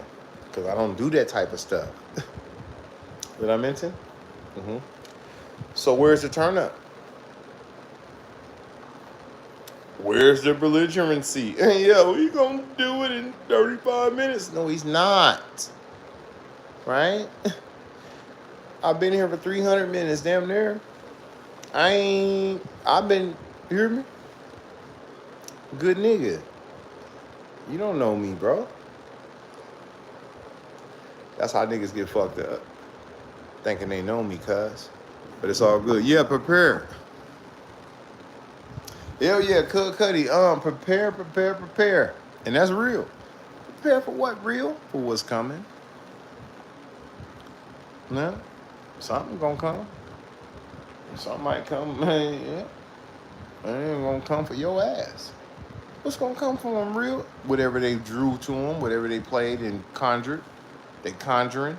If you wanna conjure, I'm gonna show you. I'm a real conjurer, nigga. You don't know me, cuz. I'm very cool and calm with my shit.